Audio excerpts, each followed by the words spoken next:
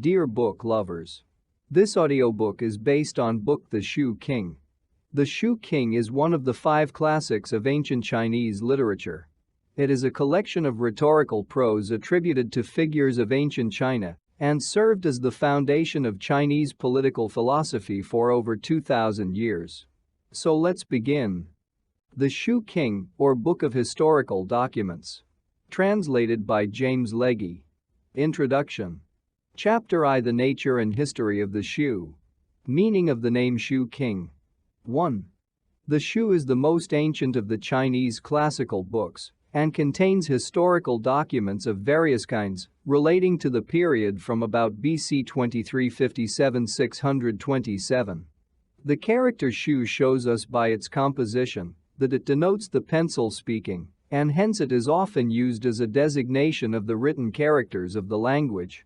This, indeed, was the earliest meaning of it, but from this the transition was easy to its employment in the sense of writings or books applicable to any consecutive compositions, and we find it further specially employed by Confucius and others to designate the historical remains of antiquity, in distinction from the poems, the accounts of rites, and other monuments of former times. Not that those other monuments might not also be called by the general name of Shu. The peculiar significance of the term, however, was well established and is retained to the present day. The book has come down to us in a mutilated condition, but even as it is said to have existed in the time of Confucius, it did not profess to contain a history of China, and much less to give the annals of that history. It was simply a collection of historical memorials extending over a space of about 1700 years, but on no connected method and with frequent and great gaps between them. The name King, now in Pekingese King, was not added to Shu till the time of the Han Dynasty, began BC 202. If Confucius applied it to any of the classical works, it was to the classic of filial piety, as will be seen in the introduction to the translation of that work. The Han scholars, however, when engaged in collecting and digesting the ancient literary monuments of their country, found it convenient to distinguish the most valuable of them that had been acknowledged by Confucius as king, meaning what was canonical and of unchallengeable authority. The Shu was an existing collection of documents before Confucius. 2. In the Confucian Analects, the sage and one disciples quote from the Shu by the simple formula, the Shu says. In the Great Learning, 4 different books or chapters of the classic, all in it as we have it now, are mentioned, each by its proper name. Mencius sometimes uses the same formula as Confucius and at other times designates particular books. It is most natural for us to suppose that Confucius, when he spoke of the Shu, had in his mind a collection of documents bearing that title. One passage in Mencius seems to put it beyond a doubt that the Shu existed as such a collection in his time. Having said that it would be better to be without the Shu than to give entire credit to it, B makes immediate reference to one of the books of our classic by name, and adds, in the completion of the war one select 2 or 3 passages only, and believe them 1. In Mozi, Shunzi, and other writers of the last 2 centuries of the Cao dynasty, the Shu is quoted in the same way, and also frequently with the specification of its parts or larger divisions, the books of Yu, of Xia, of Shang, of Cao. And, in fine, in many of the narratives of Zhou Q Ming's commentary on the spring and autumn, the Shu is quoted in the same way, even when the narratives are about men and events long anterior to the sage 2. All these considerations. 1. Mencius. Vi. I. Ch. 3. The first quotation of the Shu in Zhou is under the 6th year of Duke Yin, BC 717. Established the thesis of this paragraph that the Shu was an existing collection of historical documents before Confucius. Confucius did not compile the Shu. The number of documents in it in his time. The preface ascribed to him. 3. From the above paragraph it follows that Confucius did not compile the collection of documents that form the Shu. The earliest assertion that he did so we have from Kung and Kuo, his descendant in the 11th generation, in the 2nd century, BC. Recounting the labors of his ancestor, and Kuo says, in the preface to his edition of the Shu, that he examined and arranged the old literary monuments and records, deciding to commence with Yao and Shun, and to come down to the times of Cao. Of those deserving to be handed down to other ages, and to supply permanent lessons, he made in all 100 books, consisting of canons, counsels, instructions, announcements, speeches, and charges. The same thing is stated by Sima Qian in his historical records, completed about BC 100, but Qian's information was derived from An Kuo. Such a compilation would have been in harmony with the character which Confucius gave of himself, as a transmitter, and not a maker, believing and loving the ancients one, and with what his grandson says of him in the doctrine of the mean, that he handed down the lessons of Yao and Shun, as if they had been his ancestors, and elegantly displayed those of Wan and Wu, whom he took for his model too. We have seen, however, that the collection existed in his time and before it. Did it then, as An Kuo says, consist of 100 books? His authority for saying so was a preface, which was found along with the old tablets of the Shu, that were discovered in his time and deciphered by him, as will be related farther on. He does not say, however, that it was the work of Confucius, though Qian does. It still exists, a list of 81 documents in 100 books. The prevailing opinion of scholars in China is now that it was not written by the sage. I entirely 1. Analects, vi, I. 2. The doctrine of the mean, XXX, I. Agree myself with the judgment of Zhai Khan, the disciple of Ku Shi, whose collected comments, first published AD 1210, are now the standard of orthodoxy in the interpretation of the Shu. He says of the document, it sheds light on nothing, and there are things in it at variance with the text of the classic. On the books that are lost it is specially servile and brief, affording us not the slightest help. That it is not the work of Confucius is exceedingly plain. The 81 documents mentioned in it, and more, may have been in the Shu of the time of Confucius. I think, however, that several of them must have been lost subsequently, before the rise of the tyrant of Qin, who doomed the whole collection to the flames. Mencius complains that in his days the feudal princes destroyed many of the records of antiquity, that they might the better perpetrate their own usurpations and innovations. Other considerations, on the exhibition of which I need not enter, confirm me in this conclusion. The sources of the Shu. 4. It will be well here to devote a paragraph to the sources of the Shu. Have we sufficient proofs of the composition in ancient times of such documents as it contains, and of their preservation, so that they could be collected in a sort of historical canon? We have. Under the dynasty of Cao, BC 1122-256, at the royal court, and at the courts of the feudal princes on a smaller scale, there were officers styled C, which has been translated recorders, analysts, historiographers, and simply clerks. There were the Grand Recorder, the Assistant Recorder, the Recorder of the Interior, the Recorder of the Exterior, and the Recorder in attendance on the sovereign. Among the duties of the Recorder of the Interior were the following: in case of any charge given by the king to the prince of a state, or to any other dignitary, he writes it on tablets. In case of any memorials on business coming in from the different quarters of the kingdom, he reads them to the king. It is his business. 1. Mencius, v. I. ch. 2. To write all charges of the king, and to do so in duplicate. Of the duties of the Recorder of the Exterior it is said, he has charge of the histories of the states in all parts of the kingdom, he has charge of the most ancient books. It is his business to publish in all parts of the kingdom the books, and the characters in them.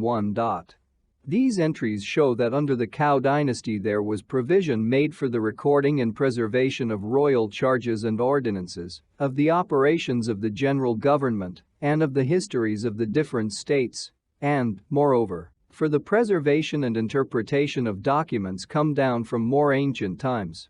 Confucius himself tells us that in his early days a recorder would leave a blank in his text, rather than enter anything of which he had not sufficient evidence to. Mencius also mentions 3 works, the Shang of Qin, the Thao Wu of Ku, and the Kun Q of Lu, which must have come from the recorders of those states. Of the existence of a similar class of officers under the previous dynasties of Shang or Yin, BC 1766-1123, and Xia, BC 2205-1765, we have not such abundant evidence. Chapter 2 in the 10th book of the 5th part of our classic, however, seems to speak of them in the time of the former. Wu Ting, BC 1324-1264, the 20th sovereign of it, is described as communicating, in writing, a dream which he had had, to his ministers 3 and fully 400 years earlier. Yin, the chief minister, remonstrates, in writing, with his young and careless sovereign Taiki IV. Going back to the dynasty of Xia, we find the Prince of Yin, during the reign of Kung Kang, BC 2159-2145, in addressing his troops, quotes the statutes of government in a manner which makes us conceive of him as referring to a well-known written compilation 5. The grandsons of the great Yu, its founder, BC 2205-2196, likewise, make mention, in the Songs of the 5 Sons, of his lessons, in a style that suggests to us the formula that Mencius was. 1. See for all these statements the ritual or official book of Ku, XXXI, 3542. 2. Analects, XV, XXV. 3 Part IV, VE, Section 1. 4. Part IV, V, Section 1. 5 Part 3, IV. Wont to employ when referring to the documents acknowledged to be of authority in his day. 1.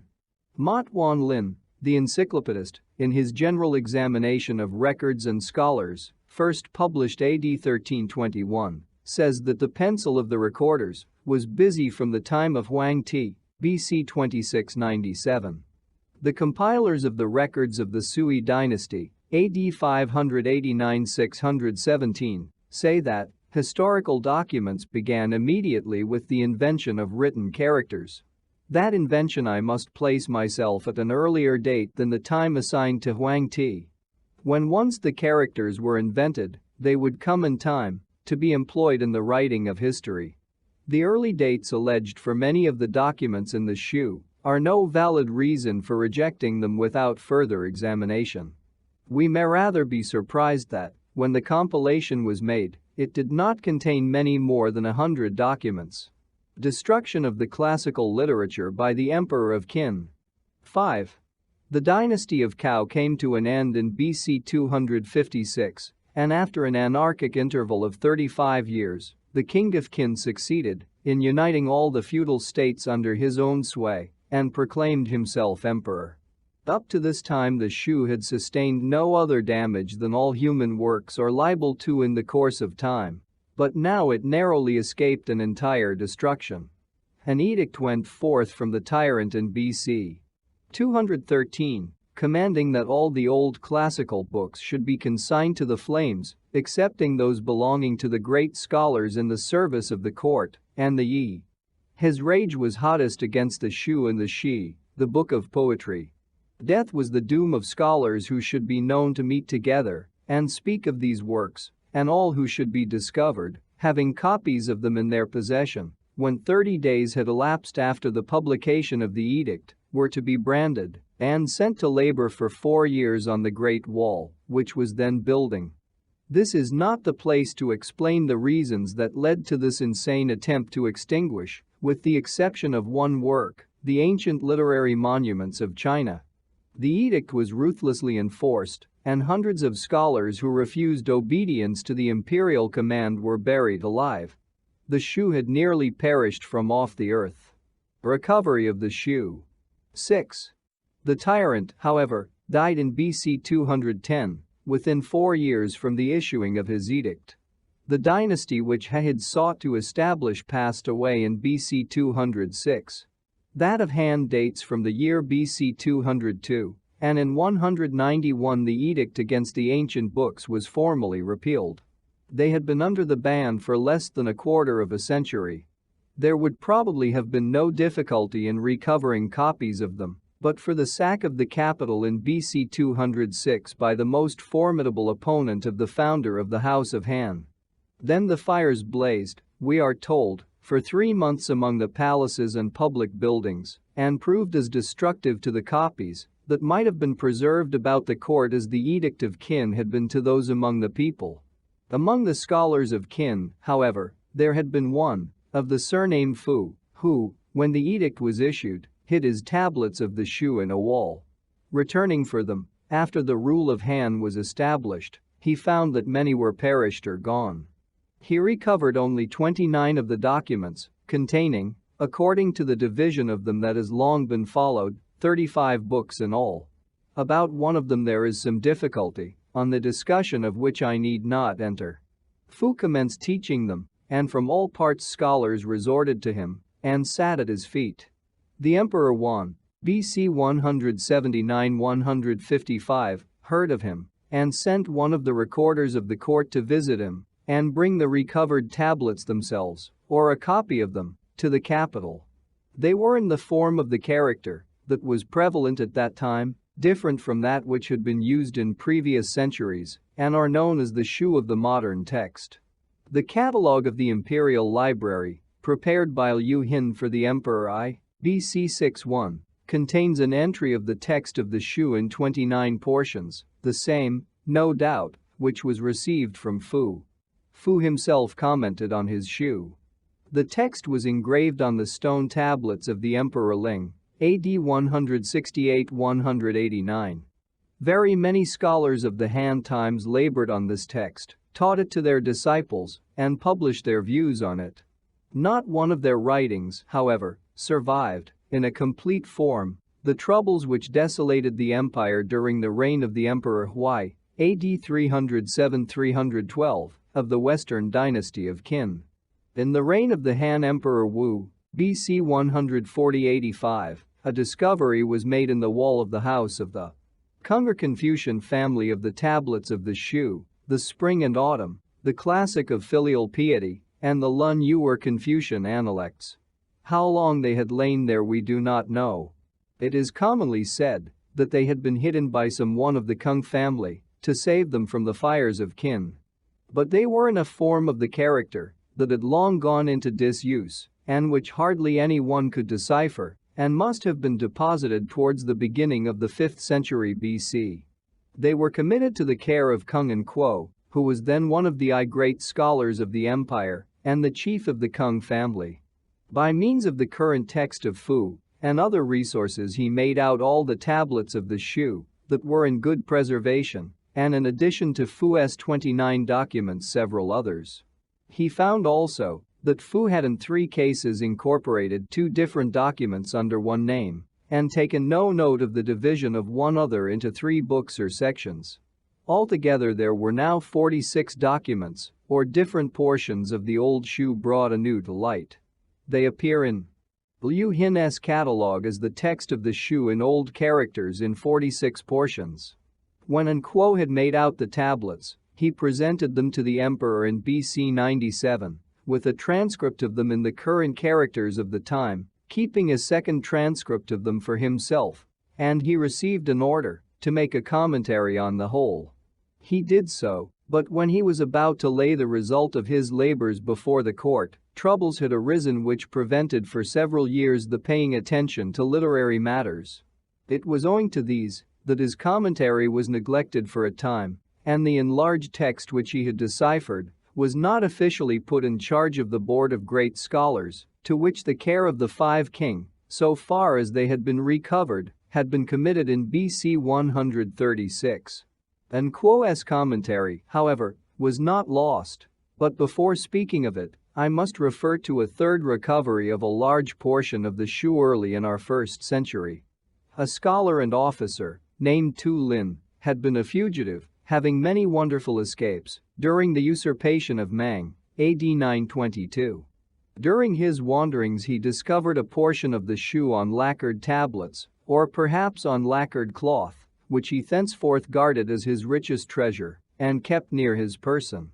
When the empire was again settled by the first emperor of the Eastern Han, he communicated his text to other scholars.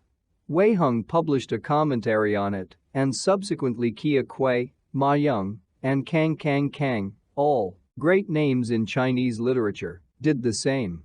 Tu Lin's lacquered books were the same in number as in Quo's, but they contained 5 documents in 13 books, which were not in the text of the other, and wanted 9 documents, also in 13 books, which in Quo's text had.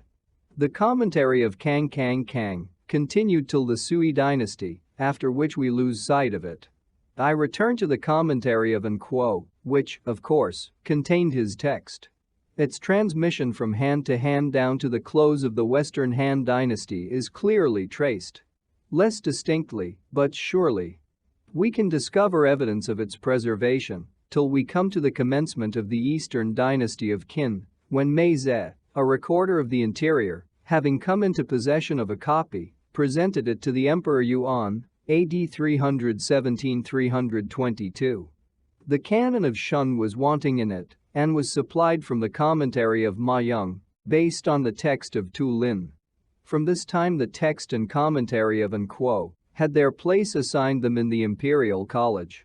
They are mentioned in the catalogue of the Imperial Library of Sui. The second emperor of the Thung dynasty gave orders for a grand edition of the Shu, under the superintendence of Kung Ying Ta, assisted by others. They adopted the commentary of An Quo and enriched it with profuse annotations. In AD 654 their work was ordered to be printed and happily remains to the present day. The text of the Shu, that is, of all of it that had been recovered by An Quo, was still further secured, being engraved with that of all the other classics on the Thang tablets of stone which were completed in the year 837 and are still preserved at Kangan, in Shenxi. It is not necessary to trace the history of the Shu further on. The titles of more than 500 works, on the whole of it or on portions, from the dynasty of Thang to the present day, could easily be adduced. Under the Sung dynasty, indeed, there began the skeptical criticism, which, setting comparatively little store on external evidence, decides on the genuineness of documents principally from their style. The results of such criticism always vary according to the knowledge and the subjective character of the mind of its author. Many maintain that the commentary said to be that of An Quo was not really from him, but was made by Mei Ze and palmed on the world under the name of the great Han scholar. Even if it were so, the work would remain, produced nearly 1600 years ago. And to the annotations of the Thang scholars upon it, we are indebted for most of what we know of the earlier views of Ma Yung, Kang, and other writers of the Han period. Whether its author were the true Kung or a false Kung, its value cannot be overestimated. But I do not believe that it was a forgery. That An Quo did write a commentary on his Shu in the ancient characters is admitted by all. When did it perish? There is no evidence that it ever did so. On the contrary, its existence rises as a fact, here and there, at no great intervals of time, on the surface of the literary history of the empire, till we arrive at Mei Ze, who received it, as Kung Ying Ta proves, from a scholar named Zhang Zhao. Then as to the text of the Shu, there is no controversy about the documents which were recovered in the first place by Fu, but the additional ones found by Kung and Quo are so much more easily understood that I do not wonder that the charge of not being genuine has been raised against them. But even they are not easy. They only appear to be so when we come to one of them, after toiling through some of the more contorted portions common to both texts. And, moreover, the style of the different books differs according to their subjects. The announcements are the hardest to understand of all. The charges, speeches, and instructions are much simpler in their construction, and the portions which we owe to An Quo consist principally of these. In making out his obsolete characters he had, in the first place, to make use of the books of Fu. That he did not servilely follow his text we conclude from the readings of Fu's followers, different from his in many passages which the industry of critics has gathered up. When he came, however, to new books, which were not in Fu's copy, He had to make out his tablets as he best could. His most valuable aid had ceased. We can conceive that, when he had managed to read the greater portion of a paragraph, and yet there were some stubborn characters that defied him, he completed it according to his understanding of the sense with characters of his own. That he was faithful and successful in the main we find by the many passages of his peculiar books that are found quoted in writings of the Cao dynasty. This is a fact worthy of the most attentive consideration. I do not think there is an important statement in his chapters that is not thus vouched for. The characteristics of his books which have exposed them to suspicion are not sufficient to overthrow their claims to be regarded as genuine transcripts of the tablets discovered in the wall of the house of the Kung family. The conclusion to which I come at the close of this chapter is that there is nothing seriously to shake our confidence in the portions of the Shu that we now possess as being substantially the same as those which were in the collection of the Cao dynasty both before and after Confucius. Chapter 2. Chapter 2. The credibility of the records in the Shu. Whether the records in the Shu are reliable or not. 1. Accepting the conclusion which I have stated immediately above, I now go on to inquire whether the documents in the Shu can be relied on as genuine narratives of the transactions which they profess to relate.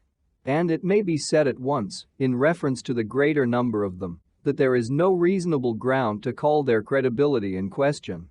Allowance must be made, indeed, for the coloring with which the founders of one dynasty set forth the misdeeds of the closing reigns of that which they were superseding, and for the way in which the failures of a favorite hero may be glossed over. But the documents of the Shu are quite as much entitled to credit as the memorials and edicts which are published at the present day in the Peking Gazette. The more recent the documents are, the more, of course, are they to be relied on. And provision was made, we have seen, by the statutes of Cao, for the preservation of the records of previous dynasties. But it was not to be expected that many of those should not perish in the lapse of time, and others suffer mutilations and corruptions. And this, we find, was the case. Of the 81 documents that the Shu at one time contained, only 1 belonged to the period of Yao, 7 to the period of Shun, 4 to the dynasty of Xia, much the larger one of which narrates what was done in the time of Yao, 31 to the dynasty of Shang, and 38 to the first 500 years of that of Cao. All this seems to bear on the surface of it the stamp of verisimilitude. The books of Cao. 2. The books of Cao were contemporaneous with the events which they describe and became public pertinent long after their composition. They are to be received without hesitation. The books of Shang. Nor are those of the previous dynasty of Shang open to suspicion. We ascend by means of them to Thang the Successful, its founder, with a confident step. The beginning of his rule is placed chronologically in BC 1766. The books of Xia. Of the still earlier dynasty of Xia, there are only 4 documents, and we have no evidence that here were any more when the collection of the Shu was made in the times of Cao. The first and longest of the 4, though occupied with the great achievement of Yu, the founder of Xia, whose chronological place is BC 2205-2196, really belongs to the reign of Yao and is out of place among the records of Xia. The other 3 documents bring us down only to the reign of Kung Kang, BC 2159-2145, and I see no grounds for doubting THCR genuineness. In the last of them a celestial phenomenon is mentioned, which has always been understood to have been an eclipse of the sun in Fang, a space of about 5½ degrees from Pi to Sigma of Scorpio, on the first day of the last month of autumn. P. Gobble thought he had determined by calculation that such an eclipse really took place in the 5th year of Kung Kang, BC 2155. Doubts, however, have been cast, as will be seen in the next chapter, on the accuracy of his calculation, and therefore I do not avail myself of it here as a confirmation of the truth of the document. The books of Thang and Edi. 3. We come to the earlier records, those of the reigns of Yao and Shun, with which must be classed the tribute of Yu, the first of the documents of Xia. And it may be admitted that there is not the same evidence that they existed originally in their present form. They are professedly later compilations. 1. The canon of Yao and 3 of the 4 still existing books of the time of Yu all commence with the words, examining into antiquity, we find. They are therefore, on their own showing, the compilations of a later age. The writer separates himself from the date of the events which he narrates, and while professing to draw from the records of antiquity, yet writes himself from a modem standpoint. The Yi and Kai, the last of the documents of the Shun period, formed one book with the preceding in the Shu of Fu, and came under the opening words of that, as being a result of the examination of antiquity. I will draw separate attention farther on to the tribute of Yu. They are legendary. I. Much of what is related in the canons of Yao and Shun, as well as in the other documents, has more the air of legend than of history. When Yao has been on the throne for 70 years, he proposes to resign in favor of his principal minister, who is styled the Four Mountains. That worthy declares himself unequal to the office. Yao then asks him whom he can recommend for it. Be the worthiest individual a noble or a poor man, he will appoint him to the dignity. This brings Shun upon the stage. All the officers about the court can recommend him. Shun of Yu, one an unmarried man among the lower people. His father, a blind man, was obstinately unprincipled. His mother, or stepmother, was insincere. His brother was arrogant. And yet Shun had been able by his filial piety to live harmoniously with them and to bring them to a considerable measure of self-government and good conduct. Yao is delighted. He had himself heard something of Shun. He resolved to give him a preliminary trial. And a strange trial it was. He gave him his own 2 daughters in marriage and declared that he would test his fitness for the throne by seeing his behavior with his 2 wives. Shun must have stood the test. Yao continued to employ him as general regulator for 3 years and then called him to ascend the throne. Shun refused to do so, but discharged the royal duties till the death of Yao in 2257, becoming himself sole ruler in BC 2255. These 1. Number is the dynastic designation of Shun. It is to be distinguished from Yu, the name of Shun's successor, the founder of the dynasty of Shig. Bunsen confounded the 2 appellations, Egypt's place in universal history, 3 page 399. And other marvelous notices of Yao and Shun are largely added to by Mencius and Sima Qian, but their accounts are of the same extraordinary character. I must believe that the oldest portions of the Shu do not give us the history of Yao and Shun, but legendary tales about them. Their compiler had ancient documents on which to base his representations. At the same time, it must be allowed that the compiler of these books in their present form had in his possession some documents as old as the time of Yao. To my mind, 3 things render this admission necessary. First, the titles of the high officers of Yao and Shun are different from those of the corresponding dignitaries of a later age. The principal personage was called the Four Mountains, next to him was the general regulator, and the minister of religion was the arranger of the ancestral temple. It is more probable that the compiler received these and other peculiar designations from old documents than that he invented them himself. Second, the style of these early books is distinguished in several particulars from the style of those of Xia, Shang, and Cao. I need only specify the exclamations, alas, ah, and oh, which are expressed by characters that we do not elsewhere find used in the same way. Third, the directions of Yao to his astronomers, telling them how to determine the equinoxes and solstices by means of the stars culminating at dusk in those seasons, could not be the inventions of a later age. The reader will find this subject discussed in the next chapter, where it is shown how those culminating stars may be employed to ascertain the era of Yao.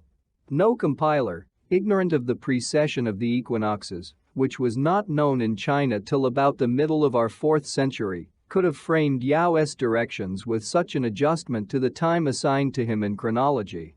When the books of Thang and Yu received their present form, We cannot tell.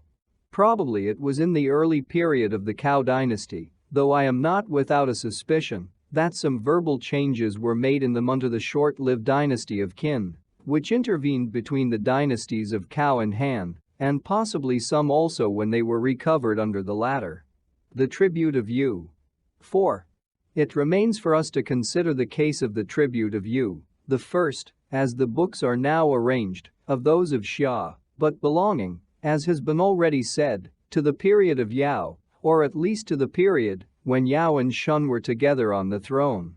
It thus appears out of its chronological order and must share in the general uncertainty which attaches to the documents of the first two parts of our classic. Yao, in what year of his reign we are not told, appears suddenly startled by the ravages of a terrible inundation. The waters were overtopping the bills and threatening the heavens in their surging fury. The people everywhere were groaning and murmuring. Was there a capable man to whom he could assign the correction of the calamity? All the nobles recommend one Quan, to whom Yao, against his own better judgment, delegates the difficult task, on which Quan labors without success for 9 years. His son Yu then entered on the work. From beyond the western bounds of the present China proper he is represented as tracking the great rivers, here burning the woods, hewing the rocks, and cutting through the mountains that obstructed their progress, and there deepening their channels until their waters flow peacefully into the eastern sea. He forms lakes and raises mighty embankments, till at length the grounds along the rivers were everywhere made habitable, the hills cleared of their superfluous wood, and access to the capital was secured for all within the 4 seas. A great order was effected in the 6 magazines of material wealth. The different parts of the country were subjected to an exact comparison, so that contribution of revenue could be carefully adjusted according to their resources. The fields were all classified according to the 3 characters of the soil, and the revenues of the Middle Kingdom were established. Of the devotion with which Yu pursued his work, he says himself in the Yi and Kai, I mounted my 4 conveyances, carriages on the land, boats on the water, sledges in icy places, and shoes with spikes in them, and ascending the hills, and all along the hills hewed down the woods, at the same time, along with Yi, showing the people how to get flesh to eat, that is, by capturing fish and birds and beasts. I opened passages for the streams throughout the 9 provinces and conducted them to the sea. I deepened the channels and canals and conducted them to the streams at the same time, along with Kai, sowing grain and showing the people how to procure the food of toil, in addition to flesh meat. I urged them to exchange what they had for what they had not, and to dispose of their accumulated stores. In this way all the people got grain to eat, and the myriad regions began to come under good rule. And again, when I married in Tushan, I remained with my wife only 4 days. Mencius says that, while engaged on his task, he thrice passed the door of his house, but did not enter it. His own words are, when Kai, my son, was wailing and weeping, I did not regard him, but kept planning with all my might my labor on the land. Along with his operations, to assuage the widespread inundation, Yu thus carried on other most important labors proper to an incipient civilization. We gather from the Shu that it did not take him many years to accomplish his mighty undertaking. It was successfully finished before the death of Yao. All this is incredible. The younger Bayat, in an article on the tribute of Yu, published in the Journal Asiatique in 1842, says, if we are to believe the commentators, Yu will become a supernatural being who could lead the immense rivers of China as if he had been engaged in regulating the course of feeble streamlets. There is no occasion to say, if we are to believe the commentators, if we are to believe the Shu, this is the judgment that we must form about Yu. The general conclusion to which Bayat came about the document under our notice was that we are to find in it only the progress of a great colony. Yu was the first explorer of the Chinese world. He established posts of colonists or planters in different parts of the territory. He caused the wood around those posts to be cut down and commenced the cultivation of the soil. After Yu, the labors of draining the country and clearing the forests continued during some ages, and the result of all was attributed by Chinese tradition to the first chief. I have no doubt there is an inkling of the truth in this view of the French sinologue, but the idea of US being the leader of a Chinese colony had better be abandoned. We recognize the primitive seat of the Chinese people in the southern parts of the present Shanxi, with the Ho on the west and south of it. His son fought a battle with the chief of Hu at a place in the present department of Xi'an, in Shenxi, across the Ho, and his grandson was kept a sort of prisoner at large in the present province of Honan, south of the river. The people or tribe extended itself westward, eastward, and southward, and still later northward, as it increased in numbers and was able to subdue the earth. The flood of Yao was probably an inundation of the Ho, similar to many in subsequent times which have procured for that river the name of China's sorrow, and Yu distinguished himself in the assuaging of it and the regulation of its course to the sea. The extent of the country came to be ascertained under the dynasties of Xia and Shang, and its different parts were gradually occupied by the increasing numbers of the people and contributed their various proportions of revenue to the central government.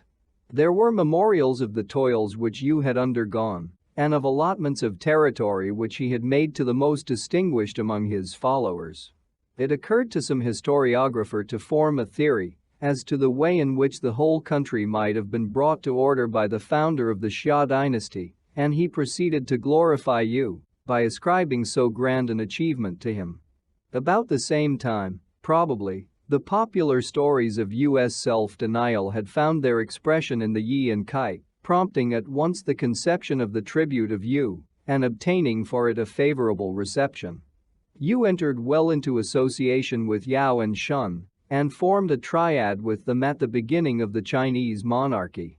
Their wisdom and benevolence appeared in him, combined with a practical devotion to the duties of his position, in which all sovereigns would have a model to win them from indolence and self-indulgence and stimulate them to a painstaking discharge of their responsibilities.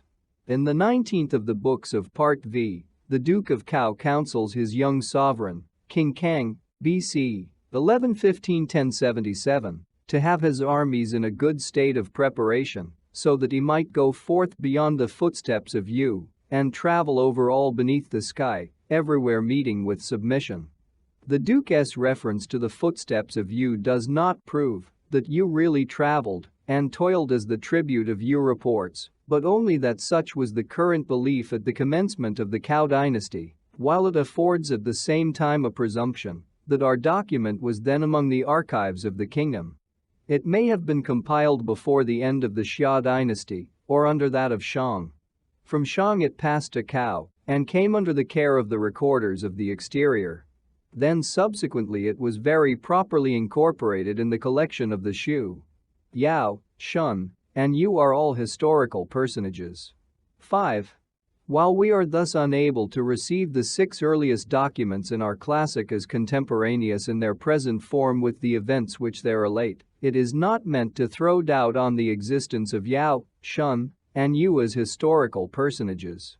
More especially does Yu stand forth as the first sovereign of the dynasty of Xia, the man who laid the foundation of the hereditary monarchy in China, its feudal sovereign who conferred surnames and lands. The documents which follow the tribute of Yu, commencing with the speech at Kansas, delivered in BC 2197 by Yu's son and successor, may all be received as veritable monuments of antiquity. Chapter 3. Chapter 3. On the chronology of China and the principal eras in the Shu. 1. I do not enter here on the subject of the chronology of China further than is necessary to show that there is no chronological difficulty in the way of our accepting the documents of the Shu, which I have just specified, as being possessed of the antiquity ascribed to them. No detailed chronological system can be made out from the Shu. The Shu itself does not supply the means of laying down any scheme of chronology for the long period of time which it covers. We learn from it that the dynasty of Cao succeeded to that of Shang, another name for which was Yin, and the dynasty of Shang to that of Xia, and that prior to Yu, the founder of the Xia, there were the reigns of Shun and Yao. As P. Goebel has observed, if we had only the Shu King, we should have but confused ideas of the time comprised in the different parts of the book. There is nothing in this to awaken our surprise. The chronology of a nation comes to be cultivated as a science only when a necessity is felt to arrange the events of its history in regular series on the course of time. Attempts at systematic chronology began in the Han period. 2. It was under the Han dynasty that it was first attempted to construct a chronological scheme of the history of the nation. For this purpose its scholars employed the well-known cycle of 60 years, in the 15th year of the 76th revolution, of which I am now writing. It was assumed that this cycle was first devised by Ta Nao, an officer of Huang Ti, in BC 637, which is the first year of the first cycle. But all scholars in China, whether they call in question this origin of the cycle or not, now agree in saying that the use of the cyclic characters to chronicle years was not the ancient method and did not begin earlier than the time of the usurper Mang, AD 922. In the Shu itself the current cycle is used to chronicle days, and days only. Years are specified according to their order in the reign of the sovereign to whom they are referred. Such specification of years in it, however, is rare. Ancient method of determining the length of Chinese history. Before the Han dynasty a list of sovereigns and of the length of their several reigns was the only method which the Chinese had of determining the duration of their national history. And it would still be a satisfactory method if we had a list of sovereigns and of the years that each reigned that was complete and reliable. But we do not have this. Even in the early part of the Han dynasty, Sima Qian's father and himself, in their historical records, completed about BC 100, were obliged to content themselves with giving simply the names and order of most of the rulers of Shang and Xia. It is right to state also that in AD 279, when the grave of King Xiang of Wei, died in BC 295, was opened, there were found a number of bamboo tablets in it, written in the ancient seal characters, among which the most valuable portion was a book of annals, beginning with the reign of Huang Ti and coming down to the 16th year of the last king of Cao, BC 299. This work is still current under the name of the Annals of the Bamboo Books. The chronology derived from it is shorter than the received system by rather more than 200 years. If in any of the classical books of the Cao dynasty we had a statement of the length of the national history from any given era to the time of the writer, the notice would be exceedingly valuable, or, if the length of the reigns of the sovereigns of Shang and Xia, cursorily mentioned in it, were correctly given, we should be in a position to make an approximate computation for ourselves. But there are only 2 passages in all those books which are helpful to us in this point. The former of them is in a narrative in Zhou Quming's supplement to the Spring and Autumn, under the 3rd year of Duke Xuan, where it is said that the dynasty of Shang possessed the throne for 600 years. The other passage is the last chapter of the works of Mencius, where that philosopher says that from Yao and Shun to Thang, a period including all the dynasty of Xia, there were 500 years and more. From Thang to King Wan, the period of the Shang dynasty, 500 years and more. And from King Wan to Confucius, 500 years and more. We know that Confucius was born in BC 551. Adding 551 to the 1500 years and more, given by Mencius, we have the era of Yao and Shun at 2100 years and more before our Christian era. And the received chronology places U.S. accession to the throne as the successor of Shun in BC 2205. Vague as the language of Mencius is, I do not think that with the most painstaking research, apart from conclusions based on astronomical considerations, we can determine anything more precise and definite concerning the length of Chinese history than it conveys. The period of the Cao dynasty. 3. The charge to the Marquis Win, which now forms the 28th book of the 5th part of the Shu, is understood to have been delivered by King Feng, the 13th of his line. His place in historical time is well ascertained. Confucius' Chronicle of the Spring and Autumn commences in BC 722. The first of the 36 solar eclipses mentioned in it took place 3 years after, on the 14th February, NS 719, and it is recorded that in the month after King Feng died. Here therefore is a point of time about which there can be no dispute. An earlier date in the Cao dynasty is known with the same certainty. The Book of Poetry mentions an eclipse of the sun which took place on the 29th August, BC 776, in the 6th year of King Yu, who preceded Feng. Yu reigned 11 years, and his predecessor, Xuan, 46, whose reign consequently commenced BC 827. Up to this date Chinese chronologers agree. To the 10 reigns before King Xuan, the received chronology assigns 295 years, making the dynasty begin in BC 1122, which cannot be far from the truth. The period of the Shang dynasty. 4.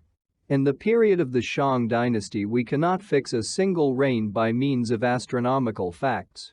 The Resaved chronology assigns to it 28 reigns, extending over 644 years, so that its commencement was in BC 1766. The scheme derived from the bamboo books makes the sovereigns to be 30, but the aggregate of their reigns is only 508. Mencius says that between Thang, the founder of the dynasty, and Wu Ting, the 20th sovereign, in the common scheme, there had been 6 or 7 worthy and sage rulers, one leading to the conclusion that the number of 28 sovereigns in all is not beyond the truth. In the 15th of the books of Cao the names of 3 of the Shang rulers are given, and the duration of their reigns, to show how heaven is likely to crown a good king with length of sway.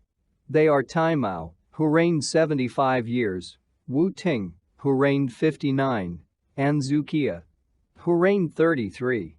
The 2 schemes agree in the length of those reigns, and of 5 others. From the statement in the Zhou Quan, to which I have referred above, that the Shang dynasty possessed the throne for 600 years, and Mencius' language, that it lasted for 500 years and more, we may believe that the 644 years of the common scheme are more likely to be correct than the 508 of the shorter. The period of Xia. 5. The dynasty of Xia lasted, according to the received chronology, 439 years, and according to the bamboo books, 431, so that the difference here between the 2 schemes is small.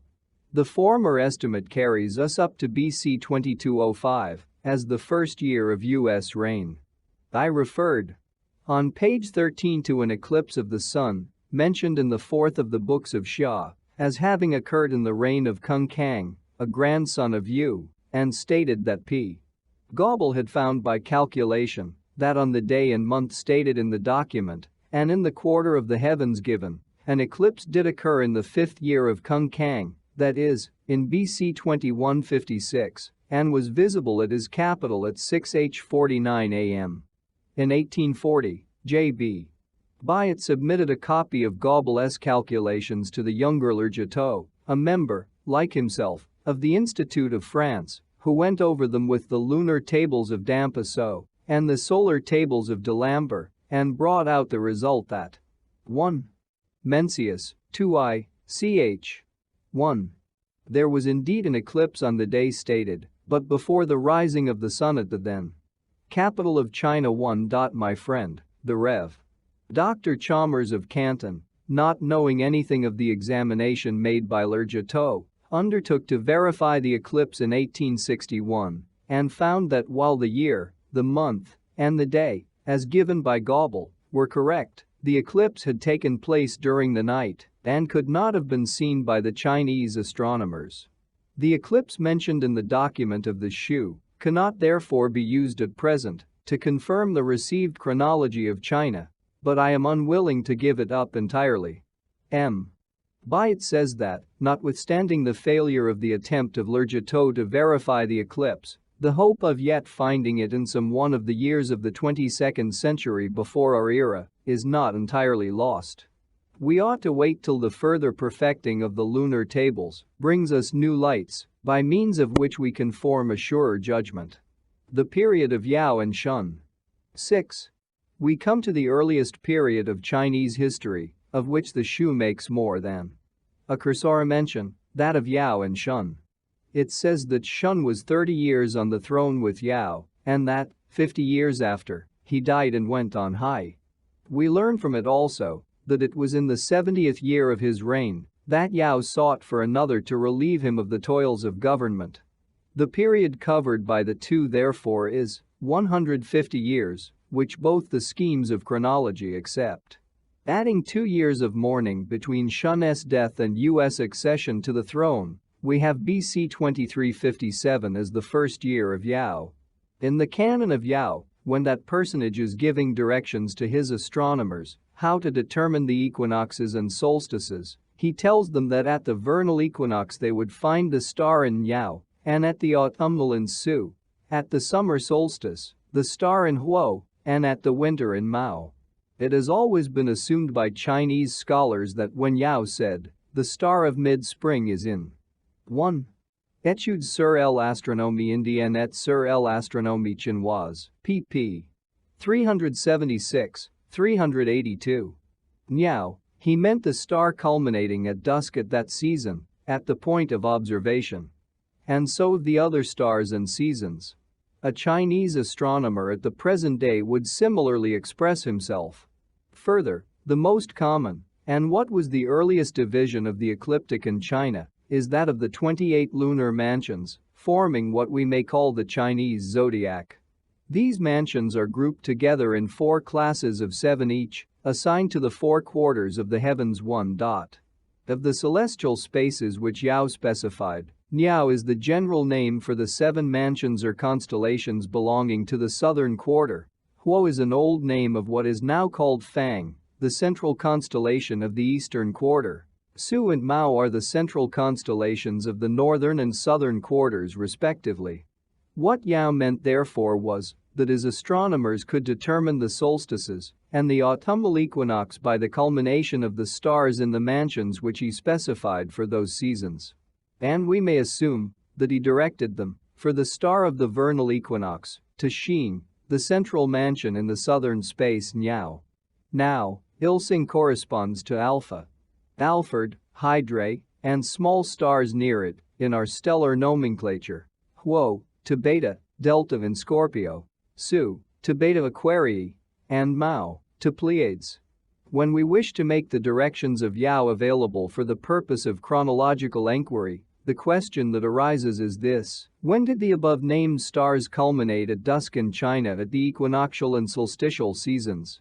Bunsen tells us that Idler, computing the places of the constellations backwards, fixed the accession of Yao at BC 2163, and that Freret was of opinion that the observations left an uncertainty of 3 degrees, leaving a margin of 210. 1. In the official Book of Cao, a work of the 12th century before our era, Book XXVI, par. 25, in the enumeration of the duties of the astronomer royal of that day, there is mentioned the determination of the places of the 28 stars, meaning the principal stars in the 28 lunar mansions. The names of the stars and their mansions are not mentioned, surely a sufficient indication that they were even then well known. See Bayat S. Études sur l'astronomie indienne, and c. pages 112, 113. Years 1. On the other hand, J.B. Bayat found in the directions a sufficient confirmation of the received date for Yao's accession, BC 2357. 2. Appended to this introduction is a chart of the stars as they were visible in China in BC 2300, which the Rev. C. Pritchard, civilian professor of astronomy in the University of Oxford, kindly prepared for me. An inspection of it, in the manner directed by him, will show that the phenomena indicated by Yao to his astronomers were all apparent at that date. This fact must be accepted as a strong proof of the approximate correctness of the chronology, which places Yao in the 24th century BC. The precession of the equinoxes, it has already been observed, was not known in China till more than 2,500 years after the time assigned to Yao, so that the culminating stars at the equinoxes and solstices of his remote period could not have been computed back scientifically in the time of the Cao dynasty, during which the collection of the Shu existed. The form in which the directions are given, and other things in the canon, savor, indeed, of legend, and I have not claimed for it that in its present form it be received as a document contemporaneous with the reign of Yao. I have argued, however, that the compiler of it had before him ancient documents, and one of them must have contained the facts about the culminating of the stars, which I have now endeavored to set in a clear light. The mention of these culminating stars does seem to fix Yao's place in chronology in the 24th century BC, and to show that at that remote era it was the custom to make and to record astronomical observations of the heavenly bodies. Having respect to these things, my claim to have the documents of the Shu from the speech at Kansas, nearly 2 centuries later than Yao, downwards, regarded as contemporaneous with the events which they describe, cannot be considered extravagant. 7. In the 27th book of the 5th part, the Marquis of 1. Egypt's place in universal history, 3. Pages 400, 401. 2. Études sur l'astronomie indienne, and c. pp 361-366. Lu on punishments, there is a historical reference which would carry us back 4 centuries beyond the time of Yao. It is said that, according to the teachings of antiquity, Qiyu was the first to create disorder. There is no intimation, however, of the time when this rebel disturbed the happy order and innocence which had previously prevailed, and the very same sentence brings the review of antiquity down to the time of Shun. But the chronologers place him in the reign of Huang Ti, towards the end of the 27th century BC. Other writers describe the struggle between him and Huang Ti, in which dragons, mists, and the invention of the compass play conspicuous parts. It is to the credit of the Shu, and an evidence of its being a genuine collection of historical memorials, that this cursory reference to Qiyu is the only mention in it of any name older than that of Yao.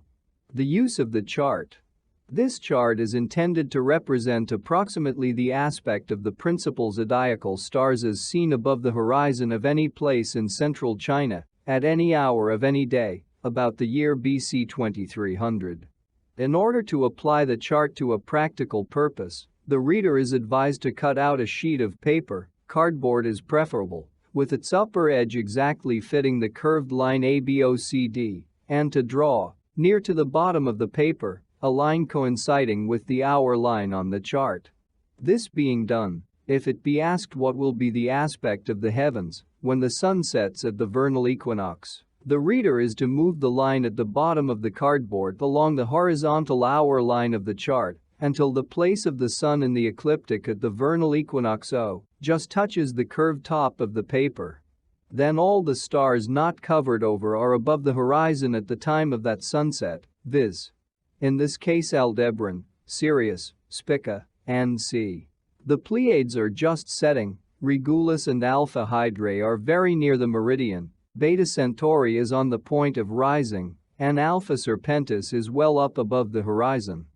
This exactly corresponds with that state of the heavens which Yao, alleged in the Chinese records to have flourished about BC 2300, indicated to his astronomers, Shi and Ho, would be the case, viz. That he would find a star, or the stellar division, Shunhuo, corresponding, it is said, to Alpha Hydrae, culminating at the time of sunset at the vernal equinox. Again, if it be required to find what constellation it culminating at the time of sunset at the summer solstice, the cardboard must be moved, as before, towards the right hand until the position of the sun at the summer solstice, viz. G, just touches the horizon curve, when it will be seen that Alpha Serpentis and Antares are then culminating, Regulus and Beta Centauri are just setting, while the constellations of Aquila and Aquarius are rising. Vega is a conspicuous object above the eastern horizon. This again corresponds to the indications given by Yao to his astronomers, viz. That they would find the constellation Scorpio culminating at the time. Thirdly, to find what constellation is culminating at sunset at the winter solstice, the cardboard horizon is to be moved, as before, until the sun at F falls upon it, when the constellations Aries and Taurus with the Pleiades will be seen near to their culmination. This is a third correspondence with the indications of the astronomical sovereign. Lastly, at sunset of the autumnal equinox, the movable horizon is to be shifted to the left until the point A falls upon it, where it will be seen in this position that the stars in Aquarius are culminating at the time. It is scarcely possible that all these indications of the positions of the stars at these several times of the year could be simultaneously correct at any other epoch than somewhere about BC 2300, or a very small number of centuries before or after. The reader may easily make for himself many other interesting applications of the chart.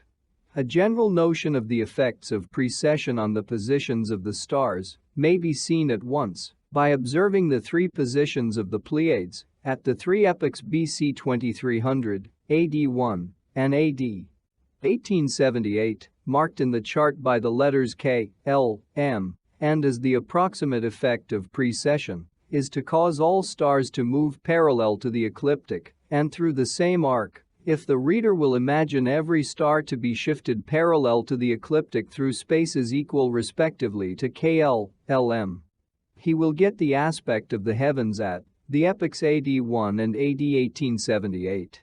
The following table has been calculated for the apparent positions of the principal stars in the years BC 2300, BC 1500, AD 1, and AD 1000. Except in one instance it will be found to confirm a similar calculation made by Byatt for the earliest of these dates. 1. See an excellent memoir by Mr. Williams, the late Assistant Secretary of the Royal Astronomical Society, on Chinese comets, procurable at the apartments of the Royal Astronomical Society, Burlington House, London. The use of the chart. Part I. The Book of Thang. Part I. The Book of Thang. The Canon of Yao. Shu King. The name of the whole work has been sufficiently explained in the introduction. The name of this part, the first of the five into which the whole is divided, is the Book of Thang, Thang being taken as the dynastic designation of Yao, who before his elevation to the throne had been Marquis of the small state of Thang, the name of which is supposed to be still retained in Thang, one of the districts of the department Pao Ting, in Kili.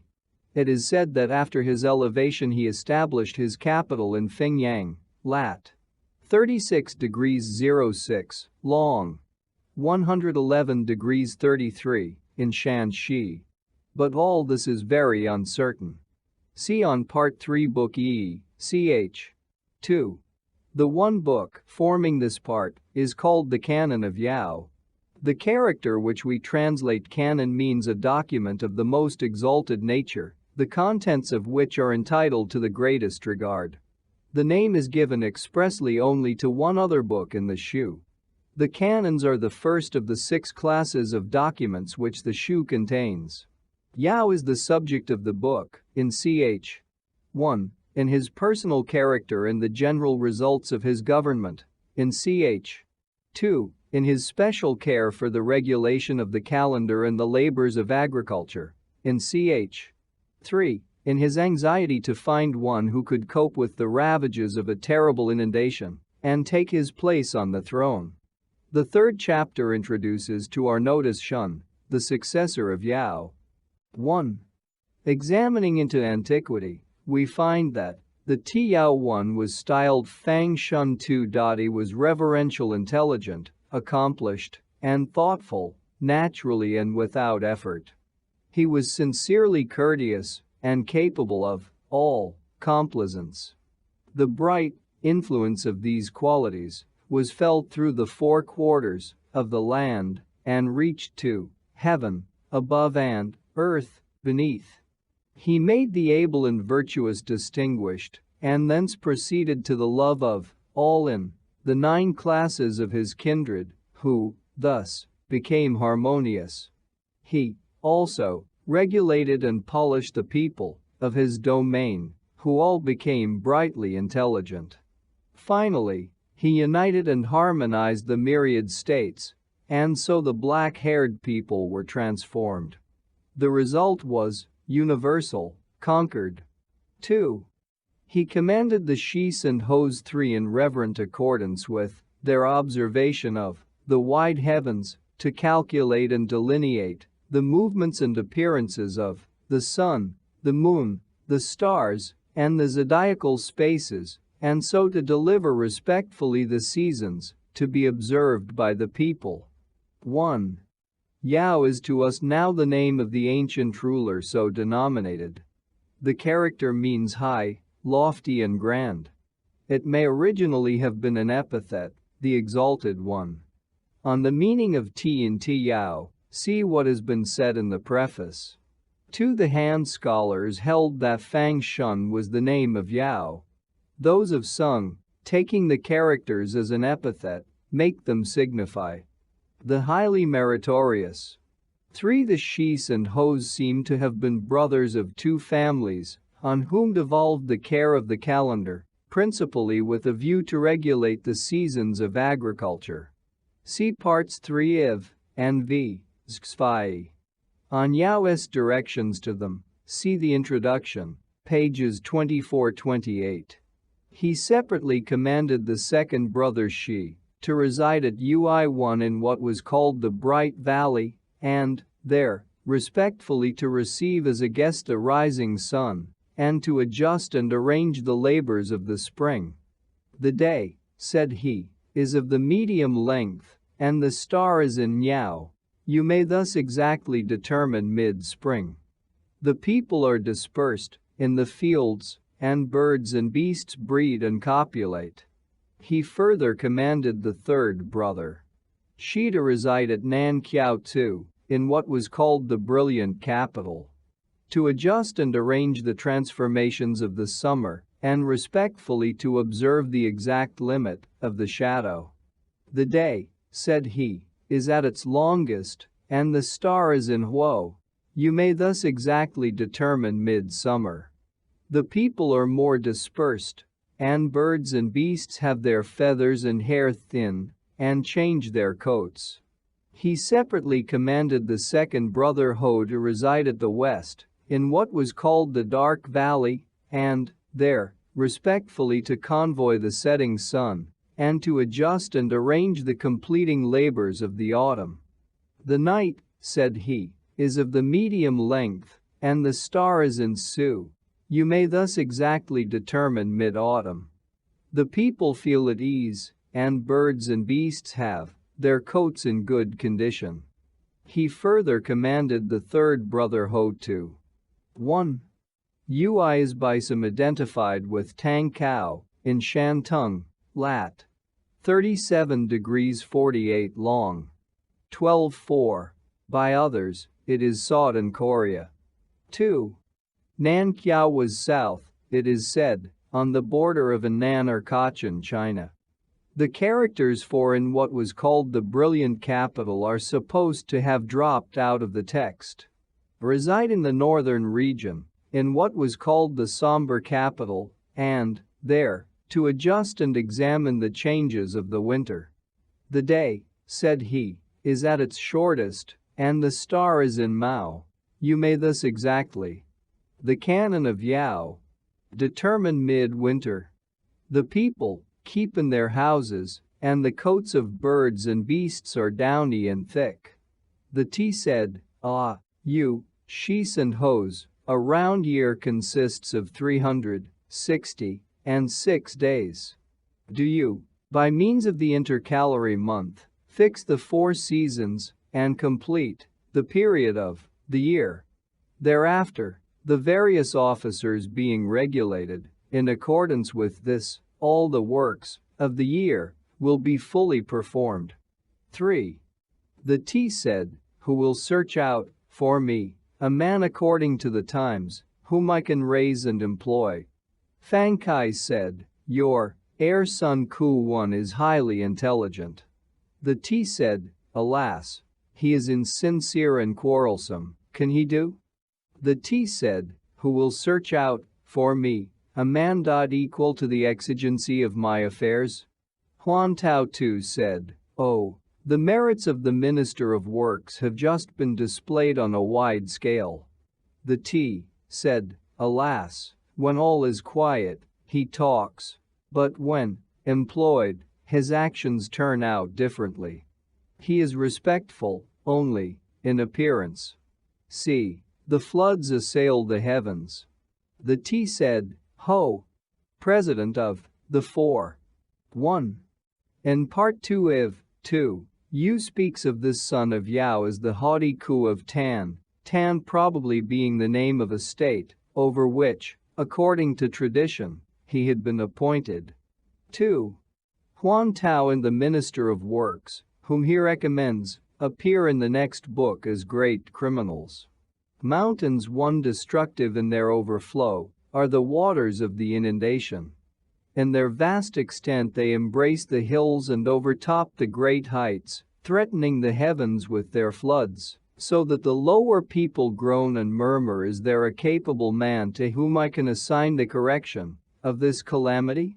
All in the court said, Ah, is there not? Quan Tu the T said, Alas, how perverse is he! He is disobedient to orders and tries to injure his peers.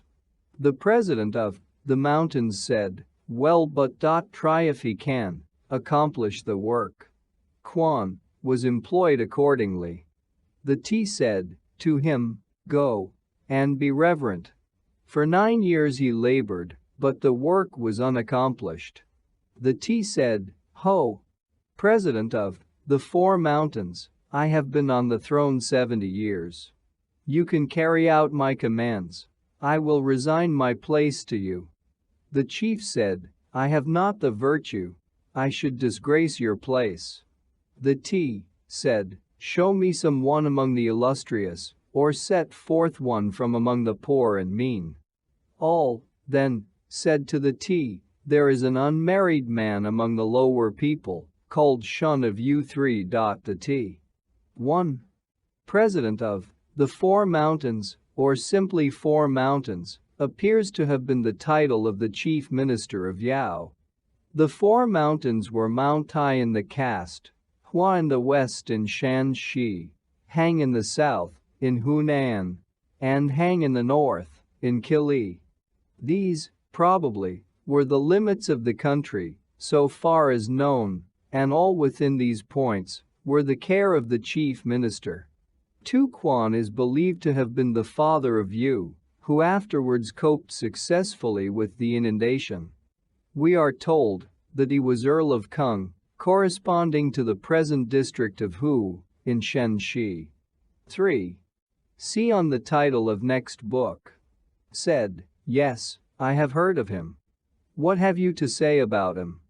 The chief said, He is the son of a blind man. His father was obstinately unprincipled. His stepmother was insincere. His half-brother Xiang was arrogant. He has been able, however, by his filial piety to live in harmony with them, and to lead them gradually to self-government, so that they no longer proceed to great wickedness. The T said, I will try him. I will wive him, and thereby see his behavior with my 2 daughters. Accordingly, he arranged and sent down his 2 daughters to the north of the Kui One to be wives in the family of Yu. The T said to them, Be reverent. 1. The Kui is a small stream in Shanxi, which flows into the Ho. The Canon of Yao. Part 2. The Books of Yu. Part 2. The Books of Yu. Book I. The Canon of Shun. The Books of Yu is the name of this part of the Shu, Yu being the dynastic designation of Shun, as Thang was that of Yao. It does not appear so clearly, however, how it came to be so. Yu must be the name of a state, and is commonly identified with the present district of Anyi, in Kayakao, Shanxi. Some think that Yao, after marrying his 2 daughters to Shun, appointed him lord of this state, but in the first mention of him to Yao in the last book, he is called Shun of Yu. It is generally said that Shun's ancestors had been lords of the principality of Yu up to the time of his father, who lost his patrimony and was reduced to the rank of a private man. But after what has been said in the introduction on the books in the first two parts of the Shu, it will not be thought surprising that much in the accounts about Yao and Shun should be open to suspicion. According to Mencius, IV, Part IE, ch. 1, Shun was from the country of the wild tribes on the east. Sima Qian makes him to have been descended from Huang Ti, in which case he and his wives, the daughters of Yao, would have had the same ancestor. Nothing more injurious to the fame of Yao and Shun, according to Chinese notions of propriety, could be alleged against them. Shun is the subject of this canon, as Yao was of the former. As it now stands, we may divide it into 6 chapters, the first, describing Shun's virtues and gradual advancement. The second, Yao's satisfaction with his administration of affairs and associating of Shun with himself on the throne.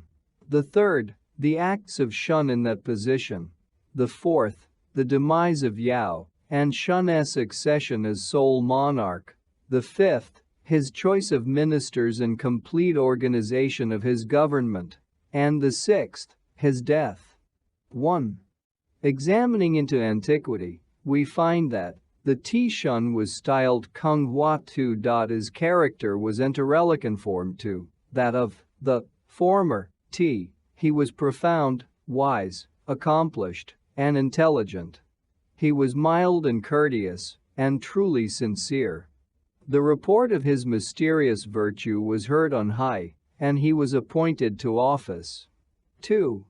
Shun carefully set forth the beauty of the 5 cardinal duties, and they came to be universally observed. Being appointed to be general regulator, the affairs of every official department were arranged in their proper seasons. Being charged to receive the princes from the 4 quarters of the land, they were all docilely submissive. Being sent to the great plains at the foot of the mountains, notwithstanding the tempests of wind, thunder, and rain, he did not go astray. The T said, "Come, you Shun.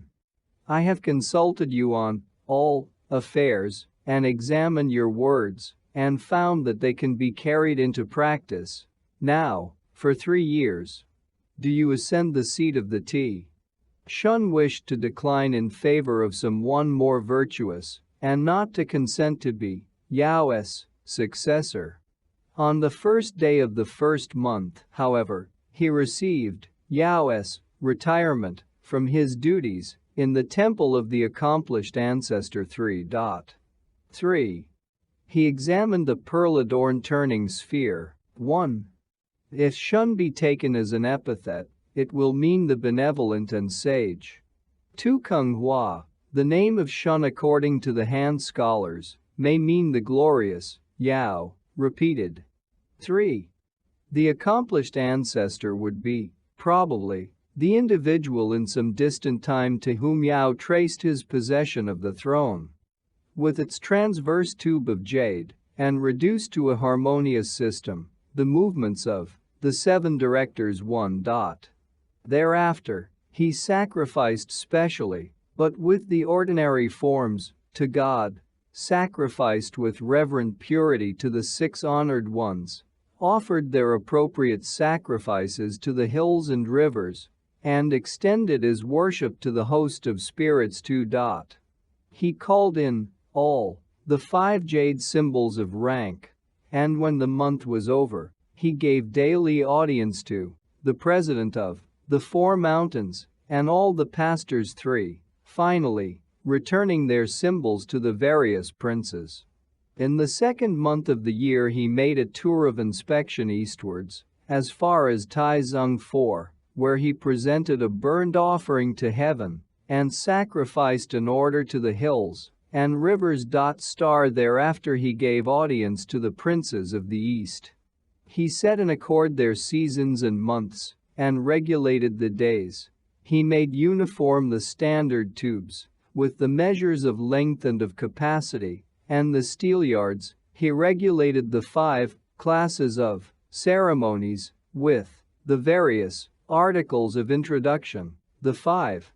1. Probably the 7 stars of the Great Bear. 2. Who the 6 honored ones were cannot be determined with certainty. And Quo thought they were the seasons, cold and heat, Thesson, the moon, the stars, and drought, that is, certain spirits, supposed to rule over these phenomena and things, and residing probably in different stars.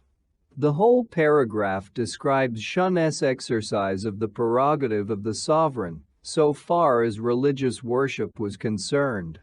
3. The princes of the various states, whose official chief was the president of the 4 mountains, all shepherds of men.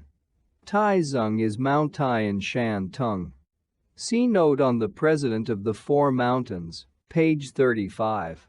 Symbols of jade, the 3 kinds of silk, the 2 living animals, and the 1 dead one. As to the 5 instruments of rank, when all was over, he returned them. In the 5th month he made a similar tour southwards, as far as the mountain of the south one, where he observed the same ceremonies as at Tai. In the 8th month he made a tour westwards, as far as the mountain of the west one, where he did as before. In the 11th month he made a tour northwards, as far as the mountain of the north, where he observed the same ceremonies as in the west. He, then, returned to the capital, went to the temple of the cultivated ancestor to, and sacrificed a single bull. Star. In 5 years there was 1 tour of inspection, and there were 4 appearances of the princes at court. They gave a report of their government in words, which was clearly tested by their works. They received chariots and robes according to their merits. He instituted the division of the land into 12 provinces, 3 raising altars upon 12 hills in them. He also deepened the rivers. He exhibited to the people the statutory punishments, enacting banishment as a mitigation of the 5 great inflictions, 4 with the whip, to be employed in the magistrates' courts, the stick to be 1. See note on the president of the 4 mountains, page 35. 2. Probably the same as the accomplished ancestor on page 38. 3. As you, according to part 3I, divided the land into 9 provinces, this division of it into 12 must have been subsequent to the completion of U.S. work. See on the tribute of U. 4. Those 5 great inflictions were branding on the forehead, cutting off the nose, cutting off the feet, castration, and death, inflicted in various ways. Employed in schools 1 and money, to be received for redeemable offenses. Inadvertent offenses and those which could be ascribed to misfortune were to be pardoned, but those who transgressed presumptuously and repeatedly were to be punished with death. Let me be reverent. Let me be reverent, he said to himself. Let compassion rule in punishment. He banished the minister of works to Yu Island, confined Huan Tao on Mount Kung, drove the chief of San Miao and his people into San Wei, and kept them there, and held Quan a prisoner till death on Mount Yu. These 4 criminals being thus dealt with, all under heaven acknowledged the justice of Shun's administration. 2. 4. After 28 years the T deceased, when the people mourned for him, as for a parent for 3 years. Within the 4 seas all the 8 kinds of instruments of music were stopped and hushed. On the 1st day of the 1st month of the next year, Shun went to the temple of the accomplished ancestor. 1. This punishment was for officers in training, not for boys at school. 2. The minister of works, Huan Tao, and Quan are mentioned in the former canon. Yu Island, or Yu Cao, was in the extreme north of the present district of Miyun, department Shuntian, Kili. 3. Mount Kung was in the district of Yongting, Li Cao, Hunan. Sanmiao was the name of a territory, embracing the present departments of Wu Kang in Hupei, Youkou in Hunan, and Qiang in Jiangxi. Sanwei was a tract of country round a mountain of the same name in the present department of Anshi, Kansas. Mount Yu was in the present district of Thenkang, Shantung. 5. He deliberated with the president of the Four Mountains how to throw open the doors of communication between himself and the four quarters of the land, and how he could see with the eyes and hear with the ears of all. He consulted with the 12 pastors one, and said to them, the food. It depends on observing the seasons. Be kind to the distant, and cultivate the ability of the near. Give honor to the virtuous, and your confidence to the good, while you discountenance the artful. So shall the barbarous tribes lead on one another to make their submission. Shun said, Ho! President of the Four Mountains, is there any one who can with vigorous service attend to all the affairs of the T, whom I may appoint to be general regulator, to assist me in all affairs, managing each department according to its nature? All, in the court, replied, there is Po Yu, the Minister of Works. The T said, yes. Ho! You have regulated the water and the land. In this new office, exert yourself.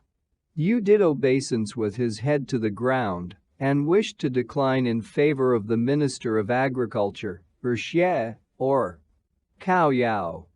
The T said, yes, but do you go and undertake the duties? The T said, Kai, the black-haired people are still suffering from famine. Do you, O Prince, as 1. These were the 12 princes holding the chief sway and superintendence in his 12 provinces. 2. Po Yu is the great Yu, the founder of the Xia dynasty. Po denotes, probably, his order is the eldest among his brothers. 3.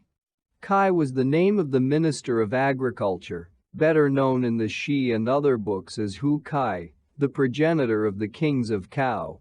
See the legend about him in the Shi, Part 3 i.e., Ode 1. Minister of Agriculture, continue to sow, for them, the various kinds of grain. The T said, Xie 1. The people are still wanting in affection for one another, and do not docilely observe the 5 orders of relationship. It is yours, as the Minister of Instruction, reverently, to set forth the lessons of duty belonging to those 5 orders. Do so with gentleness. The T said, Cao Yao 2. The barbarous tribes trouble our great land. There are, also, robbers, murderers, insurgents, and traitors. It is yours, as the Minister of Crime, to use the 5 punishments, to deal with their offenses. For the infliction of these there are the 3 appointed places. There are the 5 cases in which banishment in the appropriate places is to be resorted to which places, though 3 localities are assigned. Perform your duties with intelligence, and you will secure a sincere submission. The T said, who can superintend my works, as they severally require? All, in the court, replied, is there not Zui 3? The T said, yes. Ho! Zui, you must be Minister of Works. Zui did obeisance with his head to the ground, and wished to decline in favor of Shu King, or Po Yu. The 1. Xie was honored by the kings of the Shang dynasty as their progenitor. See the Shi, Part IV, E, Odes 3 and 4. 2. See the preliminary note to Book E. 3. Zui was not claimed by any great family as its progenitor, but he was handed down by tradition as a great artificer. See a reference to him in Part V, Xi, 2. Shu and Qiang must have been named from their skill in making halberds and axes. The Yu, quite different from the name of the great Yu, in Po Yu gives us no indication of the skill of that individual. T said, yes, but do you go and undertake the duties? Effect a harmony in all the departments. The T said, who can superintend, as the nature of the charge requires, the grass and trees, with the birds and beasts on my hills and in my marshes? All, in the court, replied, is there not ye one? The T said, yes. Ho! Ye do you be my forester?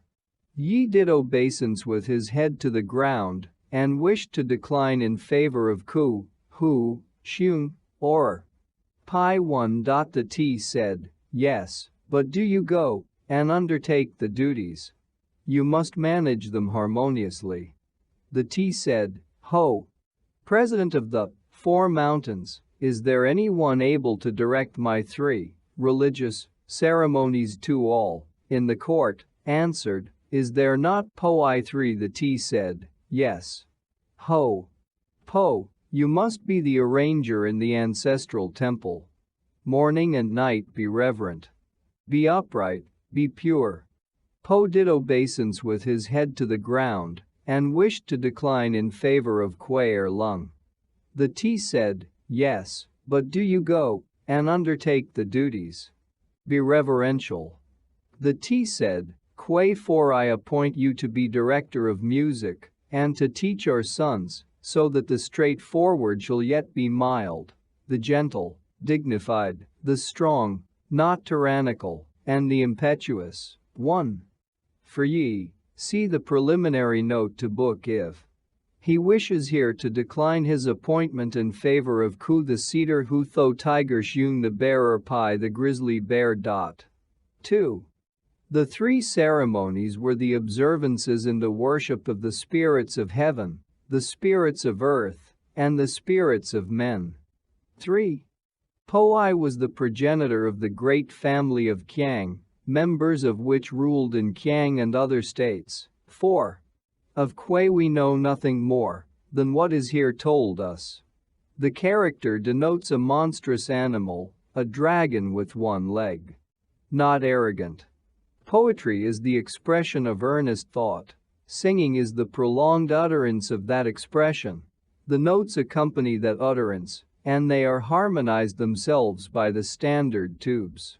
In this way, the 8 different kinds of musical instruments can be adjusted so that one shall not take from or interfere with another, and spirits and men are brought into harmony. Kuei said, I smite the sounding stone, I gently strike it, and the various animals lead on one another to dance. The T said, Lung 1, I abominate slanderous speakers and destroyers of the right ways, who agitate and alarm my people. I appoint you to be the minister of communication. Early and late give forth my orders and report to me, seeing that everything is true. The T said, Ho, you, 22 men, be reverent, so shall you. Be helpful to the business entrusted to me by heaven. Every 3 years there was an examination of merits, and after 3 examinations the undeserving were degraded, and the deserving advanced. By this arrangement, the duties of all the departments were fully discharged. The people of San Miao, also, were discriminated and separated. 6. In the 30th year of his age, Shun was called to employment. 30 years he was on the throne, with Yao. 50 years afterwards he went on high and died. 2.1. We are in ignorance of Lung, as we are of Kuei. The character denotes the dragon. 2. The Chinese text is here difficult to construe. Ku Shi says that the term went on high is appropriate to the death of the Son of Heaven, and that the meaning is that Shun went to heaven. Book 2. The Councils of the Great Yu. Of the 6 classes of documents in the Shu, councils are the second, containing the wise remarks and suggestions of high officers on the subject of government. This book may be divided into 3 chapters. The first, containing counsels of you and ye on principles and methods of government. The second, occupied with Shun's resignation of the administration to you, and containing also many sage observations and maxims. And the third, describing Yus operations against a people of Miao, and counsels addressed to him by ye. The style differs from that of the canons, being more sententious and falling occasionally into rhyme. 1. Examining into antiquity, we find that the great Yu-1 was styled Wan Ming 2.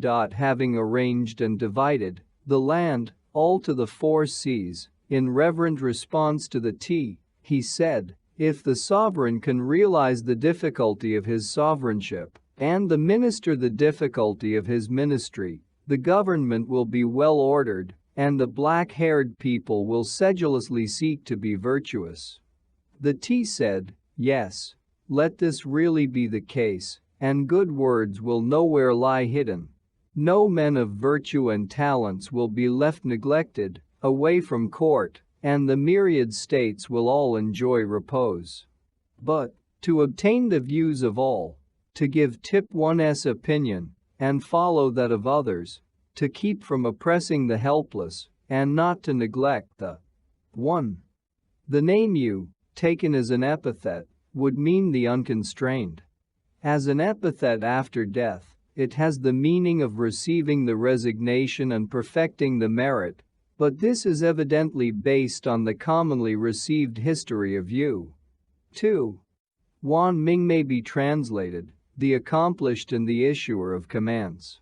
Straitened and poor, it was only the former T who could attain to this. Ye said, oh, your virtue, O T, is vast and incessant. It is sagely, spirit-like, awe-inspiring, and adorned with all accomplishments. Great heaven regarded you with its favor, and bestowed on you its appointment. Suddenly you possessed all within the 4 seas, and became ruler of all under heaven. You said, accordance with the right leads to good fortune, following what is opposed to it, to bad, the shadow and the echo. Ye said, alas, be cautious. Admonish yourself to caution, when there seems to be no occasion for anxiety. Do not fail to observe the laws and ordinances. Do not find your enjoyment in idleness. Do not go to excess in pleasure. In your employment of men of worth, let none come between you and them. Put away evil without hesitation. Do not carry out plans, of the wisdom of which you have doubts. Study that all your purposes may be with the light of reason. Do not go against what is right, to get the praise of the people. Do not oppose the people's wishes, to follow your own desires. Attend to these things, without idleness or omission, and the barbarous tribes all around will come and acknowledge your sovereignty. You said, oh, think of these things, O T. The virtue of the ruler is seen in his good government, and that government in the nourishing of the people. There are water, fire, metal, wood, the earth, and grain. These must be duly regulated. There are the rectification of the people's virtue, the tools and other things that supply the conveniences of life, and the securing abundant means of sustentation. These must be harmoniously attended to. When the 9 services, thus indicated, have been orderly accomplished, that accomplishment will be hailed by the people's songs. Caution them with gentle words, correct them with the majesty of law, stimulate them with the songs on those 9 subjects, in order that your success may not suffer diminution. The T said, the earth has been reduced to order, and the influences of heaven produce their complete effect. Those 6 magazines and 3 departments of governmental action are all truly regulated and may be depended on for a myriad generations. This is your merit. 2. The T said, come, you. I have occupied my place for 33 years. I am between 90 and 100 years old, and the laborious duties weary me. Do you, eschewing all indolence, take the leading of my people?" Yu replied, "My virtue is not equal to the position, and the people will not repose in me. But there is Cao Yao with vigorous activity sowing abroad his virtue, which has descended on the black-haired people, till they cherish him in their hearts. Ot, think of him. When I think of him, my mind rests on him, as the man fit for this place. When I would put him out of my thoughts, my mind still rests on him. When I name and speak of him, my mind rests on him. For this, the sincere outgoing of my thoughts about him is that he is the man. Ot, think of his merits." The T said, "Cao Yao, that of these my ministers and all my people, hardly one is found to offend against the regulations of the government, is owing to your being minister of crime and intelligent in the use of the 5 punishments, thereby assisting the inculcation of the 5 cardinal duties, with a view to the perfection of my government, and that through punishment there may come to be no punishments, but the people accord with the path of the mean. Continue to be strenuous." Cao Yao replied, "Your virtue, Ot, is faultless. You condescend to your ministers with a kindly ease. You preside over the multitudes with a generous forbearance. Punishments do not extend to the criminal's heirs, while rewards reach to succeeding generations. You pardon inadvertent faults, however great, and punish purposed crimes, however small. In cases of doubtful crimes, you deal with them lightly. In cases of doubtful merit, you prefer the high estimation. Rather than put an innocent person to death, you will run the risk of irregularity and error. This life-loving virtue has penetrated the minds of the people, and this is why they do not render themselves liable to be punished by your officers." The T said, "That I am able to follow and obtain what I desire in my government," the people responding everywhere, as if moved by the wind, "This is your excellence." The T said, "Come you. The inundating waters filled me with dread when you accomplished truly all that you had represented and completed your service, thus showing your superiority to other men. Full of toilsome earnestness in the service of the country and sparing in your expenditure on your family, and this without being full of yourself and elated, you, again, show your superiority to other men. You are without any prideful assumption, but no one under heaven can contest with you the palm of ability. You make no boasting, but no one under heaven can contest with you the palm of merit. I see how great is your virtue, how admirable your vast achievements. The determinate appointment of heaven rests on your person. You must eventually ascend the throne of the great sovereign. The mind of man is restless, prone to err. Its affinity to what is right is small. Be discriminating, be uniform, in the pursuit of what is right, that you may sincerely hold fast the mean. Do not listen to unsubstantiated words.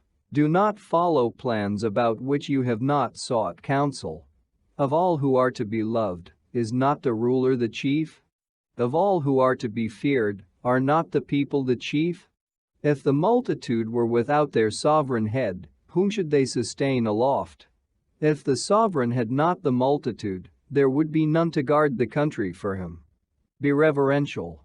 Carefully maintain the throne which you are to occupy, cultivating the virtues that are to be desired in you. If within the 4 seas there be distress and poverty, your heaven-conferred revenues will come to a perpetual end. It is the mouth which sends forth what is good and raises up war. I will not alter my words." You said, "Submit the meritorious ministers one by one to the trial of divination, and let the favoring indication be followed." The T replied, "According to the rules for the regulation of divination, one should first make up his mind and afterwards refer his judgment to the great tortoise shell. My mind, in this matter, was determined in the first place. I consulted and deliberated with all my 1. On divination, see Part V, If. Ministers and people, and they were of one accord with me. The spirits signified their assent, and the tortoiseshell and divining stalks concurred. Divination, when fortunate, should not be repeated. Yu did obeisance with his head to the ground, and firmly declined the place. The T said, you must not do so. It is you who can suitably occupy my place. On the first morning of the first month, Yu received the appointment in the temple, dedicated by Shun, to the spirits of his ancestors 1, and took he leading of all the officers, as had been done by the T at the commencement of his government. 3. The T said, alas! O Yu, there is only the Lord of Miao Tu who refuses obedience. Do you go and correct him? Yu on this assembled all the princes, and made a speech to the host, saying, ye multitudes here arrayed, listen all of you to my orders. Stupid is this Lord of Miao, ignorant, erring, and disrespectful. Despiteful and insolent to others, he thinks that all ability and virtue are with himself. A rebel to the right, he destroys all the obligations of virtue. Superior men are kept by him in obscurity, and mean men fill all the offices. The people reject him and will not protect him. Heaven. 1. Many contend that this was the ancestral temple of Yao. But we learn from Confucius, in the 17th chapter of the Doctrine of the Mean, that Shun had established such a temple for his own ancestors, which must be that intended here. 2. The Lord of Miao against whom Yu proceeded would not be the one whom Shun banished to Sanwei, as related in the former book, but some chieftain of the whole, or a portion of the people, who had been left in their native seat. That Yao, Shun, and Yu were all obliged to take active measures against the people of Miao shows the difficulty with which the Chinese sway was established over the country. Is sending down calamities upon him. I therefore, along with you, my multitude of gallant men, bear the instructions of the T to punish his crimes. Do you proceed with united heart and strength, so shall our enterprise be crowned with success. At the end of 3 decades, the people of Miao continued rebellious against the commands issued to them when ye came to the help of you, saying, it is virtue that moves heaven. There is no distance to which it does not reach. Pride brings loss, and humility receives increase. This is the way of heaven. In the early time of the T, when he was living by Mount Li 1, he went into the fields and daily cried with tears to compassionate heaven and to his parents, taking to himself all guilt and charging himself with their wickedness. At the same time, with respectful service he appeared before Ku Saw, looking grave and awestruck, till Ku also became transformed by his example. Entire sincerity moves spiritual beings, how much more will it move this Lord of Miao? Yu did homage to the excellent words, and said, yes. Thereupon, he led back his army, having drawn off the troops. The T set about diffusing on a grand scale the virtuous influences of peace. With shields and feathers they danced between the 2 staircases in his courtyard. In 70 days, the Lord of Miao came and made his submission. 1. Mount Li is found in a hill near Fukao, department of Fingyang, Shanxi. It is difficult to reconcile what Yi says here of Shun in his early life and his father Ku Saw with the account of it as happening when Shun was 50 years old. See Mencius v. Part I, ch. 5. The whole is legendary, and there were, no doubt, more forms of the legend than one. Book 3. The Councils of Cao Yao. Cao Yao was minister of crime to Shun and is still celebrated in China as the model for all administrators of justice. There are few or no reliable details of his history. Sima Qian says that Yu on his accession to the throne made Cao Yao his chief minister with the view of his ultimately succeeding him but that the design was frustrated by Cao Yao's death.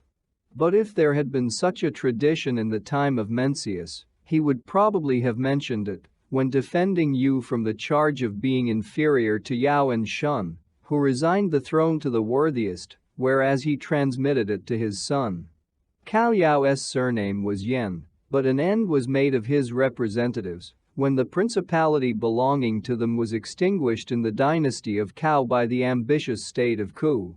There is still a family in China with the surname Cao, claiming to be descended from this ancient worthy, but Cao and Yao are to be taken together in the Shu as his name. The counsels in the book do not appear as addressed directly to Shun, but are found in a conversation between Yu and Cao Yao, the latter being the chief speaker.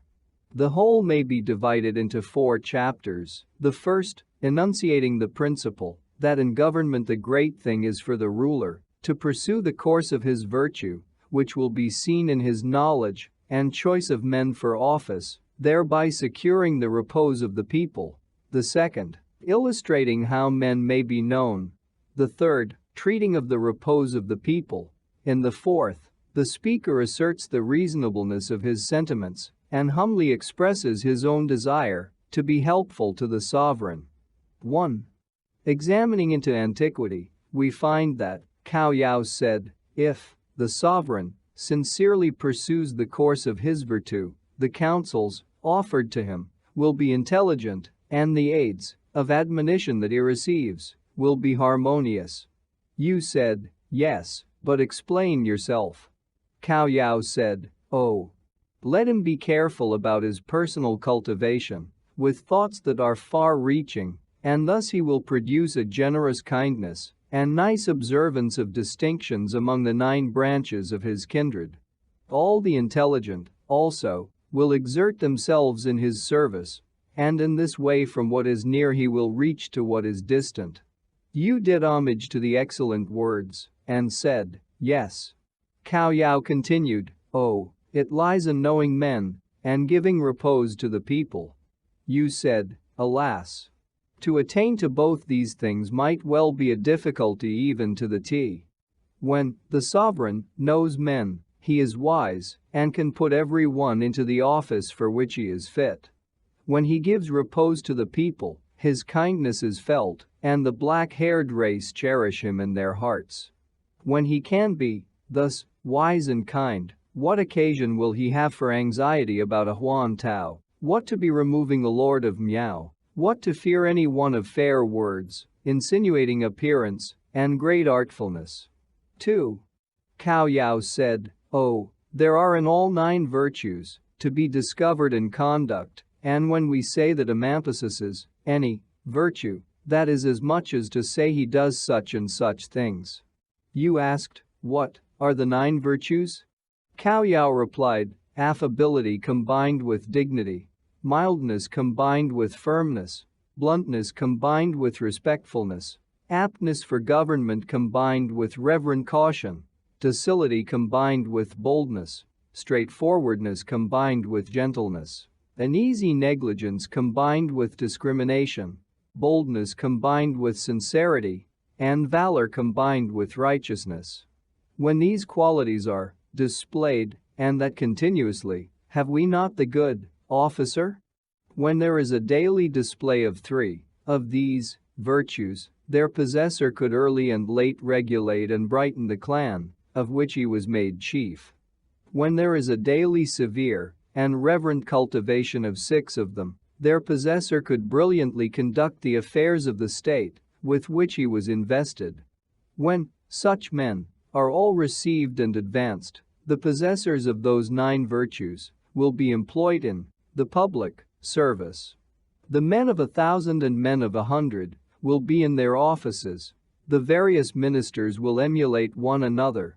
All the officers will accomplish their duties at the proper times, observant of the 5 seasons, as the several elements predominate in them, and thus their various duties will be fully accomplished. Let not the Son of Heaven set to the holders of states the example of indolence or dissoluteness. Let him be wary and fearful, remembering that In 1 day or 2 days there may occur 10,000 springs of things. Let him not have his various officers cumberers of their places. The work is heaven's. Men must act for it. 3. From heaven are the social relationships with their several duties. We are charged with the enforcement of those 5 duties. And lo, we have the 5 courses of honorable conduct. 1. From heaven are the social distinctions with their several ceremonies. From us come the observances of those 5 ceremonies. And lo, the appear in 1. The 5 duties are those belonging to the 5 relationships, which are the constituents of society, those between husband and wife, father and son, ruler and subject, elder brother and younger, friend and friend. Regular practice. 1. When sovereign and ministers show a common reverence and united respect for these, lo, the moral nature of the people is made harmonious. Heaven graciously distinguishes the virtuous. Are there? Book 3. The counsels of Cao Yao. Not the 5 habiliments, 5 decorations of them. 2. Heaven punishes the guilty. Are there not the 5 punishments, to be severally used for that purpose? The business of government, ought we not to be earnest in it? Ought we not to be earnest in it? Heaven hears and sees as our people hear and see. Heaven brightly approves and displays its terrors as our people brightly approve and would awe. Such connection is there between the upper and lower worlds. How reverent ought the masters of territories to be. 4. Cao Yao said, my words are in accordance with reason and may be put in practice. You said, yes, your words may be put in practice and crowned with success. Cao Yao added, as to that, I do not know, but I wish daily to be helpful. May the government be perfected. Book 3. The counsels of Cao Yao. Book IV. The Yi and Kai. Yi and Kai, the names of Shun's forester and minister of agriculture, both of whom received their appointments in Book I, occur near the commencement of this book. An occasion is thence taken to give its title to the whole. But without good reason, for these worthies do not appear at all as interlocutors. 1.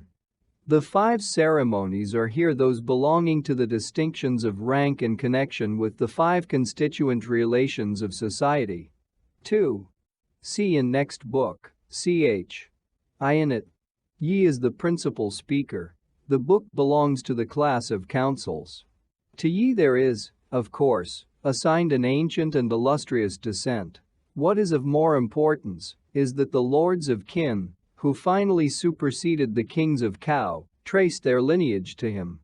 Kai was the name of Kai, the character for the latter term meaning millet, and Kai was so styled from his labors in teaching the people to sow and reap, so that Kai became equivalent to Minister of Agriculture.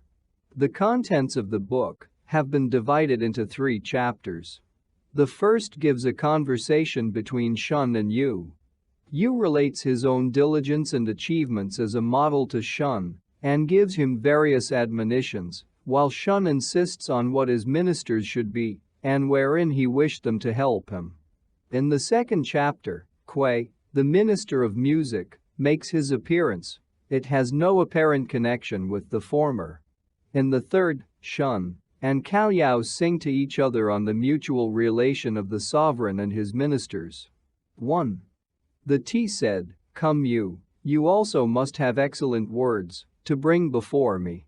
You did obeisance and said, oh, what can I say, O T, after Cao Yao? I can only think of maintaining a daily assiduity. Cao Yao said, alas, I will you describe it? You replied, the inundating waters seemed to assail the heavens, and in their vast extent, embraced the hills, and overtopped the great mounts, so that the people were bewildered and overwhelmed. I mounted my 4 conveyances one, and all along the hills hewed down the trees, at the same time, along with Yi, showing the multitudes how to get flesh to eat. I, also, opened passages for the streams. Throughout the 9 provinces, and conducted them to the four seas. I deepened, moreover, the channels and canals, and conducted them to the streams, sowing grain at the same time. 1. See the introduction, pages 16, 17. Along with Kai, and showing the multitudes how to procure the food of toil, in addition to the flesh meat.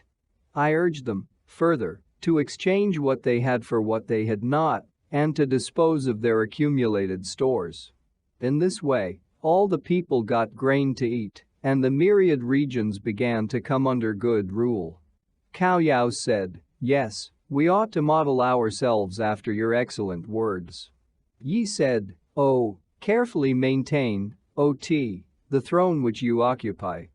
The T replied, "Yes." And Yu went on, "Find your repose in your proper resting point, attend to the springs of things, study stability, and let your assistance be the upright, then shall your movements be grandly responded to, as if the people only waited for your will. Thus you will brightly receive the favor of God. Will not heaven renew its appointment of you and give you blessing?" The T said, "Alas, what are ministers? Are they not my associates? What are associates? Are they not my ministers?" You replied, "Yes." And the T went on, "My ministers constitute my legs and arms, my ears and eyes. I wish to help and support my people. You give effect to my wishes. I wish to spread the influence of my government through the four quarters. You act as my agents.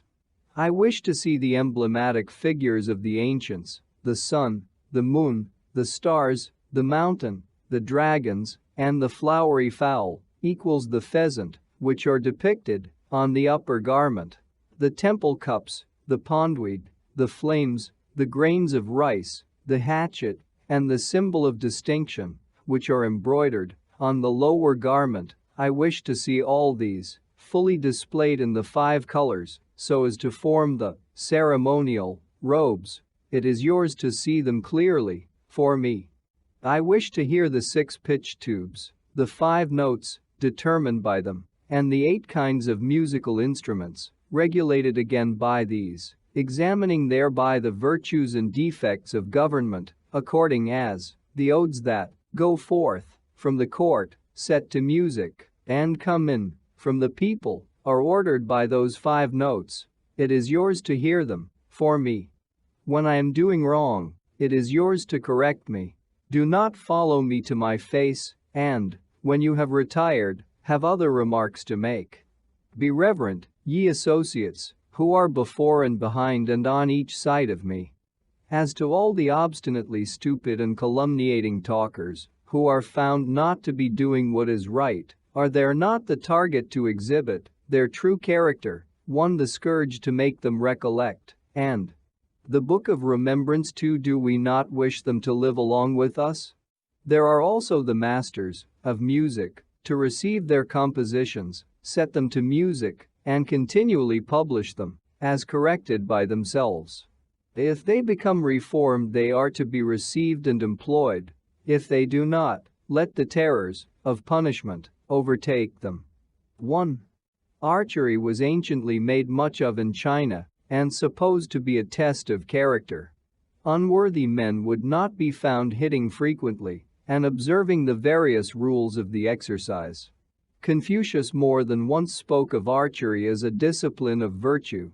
See Analects 3's vi. 2. In the official book of Cao, the heads of districts are required to keep a register of the characters of the people. Shun's book of remembrance would be a record on wood or cloth. The reference implies the use of writing. You said, "So far good. But let your light shine, O T, all under heaven, even to every grassy corner of the seashore, and throughout the myriad regions the most worthy of the people will all wish to be your ministers. Then, O T, you may advance them to office. They will set forth, and you will receive their reports. You will make proof of them according to their merits. You will confer chariots and robes according to their services. Who will then dare not to cultivate a humble virtue? Who will dare not to respond to you with reverence? If you, O.T., do not act thus, all your ministers together will daily proceed to a meritless character. Be not haughty like Ku of Tan, one who found his pleasure only in indolence and dissipation, and pursued a proud oppressive course. Day and night without ceasing he was thus. He would make boats go where there was no water. He introduced licentious associates into his family. The consequence was that he brought the prosperity of his house to an end. I took warning from his course. When I married in Thushan too, I remained with my wife only the days, Xin, Zan, Kuei, and Kia. When my son, Kai, was wailing and weeping, I did not regard him, but kept planning with all my might my labor on the land.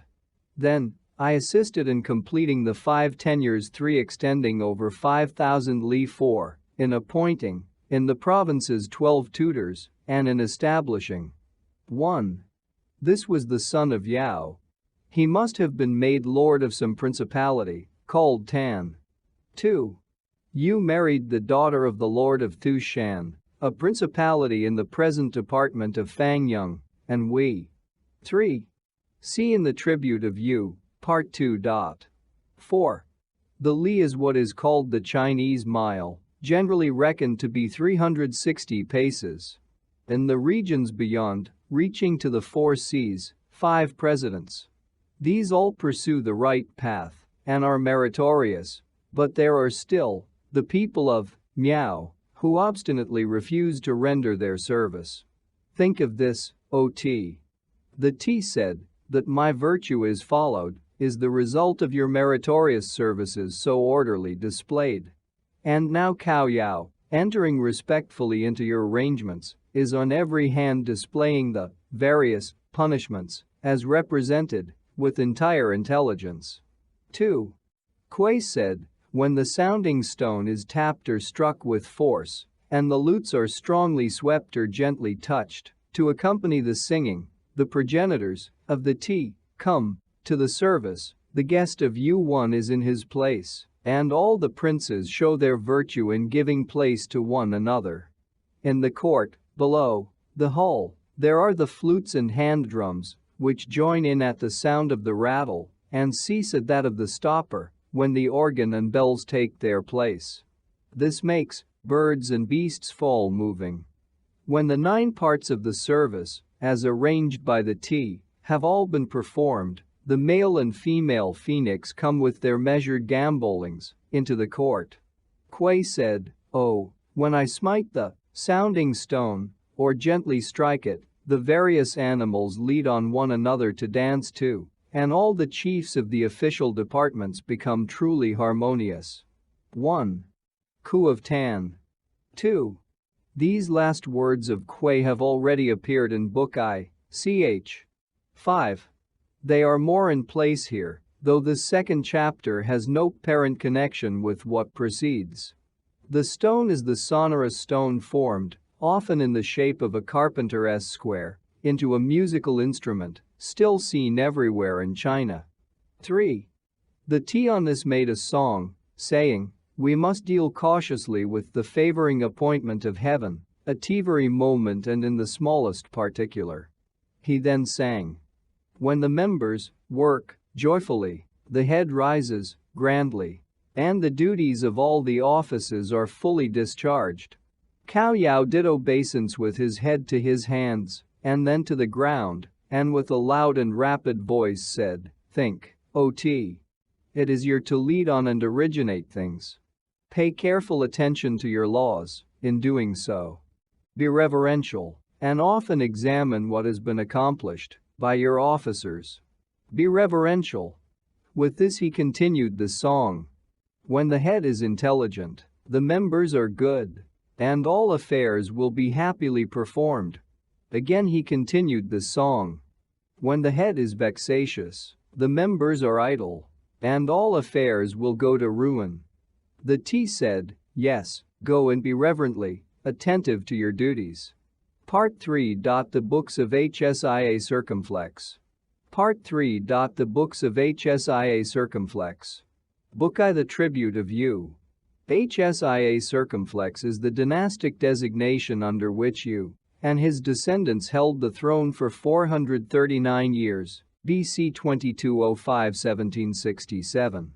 On the conclusion of his labors, according to what was the universally accepted tradition in the Cao period, Yu was appointed by Yao to be Earl of Xia, a small principality in Honan, identified with the present Yu Cao, Department Kaifang, which thus still retains the name of Yu.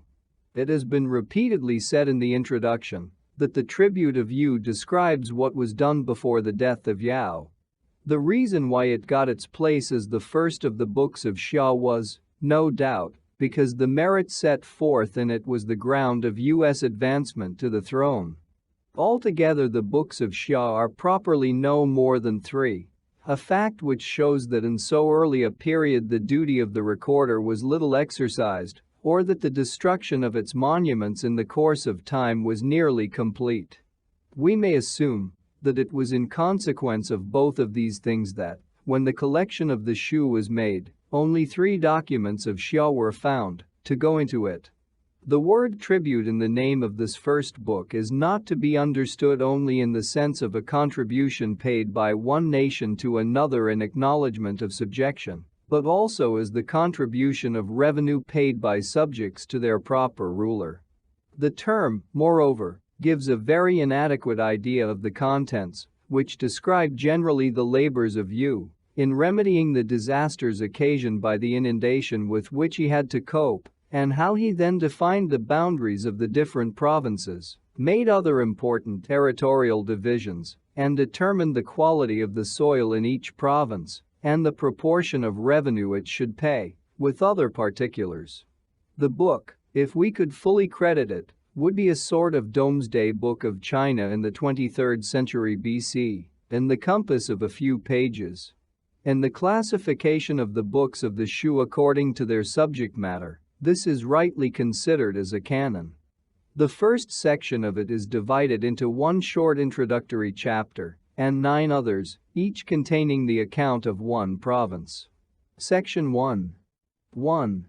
Yu divided the land. Following the course of the hills, he cut down the trees. He determined the highest hills and largest rivers in the several regions. 2. With respect to Kai Cao 1, he did his work at Hu Cao and took effective measures at the mountains Liang and Kai. Having repaired the works on Taiyuan, he proceeded on to the south of Mount Yo. He was successful with his labors on Tanhui and went on to the cross-flowing stream of Kang. The soil of this province was whitish and mellow. Its contribution of revenue was the highest of the highest class, with some proportion of the second. Its fields were the average of the middle class. 1. Kai Cao embraced the present provinces of Shanxi, Qili, the 3 most northern departments of Honan, and the western portion of Liaotung. It had the Ho, what we call the Yellow River, on 3 sides of it. On the west was all that part of the Ho which forms the dividing line between Shenxi and Shanxi. At the southwestern corner of Shanxi, the Ho turns to the east, and in U.S. time it flowed eastwards to about the place where Qili, Shantung, and Honan all touch, forming the southern boundary of Kai Cao. Thence it ran north and east, till its waters entered the present Gulf of Qili, forming, so far, the eastern boundary of the province. The northern boundary must be left undefined.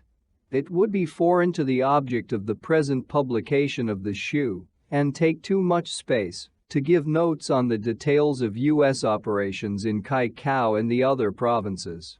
The waters of the Han and Wei were brought to their proper channels, and Talu was made capable of cultivation. The wild people of the islands brought dresses of skins, i.e. fur dresses, keeping close on the right to the rocks of Kaya. They entered the Ho. 3. Between the Kai and the Ho was Yenkao 1. The 9 branches of the Ho were made to keep their proper channels. Laixia was made a marsh, in which the waters of the Yung and the Zhu were united. The mulberry grounds were made fit for silkworms, and then the people came down from the heights and occupied the grounds below. The soil of this province was blackish and rich. The grass in it was luxuriant, and the trees grew high. Its fields were the lowest of the middle class. Its contribution of revenue was fixed at what would just be deemed the correct amount, but it was not required from it, as from the other provinces, till after it had been cultivated for 13 years. Its articles of tribute were varnish and silk, and, in baskets, woven ornamental fabrics. They floated along the Kai and Tha, and so reached the Ho. 4. The sea and Mount Tai were the boundaries of King Kao 2.1. Yen Kao was a small province, having the Ho on the north, the Kai on the south, the Gulf of Kili on the east, and Yu Kao, U.S. 7th Province, on the west. It embraced a department of Ta Ming, with portions of those of Ho Kien and Tien King, in Kili, and the department of Tung Kang, with portions of those of Kai Nan and Yen Kao, in Shan Tung. Tu King Kao, having Mount Tai and Su Kao, the next province, on the west and south, Yen Kao in the sea on the northwest and the north, and the sea on the east and south, would be still smaller than Yen Kao, and contain the 3 departments of King Kao, Lai Kao, and Teng Kao, with the western portion of that of Kai Nan, in Shan Tung. From the text we should never suppose that it passed across the sea which washes the north and east of Shan Tung, and extended indefinitely into Liao Tung and Korla. This, however, is the view of many Chinese geographers. The territory of Ui was defined, and the Wei and Zi were made to keep their old channels. Its soil was whitish and rich. Along the shore of the sea were wide tracts of salt land.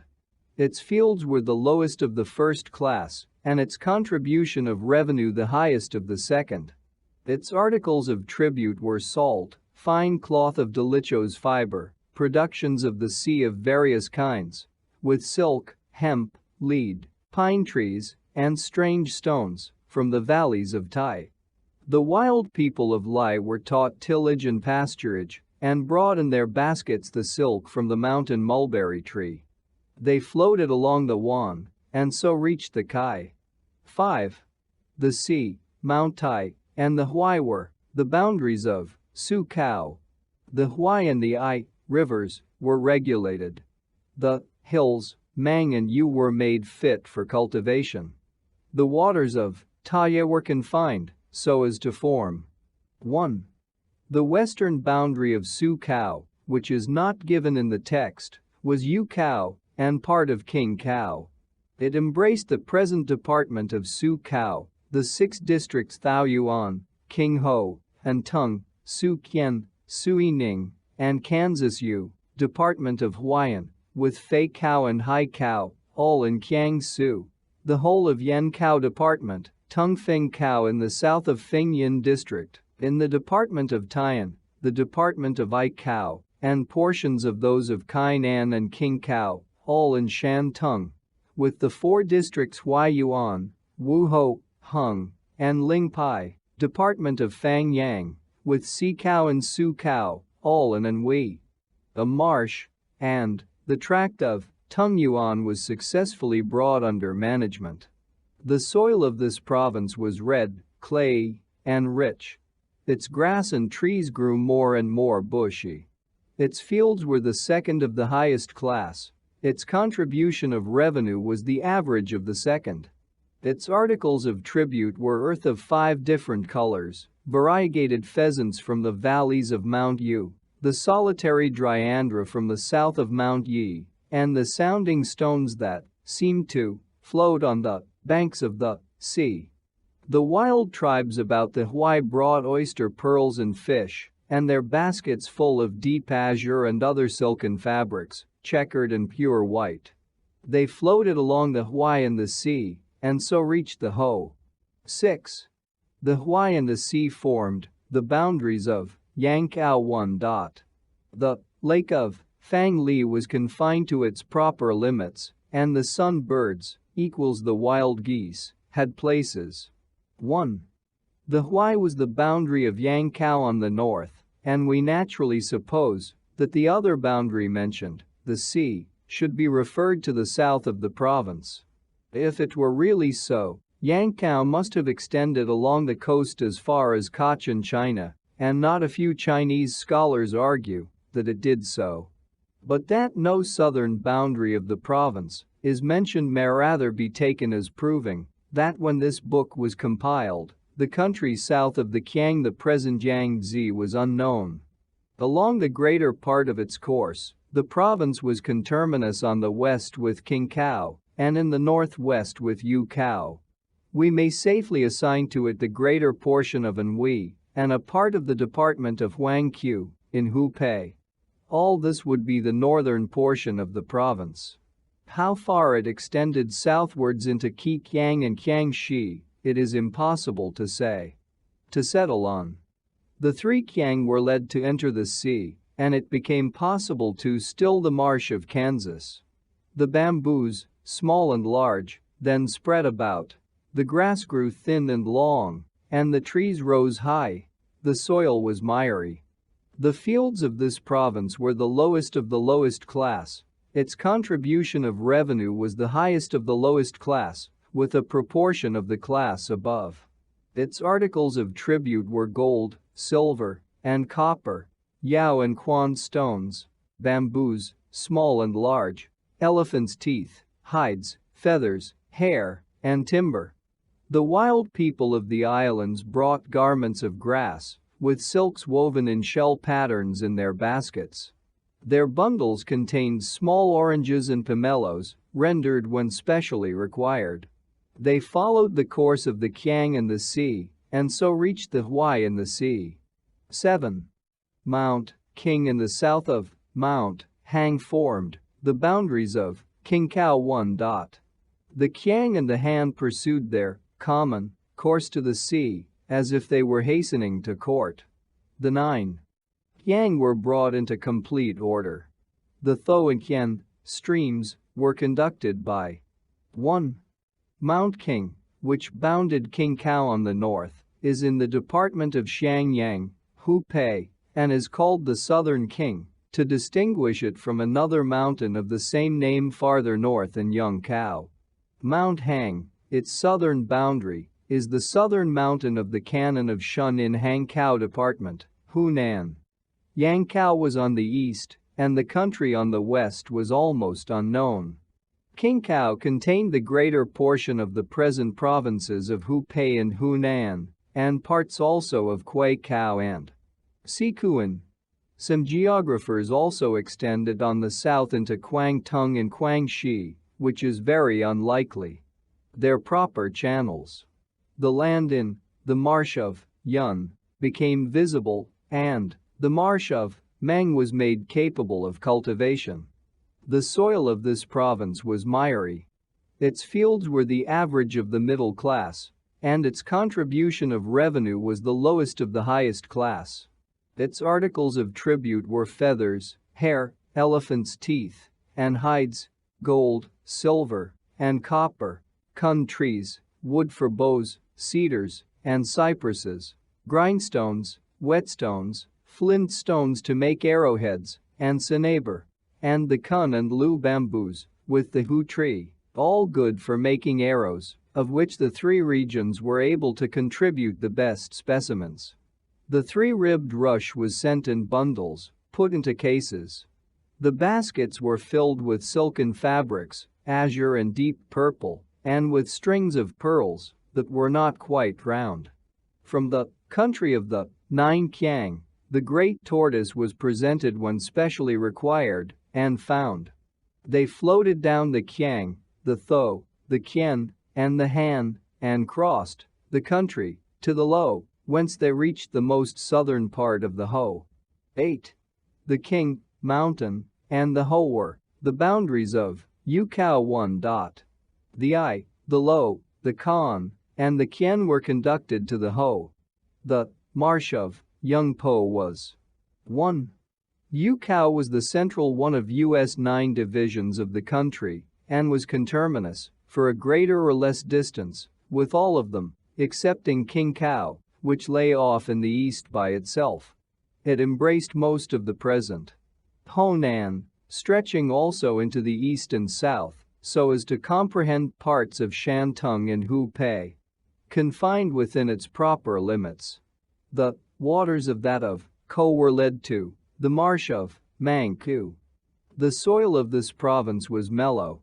In the lower parts it was, in some places, rich, and, in others, dark and thin. Its fields were the highest of the middle class, and its contribution of revenue was the average of the highest class, with a proportion of the very highest. Its articles of tribute were varnish, hemp, fine cloth of dolichos fiber, and the bamaria. The baskets were full of checkered silks and of fine floss silk. Stones for polishing sounding stones were rendered when required. They floated along the low and so reached the Ho. 9. The south of Mount Hua and the Blackwater were the boundaries of Liangkao 1. The hills, Min and Po, were made capable of cultivation. The Tho and Kien streams were conducted by their proper channels. Sacrifices were offered to the hills, Zhai and Mang on the regulation of the country about them. The country of the wild tribes about the Ho was successfully operated on. 1. Liangkao was an extensive province, and it is a remarkable fact that neither the dominions of the Shang nor the Cao dynasty, which followed Xia, included it. Portions of it were embraced in the Yu and Yung provinces of Cao, but the greater part was considered as wild, savage territory, beyond the limits of the Middle Kingdom. It is difficult to believe that the Great Yu operated upon it, as this chapter would seem to indicate. The Hua at its northeastern corner is the western mountain of Shun. The Black Water, or the Kiang of the Golden Sands, is identified with the present Lu. The province extended over most of the present Sichuan, with parts of Shenxi and Kansas Sioux. I can hardly believe, as many do, that it extended far into Yunnan and Kwei-Kao. The soil of this province was greenish and light. Its fields were the highest of the lowest class, and its contribution of revenue was the average of the lowest class, with proportions of the rates immediately above and below. Its articles of tribute were the best gold, iron, silver, steel, flint stones to make arrowheads, and sounding stones, with the skins of bears, foxes, and jackals, and nets woven of their hair. From the hill of Shu King they came by the course of the Huan, floated along the Kien, and then crossed the country to the Min, passed to the Wei, and, finally, ferried across the Ho. 10. The Blackwater and Western Ho were the boundaries of Yungkao 1. The weak water was conducted westwards. The king was led to mingle its waters with those of the Wei. The Kai and the Ku were next led in a similar way to the Wei, and the waters of the Feng found the same receptacle. The mountains, King and Kai, were sacrificed to those of Kungnan and Kunwu were also regulated, and, all the way, on to Niao Shu. Successful measures could now be taken with the plains and swamps, even to the marsh of Kuye. The country of Sanwei was made habitable, and the affairs of the people of Sanmiao were greatly arranged. 1.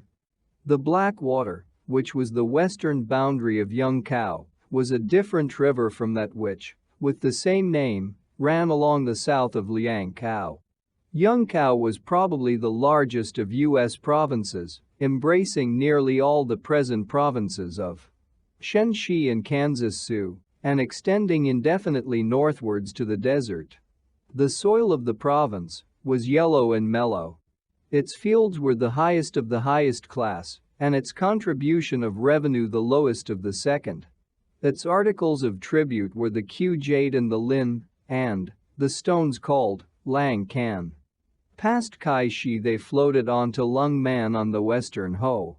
They then met on the north of the Wei, with the tribute bearers from other quarters. Hair cloth and skins were brought from Quan Lun, Shi Ke, and Ku Saw, the wild tribes of the West, all coming to submit to U.S. arrangements. Section 2. The division of the book into two sections is a convenient arrangement, but modern and not always followed. The former section gives a view of U.S. labors in each particular province. This gives a general view of the mountain ranges of the country and of the principal streams, going on to other labors, subsequently, as was seen in the introduction, ascribed to you, his conferring lands and surnames, and dividing the whole territory into 5 domains.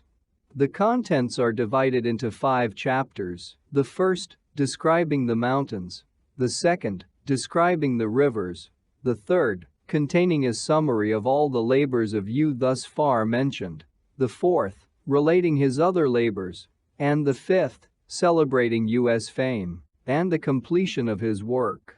1. You surveyed and described the hills, beginning with Kien and Kai, and proceeding to Mount King, then crossing the Ho, Hu Cao, and Lei Shao, going on to Tai Yo. After these came Ti Ku and Shi Kang, from which he went on to Wang Wu. Then there were Tai Hang and Mount Hang, from which he proceeded to the rocks of Kaya, where he reached the sea. South of the Ho, he surveyed Shi King, Ku Yu, and Miao Shu, going on to Tai Hua. Then Xiong R, Wai Fang, and Thong Pai, from which he proceeded to Pei Wei.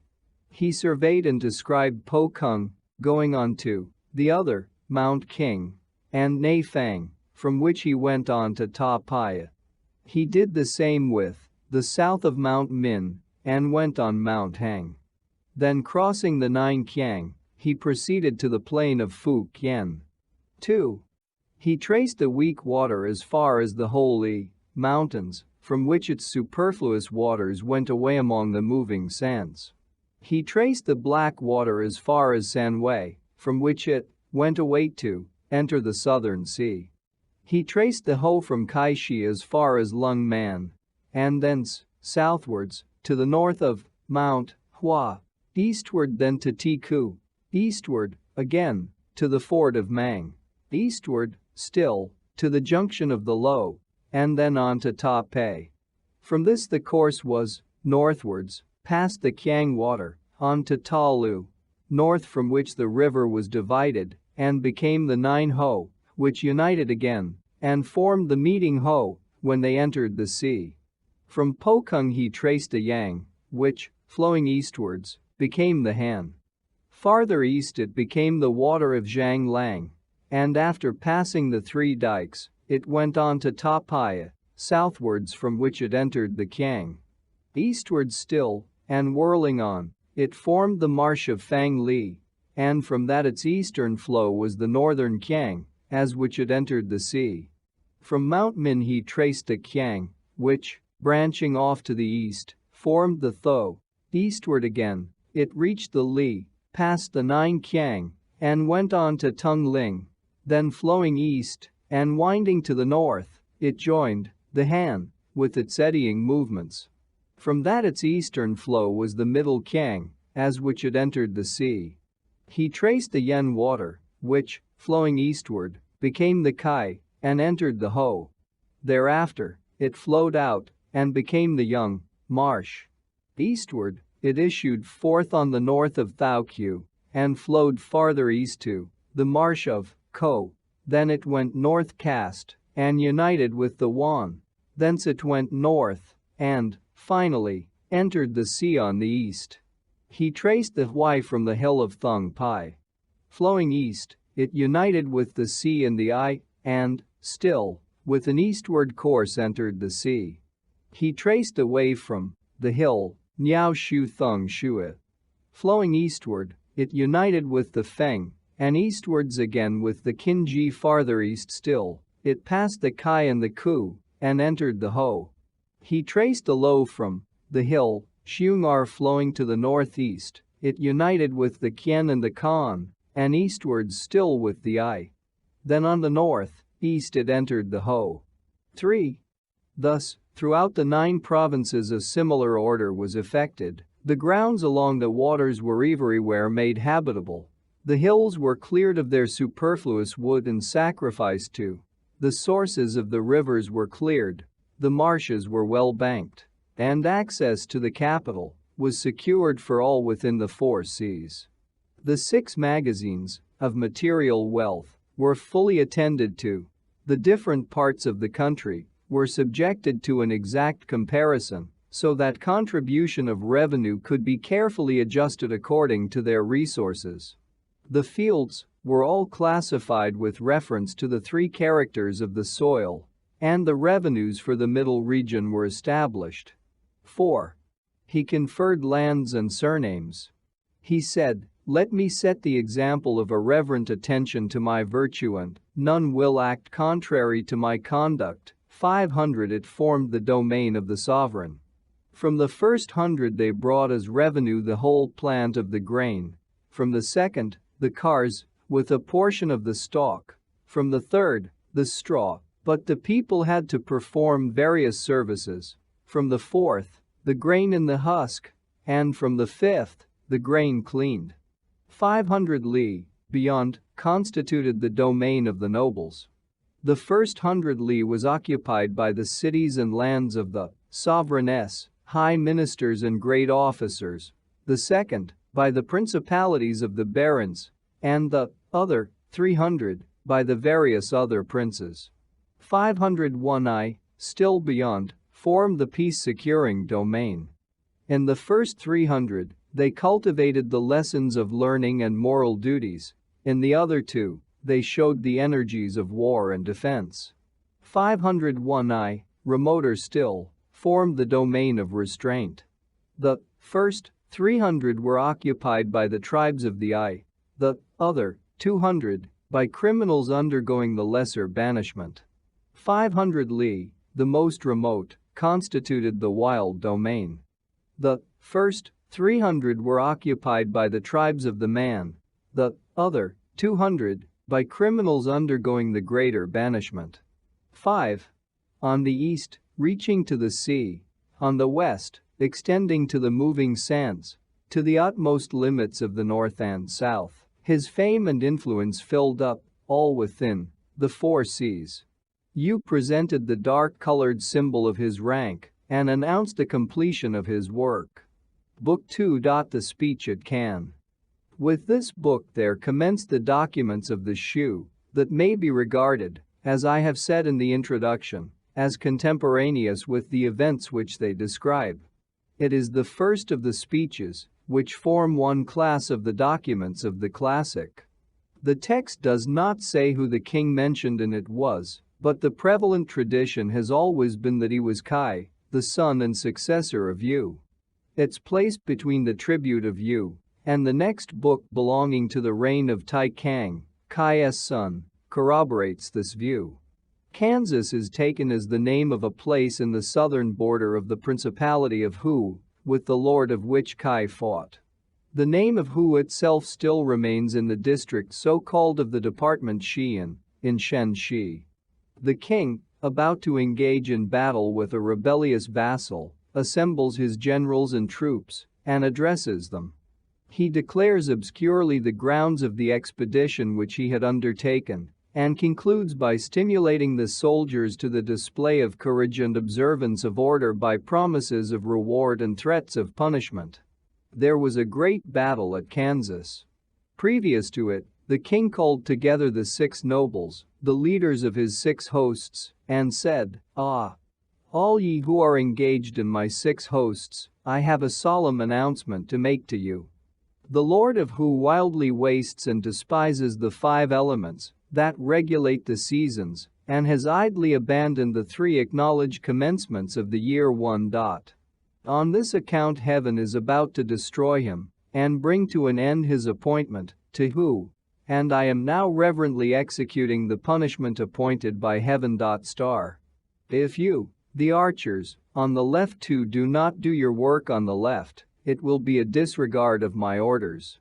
If you, the spearmen, on the right too do not do your work on the right, it will be a disregard of my orders. If you, charioteers too, do not observe the rules for the management of your horses, it will be a disregard of my orders. You who obey my orders shall be rewarded before the spirits of my ancestors, and you who disobey my orders shall be put to death before the altar of the spirits of the land, and I will also put to death your children. 1. The crimes of the Lord of Hu are here very obscurely stated. With regard to the second of them, we know that Xia commenced its year with the first month of spring, Shang a month earlier, and Cao about mid-winter. It was understood that every dynasty should fix a new month for the beginning of the year, and the dynasty of Qin actually carried its first month back into our November. If the Lord of Hu claimed to begin the year with another month than that which Yu had fixed, B was refusing submission to the new dynasty. No doubt, the object of the expedition was to put down a dangerous rival. 2. The chariots were the principal part of an ancient Chinese army. It is long before we read of cavalry. A war chariot generally carried 3. The driver was in the center. On his left was an archer, and a spearman occupied the place on his right.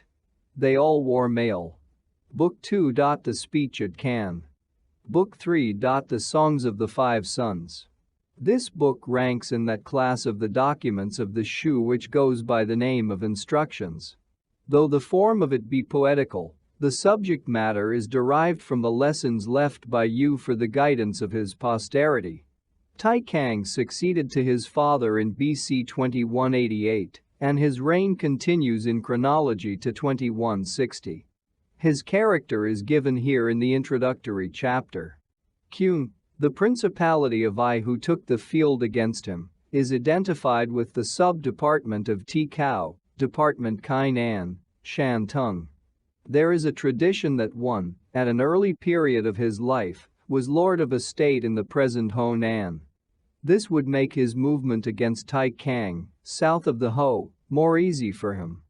The name of Tai Kang remains in the district so-called of the department Kan Kao, Honan. There, it is said, he died, having never been able to recross the Ho. In his song the king's first brother deplores how he had lost the affections of the people. The second speaks of his dissolute extravagance. The third mourns his loss of the throne. The fourth deplores his departure from the principles of Yu and its disastrous consequences. And the fifth is a wail over the miserable condition of them all. 1. Tai Kang occupied the throne like a personator of the dead one. By idleness and dissipation he extinguished his virtue, till the black-haired people all wavered in their allegiance. He, however, pursued his pleasure and wanderings without any. 1. The character that here is a verb governs the character signifying throne means properly a corpse, and is often used for the personator of the dead in the sacrificial services to the dead which formed a large part of the religious ceremonies of the ancient Chinese. A common definition of it is the semblance of the spirit equals the image into which the spirit entered. Tai Kang was but a personator on the throne, no better than a sham sovereign. Self-restraint. He went out to hunt beyond the Lo, and 100 days elapsed without his returning.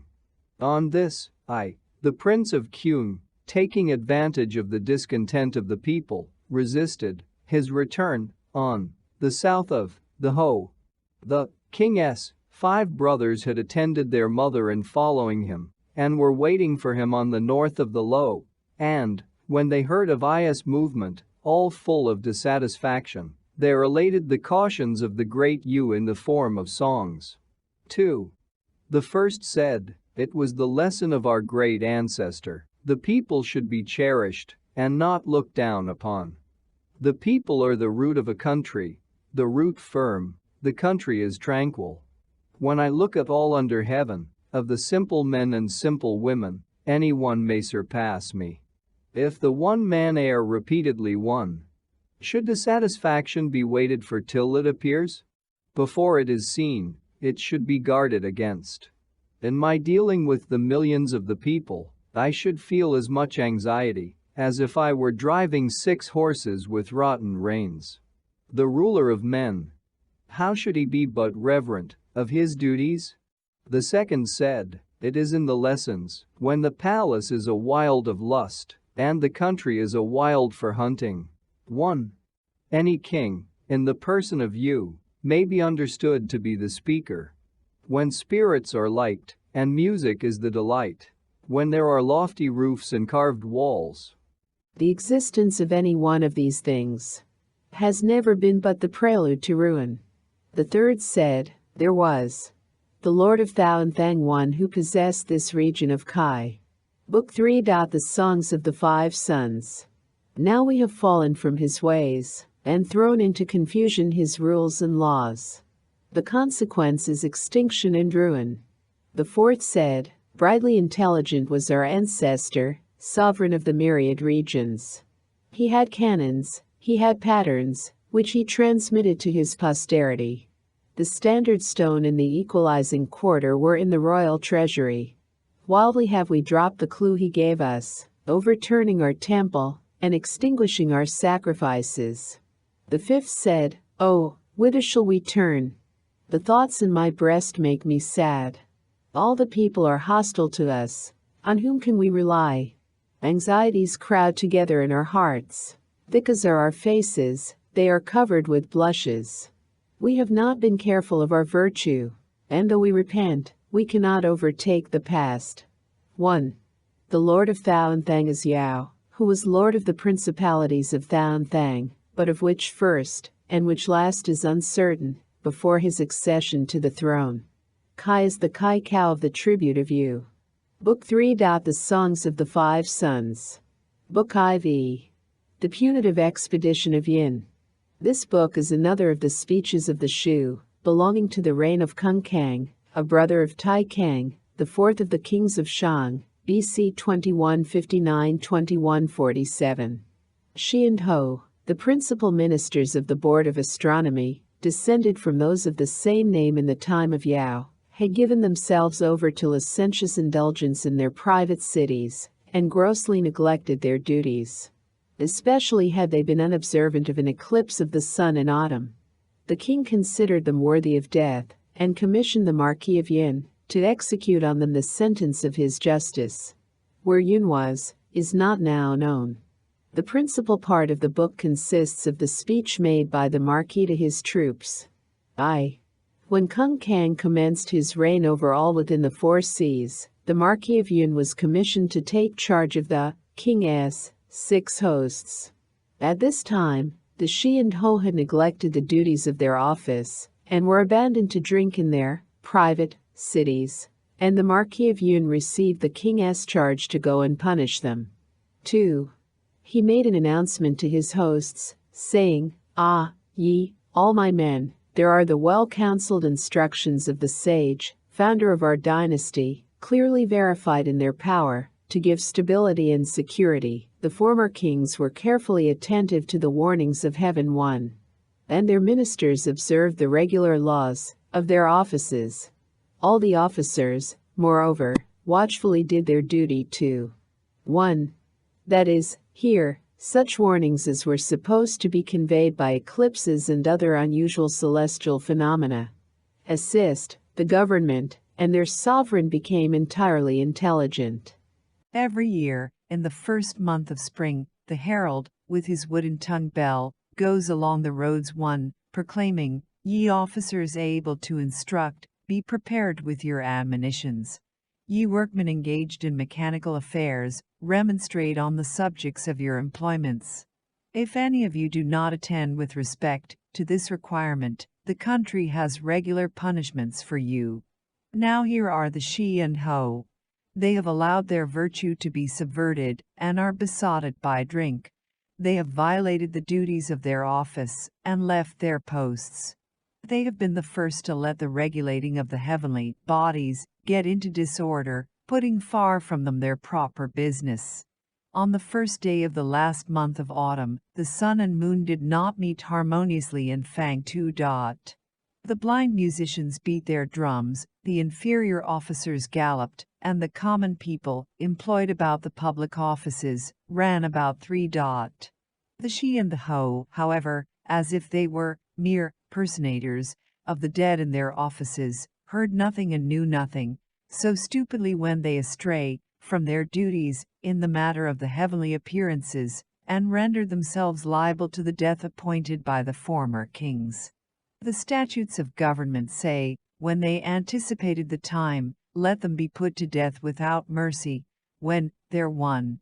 A similar practice existed in the Cao dynasty. 2. See the introduction, page 13. 3. Similar observances are still practiced on occasion of an eclipse of the sun. See Baides Etudes sur Astronomie Indienne et Chinoise, pages 357-360.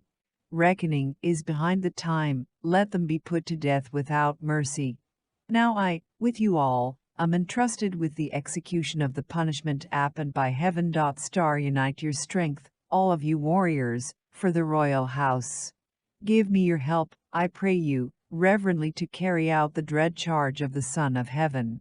When the fire blazes over the ridge of Quan One, gems and stones are burned together, but if a minister of heaven exceed in doing his duty, the consequences will be fiercer than blazing fire. While I destroy, therefore, the chief criminals, I will not punish those who have been forced to follow them, and those who have long been stained by their filthy manners will be allowed to renovate themselves. Oh, when sternness overcomes compassion, things are surely conducted to a successful issue. When compassion overcomes sternness, no merit can be achieved. All ye, my warriors, exert yourselves, and take warning, and obey my orders. 1. Quan is perhaps a part of the Quan Lun mountain in the west of the Coco, nor, where the Ho has its sources. The speaker evidently thought of it as volcanic. Book IV. The Punitive Expedition of Yin. Part IV. The Books of Shang. Part IV. The Books of Shang. Book I. The Speech of Thang. Shang was the name under which the dynasty that superseded Xia, BC 1766, held the kingdom for fully 300 years. Yin then began to be used as well as Shang, and the dynasty was called indifferently Shang or Yin, and sometimes Yin Shang by a combination of the two names. The ruling house traced its origin into the remote times of antiquity, through Xie, whose appointment by Shun to be Minister of Instruction is related in the canon of Shun. For his services Xie was invested with the Principality of Shang, corresponding to the present small department of the same name in Shanxi. From Xie to Thang, THC founder of the dynasty, there are reckoned 14 generations, and we find Thang, when he first becomes prominent in history, a long way from the ancestral fief, in the southern Po, corresponding to the present district of Shanqiu, Department Quai-te, Honan. The tide of the dynasty, however, was derived from the original Shang. There were in the Shu, when the collection was formed, 31 documents of Shang and 40 books, of which only 11 remain in 17 books, 2 of them containing each 3 parts or sections. The Speech of Thang, that is now the first book in the part, was originally only the 6th. Thang was the destination of the hero whose surname, dating from Xie, was Zi, and name Li. Thang may be translated, the glorious one? His common style in history is as Kang Thang, Thang the completer, or Thang the successful. He had summoned his people to take the field with him against Kai, the cruel and doomed sovereign of Xia, and finding them backward to the enterprise, he sets forth in this book his reasons for attacking the tyrant, argues against their reluctance, using in the end both promises and threats to induce them to obey his orders. The king said, "Come, ye multitudes of the people, listen all to my words. It is not I, the little child one who dared to undertake a rebellious enterprise, but for the many crimes of the sovereign of Xia, heaven has given the charge to destroy him. Now, ye multitudes, you are saying, our prince does not compassionate us, but is calling us away from our husbandry to attack and punish Xia. I have indeed heard these words of you all, but the sovereign of Xia is guilty, and, as I fear God, I dare not but punish him. Now you are saying, what are the crimes of Xia to us? The king of Xia in every way exhausts the strength of his people, and exercises oppression in the cities of Xia. His multitudes are become entirely indifferent to his service, and feel no bond of union to him. They are saying, when wilt thou, O sun, expire? We will all perish with thee. Such is the course of the sovereign of Xia, and now I must go and punish him. Assist, I pray you, me, the one man, to carry out the punishment appointed by heaven. I will greatly reward you. On no account disbelieve me, will not eat my words. If you do not obey the words which I have thus spoken to you, I will put 1. The little child is a designation used humbly of themselves by the kings of Shang and Cao. It is given also to the men others by such great ministers as I Yin and the Duke of Cao. 2. Kai, it is said, had on one occasion, when told of the danger he was incurring by his cruelties, pointed to the sun, and said that as surely as the sun was in the heavens, so firm was he on the throne. Your children to death with you, you shall find no forgiveness. Book I, the speech of Thang. Book 2. The announcement of Kung Wei. This book is the first of the announcements, which form a large class of the documents in the Shu. They are distinguished from the speeches, as being made in a general assembly, or published, for the information of all, whereas the speeches were made to an army. Kung Wei, of an old family, whose surname was Zan, with its seat in the territory of Xie, corresponding to the present district of Thang, Department Yankao, Shantung, was a minister of Thang. Thang has been successful against Kai and dethroned him, but is haunted by some feeling of remorse, and afraid that what he has done may be appealed to in future ages as an apology for rebellion. This gives occasion to the announcement, in which Kung Wei vindicates the proceeding of the king, showing, first, that he had only obeyed the guidance of heaven, and, then, that men consented with heaven in the matter. He concludes with various counsels addressed to the king. 1. When Thang the Successful was keeping Kai in banishment in Ankao 1, he had a feeling of shame on account of his conduct, and said, I am afraid that in future ages men will fill their mouths with me, as an apology for their rebellious proceedings. 2. On this Kung Wei made the following announcement. O, heaven gives birth to the people with such desires, that without a ruler they must fall into all disorders, and heaven again gives birth. 1. Nankao is identified with the present district of Cao, Department Lu Cao, Anhui. To the man of intelligence to regulate them. The sovereign of Xia had his virtue all obscured, and the people were, as if they had fallen amid mire and burning charcoal. Heaven hereupon gifted our king with valor and prudence, to serve as a sign and director to the myriad regions, and to continue the old ways of you. You are now only following the proper course, honoring and obeying the appointment of heaven. The king of Xia was an offender, falsely and calumniously alleging the sanction of supreme heaven, to spread abroad his commands among the people. On this account God viewed him with disapprobation, caused our Shan to receive his appointment, and employed you to enlighten the multitudes of the people. 3. Contemners of the worthy and parasites of the powerful, many such followers he had indeed, but, from first our country was to the sovereign of Xia like weeds among the springing corn, and blasted grains among the good. Our people, great and small, were in constant apprehension, fearful though they were guilty of no crime. How much more was this the case, when our princess virtues became a theme, eagerly listened to?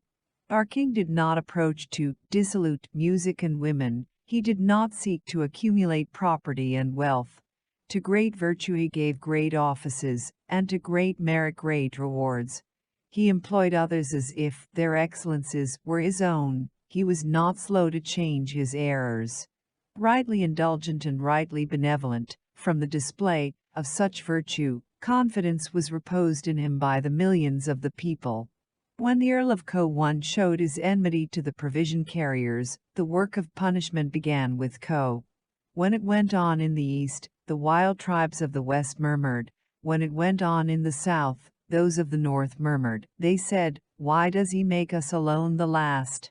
To whatever people he went, they congratulated one another and their families, saying, "We have waited for our prince is come, and we revive. The people's honoring our Shang is a thing of long existence." 4.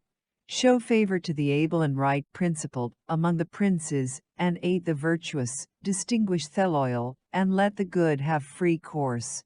Absorb the weak, and punish the willfully blind, take their states from the disorderly, and deal summarily with those going to ruin. When you thus accelerate the end of what is of itself ready to perish, and strengthen what is itself strong to live, how will the states all flourish? When a sovereign's virtue is daily being renewed, he is cherished throughout the myriad regions. When his mind is full only of himself, he is abandoned by the 9 branches of his kindred. Exert yourself, O king, to make your virtue still more illustrious, and set up the standard of the mean before the people. Order your affairs. 1. Ko was a principality corresponding to the present district of Ningling, department of Quate, Honan. It was thus near the southern Po, which belonged to Thang. Mencius tells us, 3 ch. 3, that Thang sent a multitude of his people to assist the farmers of Ko, about the poor produce of which their chief had lamented to him. That chief, however, instead of showing any gratitude, surprised and robbed those who were carrying provisions from Po to the laborers in the field, and committed various atrocities upon them. This aroused Thang's indignation, and he made him the first object of his punitive justice. Book 2. The announcement of Kung Wei. By righteousness, order your heart by propriety, so shall you transmit a grand example to posterity. I have heard the saying, he who finds instructors for himself comes to the supreme dominion, he who says that others are not equal to himself comes to ruin. He who likes to put questions becomes enlarged, he who uses only his own views becomes smaller than he was. Oh, he who would take care for the end must be attentive to the beginning. There is establishment for the observers of propriety, and overthrow for the blinded and wantonly indifferent. To revere and honor the path prescribed by heaven is the way ever to preserve the favoring appointment of heaven. Book 2. The announcement of Kung Wei. Book 3. The announcement of Thang. Thang had made an end of the dynasty of Xia, and returned to Po, when he issued this announcement, which may be considered as a solemn inauguration of the new dynasty. He shows Bo he had taken possession of the throne in reverent submission to the will of heaven, what appreciation he had of the duties devolving on him, and the spirit in which he would discharge them. In the end he calls on the princes and the people to sympathize and cooperate with him. When the king returned from vanquishing Xia and came to Po, he made a grand announcement to the myriad regions. 2.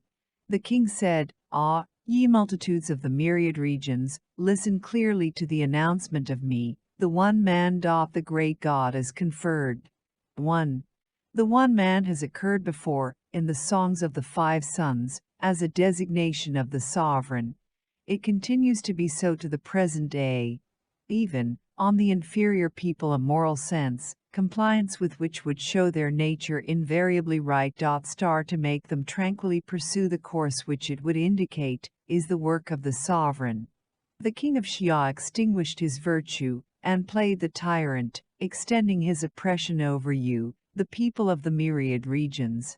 Suffering from his cruel injuries, and unable to endure the wormwood and poison, you protested with one accord your innocence to the spirits of heaven and earth. The way of heaven is to bless the good, and make the bad miserable. It sent down calamities on the house of Xia, to make manifest its guilt. Therefore I, the little child, charged with the decree of heaven and its bright terrors, did not dare to forgive the criminal. I presumed to use a dark-colored victim bull, and, making clear announcement to the spiritual sovereign in the high heavens, requested leave to deal with the ruler of Xia as a criminal. Then I sought for the great sage too, with whom I might unite my strength, to request the favor of heaven for you, my multitudes. High heaven truly showed its favor to the inferior people, and the criminal has been degraded and subjected. What heaven appoints is without error. Brilliantly now, like the blossoming of plants and trees, the millions of the people show a true reviving. 3. It is given to me, the one man, to secure the 1. For the spiritual sovereign in the high heavens, we have in the Confucian Analects XX 1, professing to quote this passage, the most great and sovereign God. 2. The great sage must be I Yin, Thang's chief advisor and minister, who appears prominently in the next book. Harmony and tranquility of your states and clans, and now I know not whether I may not offend against the powers above and below. I am fearful and trembling, as if I were in danger of falling into a deep abyss. Throughout all the regions that enter on a new life under me, do not, ye princes, follow lawless ways, make no approach to insolence and dissoluteness, let every one be careful to keep his statutes, that so we may receive the favor of heaven. The good in you, I will not dare to keep concealed, and for the evil in me, I will not dare to forgive myself. I will examine these things in harmony with the mind of God. When guilt is found anywhere in you who occupy the myriad regions, let it rest on me, the one man. When guilt is found in me, the one man, it shall not attach to you who occupy the myriad regions. Oh, let us attain to be sincere in these things, and so we shall likewise have a happy consummation.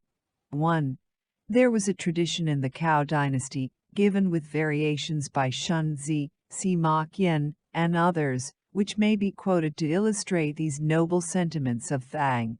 For 7 years after his accession to the throne, BC 1766-1760, there was a great drought and famine. It was suggested at last that some human being should be offered in sacrifice to heaven, and prayer made for rain. Thang said, "If a man must be the victim, I will be he." He fasted, cut off his hair and nails, and in a plain carriage, drawn by white horses, clad in rushes, in the guise of a sacrificial victim, he proceeded to a forest of mulberry trees, and there prayed, asking to what error or crime of his the calamity was owing. He had not done speaking when a copious rain fell. Book 3. The Announcement of Thang. Book IV. The Instructions of I. Thang died in BC 1754 or 1753, and was succeeded, so far as the evidence of the Shu goes, by his grandson, known as Taikia. The chief minister of Thang had been I Yin, who delivers these instructions to his young sovereign soon after his accession. Was a great and wise man, a great sage, as Thang calls him in the last book, and is classed by Mencius among other celebrated ministers as the one most inclined to take office. He reasons thus: Heaven's plan with mankind is that they who are first informed should instruct those who are later in being informed, and they who first apprehend principles should instruct those who are later in doing so. He thought he was one of the former class, and a fire burned within him, impelling him to see for office with a view to benefit the ignorant and erring. There were many legends about him in the times of Cao. He was surnamed I, from having been born near the river of that name, an affluent of the Ho. His name is said to have been Ke, and also a Hang, see the beginning of next book. Yin was his designation. Thang had, probably, entrusted to him the guardianship of his grandson, and so he now went over the history of the kingdom from Yu, till it was transferred from the line of Xia to that of Shang, celebrated the virtues of Thang and his government, and warned the young king of the fate that he must incur, if he neglected the instructions given to him. 1. In the 12th month of the first year, on the day Yi Cao Yin sacrificed to the former king, and presented the heir king reverently before the shrine of his grandfather. All the princes from the domain of the nobles and the royal domain were present, all the officers, also, each continuing to discharge his particular duties, were there to receive the orders of the chief minister. Yin then clearly described the complete virtue of the meritorious ancestor for the instruction of the young king. 2. He said, "Oh, of old the former kings of Xia cultivated earnestly their virtue, and then there were no calamities from heaven. The spirits of the hills and rivers likewise were all in tranquility, and the birds and beasts, the fishes and tortoises, all enjoyed their existence according to their nature. But their descendant did not follow their example, and great heaven sent down calamities, employing the agency of our ruler, who was in possession of its favoring appointment. The attack on Xia may be traced to the orgies in Mingtiao 1, but our rise began in Po. Our king of Shang brilliantly displayed his sagely prowess, for oppression he substituted his generous gentleness, and the millions of the people gave him their hearts. Now your majesty is entering on the inheritance of his virtue. All depends on how you commence your reign. To set up love, it is for you to love your relations. To set up respect, it is for you to respect your elders. The commencement is in the family and the state. The consummation is in all within the 4 seas. 3. The former king began with careful attention to the bonds that hold men together. He listened to expostulation, and did not seek to resist it. He conformed to the wisdom of the ancients. Occupying the highest position, he displayed intelligence. Occupying an inferior position, he displayed his loyalty. He allowed the good qualities of the men whom he employed, and did. 1. Mingtiao was a place not far from the capital of Kai, in the present district of Anyi, Haikao, Shanxi. He had a palace there, where the vilest orgies were celebrated that alienated the minds of the people from him. Not seek that they should have every talent in the government of himself, he seemed to think that he could never sufficiently attain. It was thus he arrived at the possession of the myriad regions. How painstaking was he in these things! He extensively sought out wise men who should be helpful to you, his descendant and heir. He laid down the punishments for officers, and warned those who were in authority, saying, "If you dare to have constant dancing in your palaces, and drunken singing in your chambers, that is called the fashion of sorcerers. If you dare to set your hearts on wealth and women, and abandon yourselves to wandering about or to the chase, that is called the fashion of extravagance. If you dare to despise sage words, to resist the loyal and upright, to put far from you the aged and virtuous, and to seek the company of precocious youths, that is called the fashion of disorder.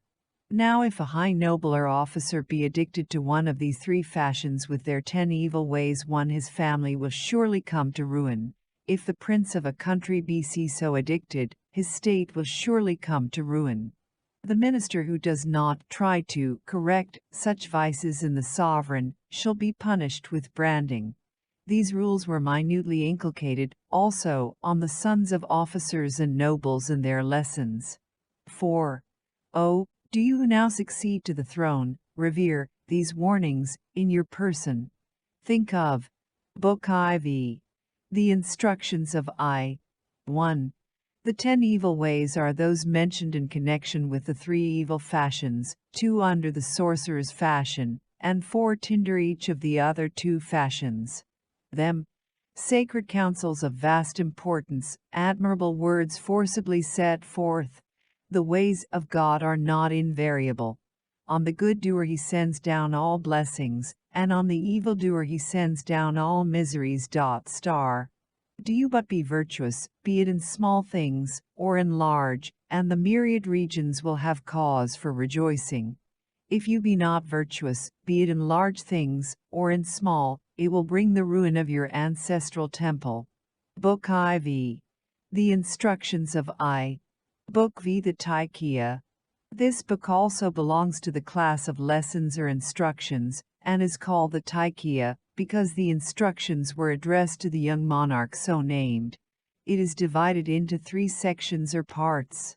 Yin finds the young sovereign disobedient to his counsels and proceeds to a high-handed measure. He removes him from his palace and companions and keeps him in a sort of easy confinement near the grave of his grandfather all the period of mourning. And Taikia becomes sincerely penitent and virtuous. This is related in the first section. In the second, Yin brings the king back with honor to Po to undertake the duties of the government and congratulates him on his reformation. The king responds suitably and asks the minister to continue to afford him his counsels, which the other at once proceeds to do. The third section is all occupied with further and important counsels. Section 1. The king, on succeeding to the throne, did not follow the advice of Ahang or Yin. 1. Ahang, it is said by Simak Yen, was the name of others make it the title of the chief minister under the dynasty of Shang, equals the support and steelyard, the buttress and director. Then made the following writing. 1. The former king kept his eye continually on the bright requirements of heaven, and so he maintained the worship of the spirits of heaven and earth, of those presiding over the land and the grain, and of those of the ancestral temple, all with a sincere reverence. Heaven took notice of his virtue, and caused its great appointment to light on him, that he should soothe and tranquilize the myriad regions. Yin then gave my assistance to my sovereign in the settlement of the people, and thus it is that you, O heir king, have received the great inheritance. I have seen it myself in Xia with its western capital too, that when its rulers went through a prosperous course to the end, their ministers also did the same, and afterwards, when their successors could not attain to such a consummation, neither did their ministers. Take warning, O heir king. Reverently use your sovereignty. If you do not play the sovereign, as the name requires, you will disgrace your grandfather. 2. The king would not think of these words, nor listen to them. On this Yin said, the former king, before it was light, sought to have large and clear views, and then sat waiting for the dawn, to carry them into practice. He also sought on every side for men of ability and virtue, to instruct and guide his posterity. Do not frustrate his charge to me, and bring on yourself your own overthrow. Be careful to strive after the virtue. 1.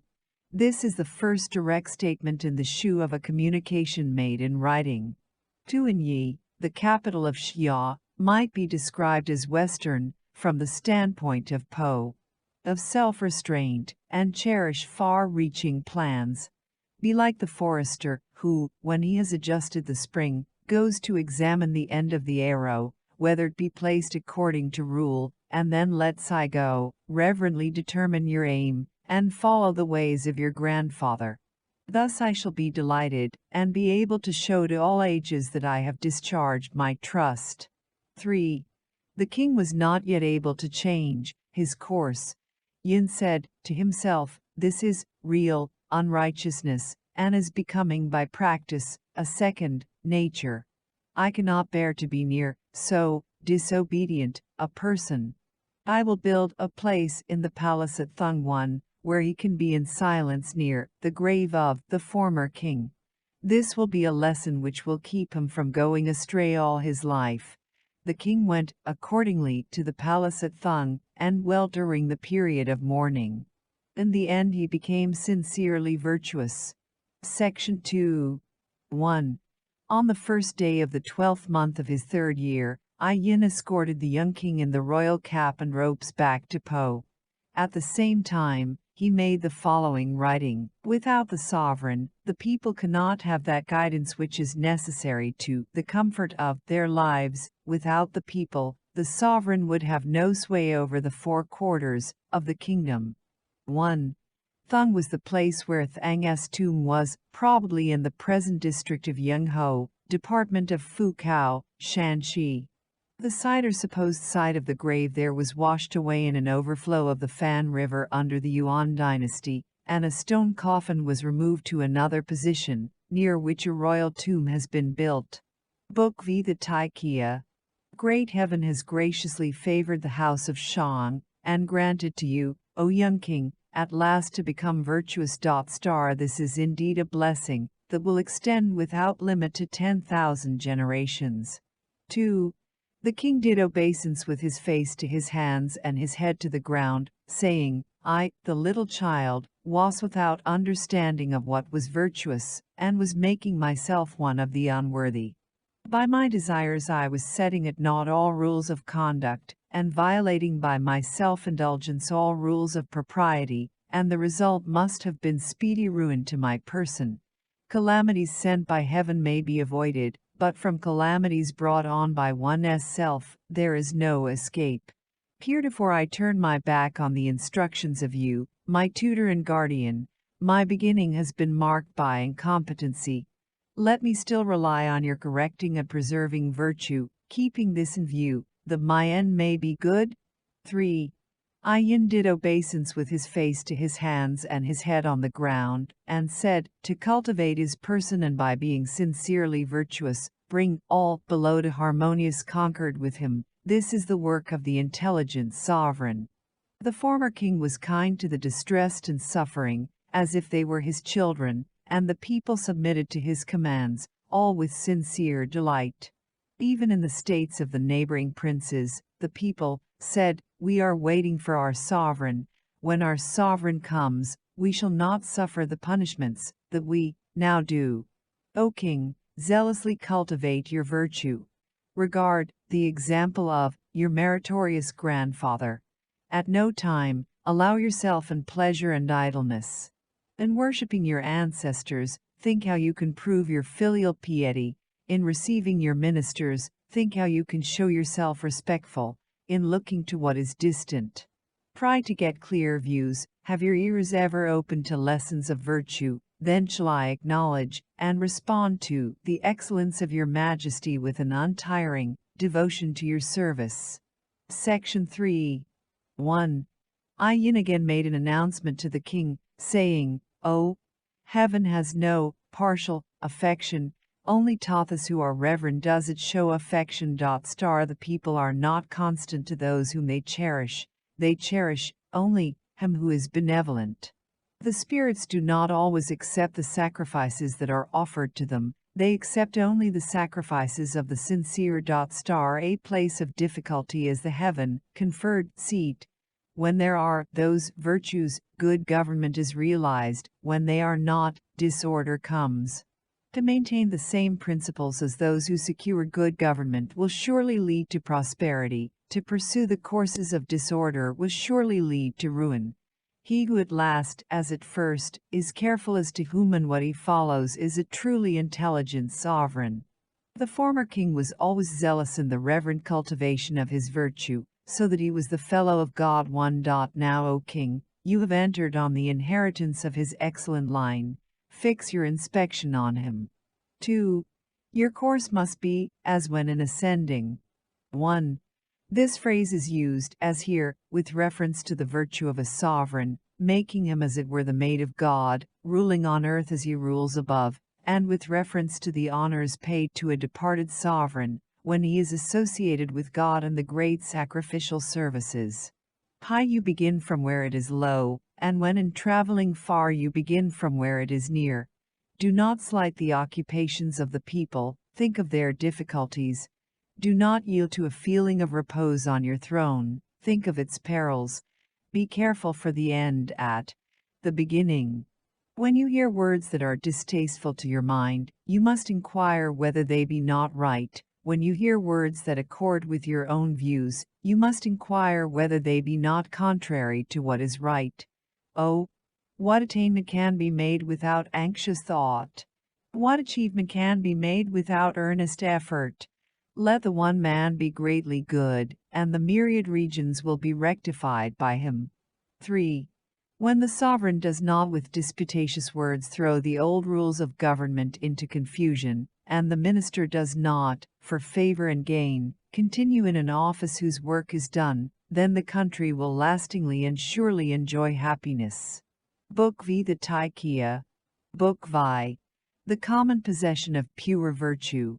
This is the last of the instructions of I Yin, addressed, like those of the last two books, to Taikya, but at a later period when the great minister wished to retire from the toils of administration.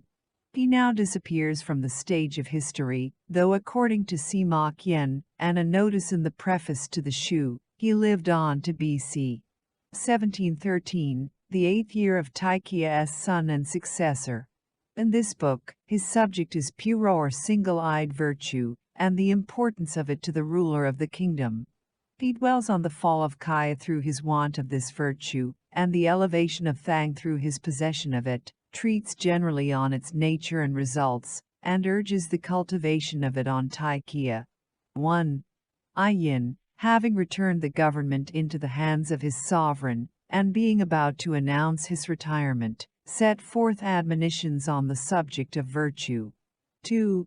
He said, "Oh, it is difficult to rely on heaven, its appointments are not constant. But if the sovereign seed it that his virtue be constant, he will preserve his throne. If his virtue be not constant, the 9 provinces will be lost by him." The king of Xia could not maintain the virtue of his ancestors unchanged, but contemned the spirits and oppressed the people. Great heaven no longer extended its protection to him. It looked out among the myriad regions to give its guidance to one who should receive its favoring appointment, fondly seeking a possessor of pure virtue, whom it might make lord of all the spirits. Then there were I, Yin, and Thang, both possessed of pure virtue, and able to satisfy the mind of heaven. He received, in consequence, the bright favor of heaven, so as to become possessor of the multitudes of the 9 provinces, and proceeded to change Xia's commencement of the year. It was not that heaven had any private partiality for the Lord of Shang, it simply gave its favor to pure virtue. It was not that Shang sought the allegiance of the lower people, the people simply turned to pure virtue. Where the sovereign's virtue is pure, his enterprises are all fortunate. Where his virtue is wavering and uncertain, his enterprises are all unfortunate. Good and evil do not wrongly befall men, but heaven sends down misery or happiness according to their conduct. 3. Now, O young king, you are newly entering on your great appointment, you should be seeking to make new your virtue. At last, as at first, have this as your one object, so shall you make a daily renovation. Let the officers whom you employ be men of virtue and ability, and let the ministers about you be the right men. The minister, in relation to his sovereign above him, has to promote his virtue, and, in relation to the people beneath him, has to seek their good. How hard must it be to find the proper man? What careful attention must be required? Thereafter, there must be harmony cultivated with him, and a oneness of confidence placed in him. There is no invariable model of virtue, a supreme regard to what is good gives the model of it. There is no invariable characteristic of what is good that is to be supremely regarded. It is found where there is a conformity to the uniform consciousness in regard to what is good. Such virtue will make the people with their myriad surnames all say, "How great are the words of the king!" And also, "How single and pure is the king's heart!" It will avail to maintain in tranquility the rich possession of the former king, and to secure forever the happy life of the multitudes of the people. 4. Oh, to retain a place in the 7-shrine temple one of ancestors is a sufficient witness of virtue. To be acknowledged as chief by the myriad heads of families is a sufficient evidence of one's government. 1.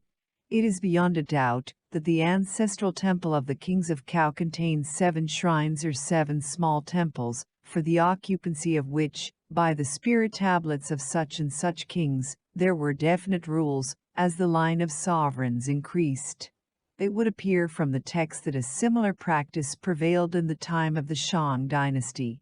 The sovereign without the people has none whom he can employ, and the people without the sovereign have none whom they can serve. Do not think yourself so large as to deem others small. If ordinary men and women do not find the opportunity to give full development to their ability, The people's lord will be without the proper aids to complete his merit. Book Vi. The common possession of pure virtue. Book Vi. The Pan Kang. Pan Kang was the 17th sovereign in the line of Thang. From Taikia to him, therefore, there was a space of 321 years, which are a gap in the history of the Shang dynasty, so far as the existing documents of the Shu are concerned. When the collection was complete, there were 7 other documents between the common possession of pure virtue and the Pan Kang, but the latest of them belonged to the reign of Zuyi, BC 1525-1507. The reign of Pan Kang extended from BC 1401 to 1374, and is remarkable as that in which the dynasty began to be called Yin, instead of Shang. The book belongs to the class of announcements, and is divided into 3 sections. The contents center round the removal of the capital from the north of the Yin on the south of it. The king saw that the removal was necessary, but had to contend with the unwillingness of the people to adopt such a step, and the opposition of the great families. The first section relates how he endeavored to vindicate the measure, and contains 2 addresses, to the people and to those in high places, respectively, designed to secure their cordial cooperation. The second section brings before us the removal in progress, but there continue to be dissatisfactions, which the king endeavors to remove by a long and earnest defense of his course. The third section opens with the removal accomplished. The new city has been founded, and the plan of it laid out. The king makes a fresh appeal to the people and chiefs to forget all their heart-burnings, and join with him in building up in the new capital a great destiny for the dynasty. Section 1. 1. Pan Kang wished to remove the capital to Yin, but the people would not go to dwell there. He therefore appealed to all the discontented, and made the following protestations. Our king, Zuyi, came, and fixed on this, Kang for his capital. He did so from a deep concern for our people, and not because he would have them all die, where they cannot now help one another to preserve their lives. I have consulted the tortoise shell, and obtained the reply, this is no place for us. When the former kings had any important business, they gave reverent heed to the commands of heaven. In a case like this especially they did not indulge the wish for constant repose, they did not abide ever in the same city. Up to this time, the capital has been in 5 regions. If we do not follow the example of these old times, we shall be refusing to acknowledge that heaven is making an end of our dynasty. Here, how little can it be said of us that we are following the meritorious course of the former kings. As from the stump of a felled tree there are sprouts and shoots, heaven will perpetuate its decree in our favor in this new city. The great inheritance of the former kings will be continued and renewed, and tranquility will be secured to the 4 quarters of the kingdom. 1. The removal was probably necessitated by an inundation of the Ho. Kang had been fixed on by Zuyi for his capital. The yin to which Pan Kang removed was in the present district of Yanxi, Department Honan. 2. This fact, the frequent change of capital, does not give us a great idea of the stability and resources of the Shang dynasty. 2. Pan Kang, in making the people aware of his views, began with those who were in high places, and took the constantly recurring circumstances of former times to lay down the right law and measure for the present emergency, saying, "Let none of you dare to suppress the remonstrances of the poor people." The king commanded all to come to him in the courtyard of his palace. The king spoke to this effect: "Come, all of you, I will announce to you my instructions. Take counsel how to put away your selfish thoughts. Do not with haughty disregard of me follow after your own ease. Of old, our former kings planned like me how to employ the men of old families to share in the labors of government. When they wished to proclaim and announce what was to be attended to, these did not conceal the royal views, and on this account the kings greatly respected them. They did not exceed the truth in their communications with the people, and on this account the people became greatly changed in their views. Now, however, you keep clamoring, and get the confidence of the people by alarming and shallow speeches. I do not know what you are wrangling about.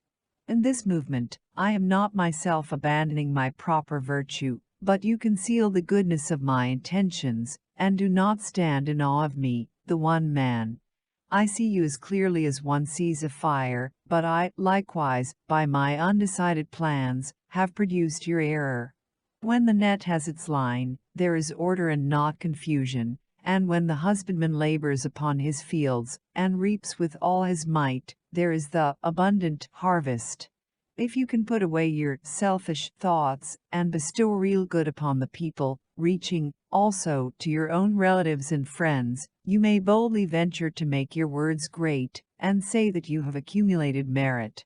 But you do not fear the great evils which, through our not removing, are extending far and near. You are like idle husbandmen, who yield themselves to ease, and are not strong to toil and labor on their acres, so that they cannot get their crop of millets. You do not speak in a spirit of harmony and goodness to the people, and are only giving birth to bitter evils for yourselves. You play the part of destroyers and authors of calamity, of villains and traitors, to bring down misery on your own persons. You set the example of evil, and must feel its smart. What will it avail you, then, to repent? Look at the poor people. They are still able to look to one another and give expression to their remonstrances, but when they begin to speak, you are ready with your extravagant talk. How much more ought you to have me before your eyes, with whom it is to make your lives long or short? Why do you not report their words to me, but go about to excite one another by empty speeches, frightening and involving the multitudes in misery? When a fire is blazing in the flames, so that it cannot be approached, can it still be beaten out? So, it will not be I who will be to blame, that you all cause disputes in this way, and must suffer the consequences. Kinzan one has said, in men we seek those of old families, in vessels we do not seek old ones. 1. Who Kinzan was is not known. The general opinion is that he was an ancient historiographer. A Kinzan is introduced in a similar way in the Confucian Analects, XVI, but new. Of old, the kings, my predecessors, and your forefathers and fathers shared together the ease and labors of the government. How should I dare to lay undeserved afflictions on you? For generations the toils of your fathers have been approved, and I will not conceal your goodness. Now when I offer the great sacrifices to my predecessors, your forefathers are present to share in them. They all observe the happiness I confer and the sufferings I inflict, and I cannot dare to reward virtue that does not exist. I have announced to you the difficulties of the intended movement, being bent on it, like an archer, whose only thought is to hit. Do not you despise the old and experienced, and do not make little of the helpless and young. Seek every one long continuance in this new city, which is to be your abode. Exert yourselves and put out your strength in furthering the removal, and listen to the plans of me, the one man. I will make no distinction between men as being more distantly or more nearly related to me. The criminal in this matter shall die the death, and the good doer shall have his virtue distinguished. The prosperity of the country ought to come from you all. If it fail of prosperity, that must arise from me, the one man, erring in the application of punishment. Be sure, all of you, to make known this announcement. From this time forward, attend respectfully to your business, have the duties of your offices regularly adjusted, bring your tongues under the rule of law, lest punishment come upon you, when repentance will be of no avail. Section 2. 1. Pan King arose, and was about to cross the Ho with the people, moving to the new capital. Accordingly he addressed himself to those of them who were still dissatisfied, and made a full announcement to their multitudes, to induce a sincere acquiescence in the measure. They all attended, and, being charged to take no liberties in the royal courtyard, he called them near, and said, Listen clearly to my words, and do not disregard my commands. Oh, Of old time my royal predecessors cherished, every one and above every other thing, a respectful care of the people, who, again, upheld their sovereign with a mutual sympathy. Seldom was it that they were not superior to any calamitous time sent by heaven. When great calamities came down on Yin, the former kings did not fondly remain in their place. What they did was with a view to the people's advantage, and therefore they moved their capitals. Why do you not reflect that I, according to what I have heard of the ancient sovereigns, in my care of you, and actings towards you, am only wishing to rejoice with you in a common repose? It is not that any guilt attaches to you, so that this movement should be like a punishment. If I call upon you to cherish this new city, it is simply in your account, and as an act of great accordance with your wishes. My present undertaking to remove with you is to give repose and stability to the country. You, however, have no sympathy with the anxieties of my mind, but you all keep a great reserve in declaring your minds, when you might respectfully think by your sincerity to move me, the one man. You only exhaust and distress yourselves. The case is like that of sailing in a boat. If you do not cross the stream at the proper time, you will destroy all the cargo. Your sincerity does not respond to mine, and we are in danger of going together to destruction. You, notwithstanding, will not examine the matter, though you anger yourselves. What cure will that bring? You do not consult for a distant day, nor think of the calamity that must befall you from not removing. You greatly encourage one another in what must prove to your sorrow. Now you have the present, but you will not have the future. What prolongation of life can you look for from above? My measures are forecast to prolong your lease of life from heaven. Do I force you by the terrors of my power? My object is to support and nourish you all. I think of my ancestors, who are now the spiritual sovereigns. When they made your forefathers toil, on similar occasions it was only for their good, and I would be enabled in the same way greatly to nourish you and cherish you. 2. Were I to err in my government, and remain long here, my high sovereign, the founder of our dynasty, would send down on me great punishment for my crime, and say, "Why do you oppress my people?" If you, the myriads of the people, do not attend to the perpetuation of your lives, and cherish one mind with me, the one man, in my plans, the former kings will send down on you great punishment for your crime, and say, "Why do you not agree with our young grandson, but go on to forfeit your virtue?"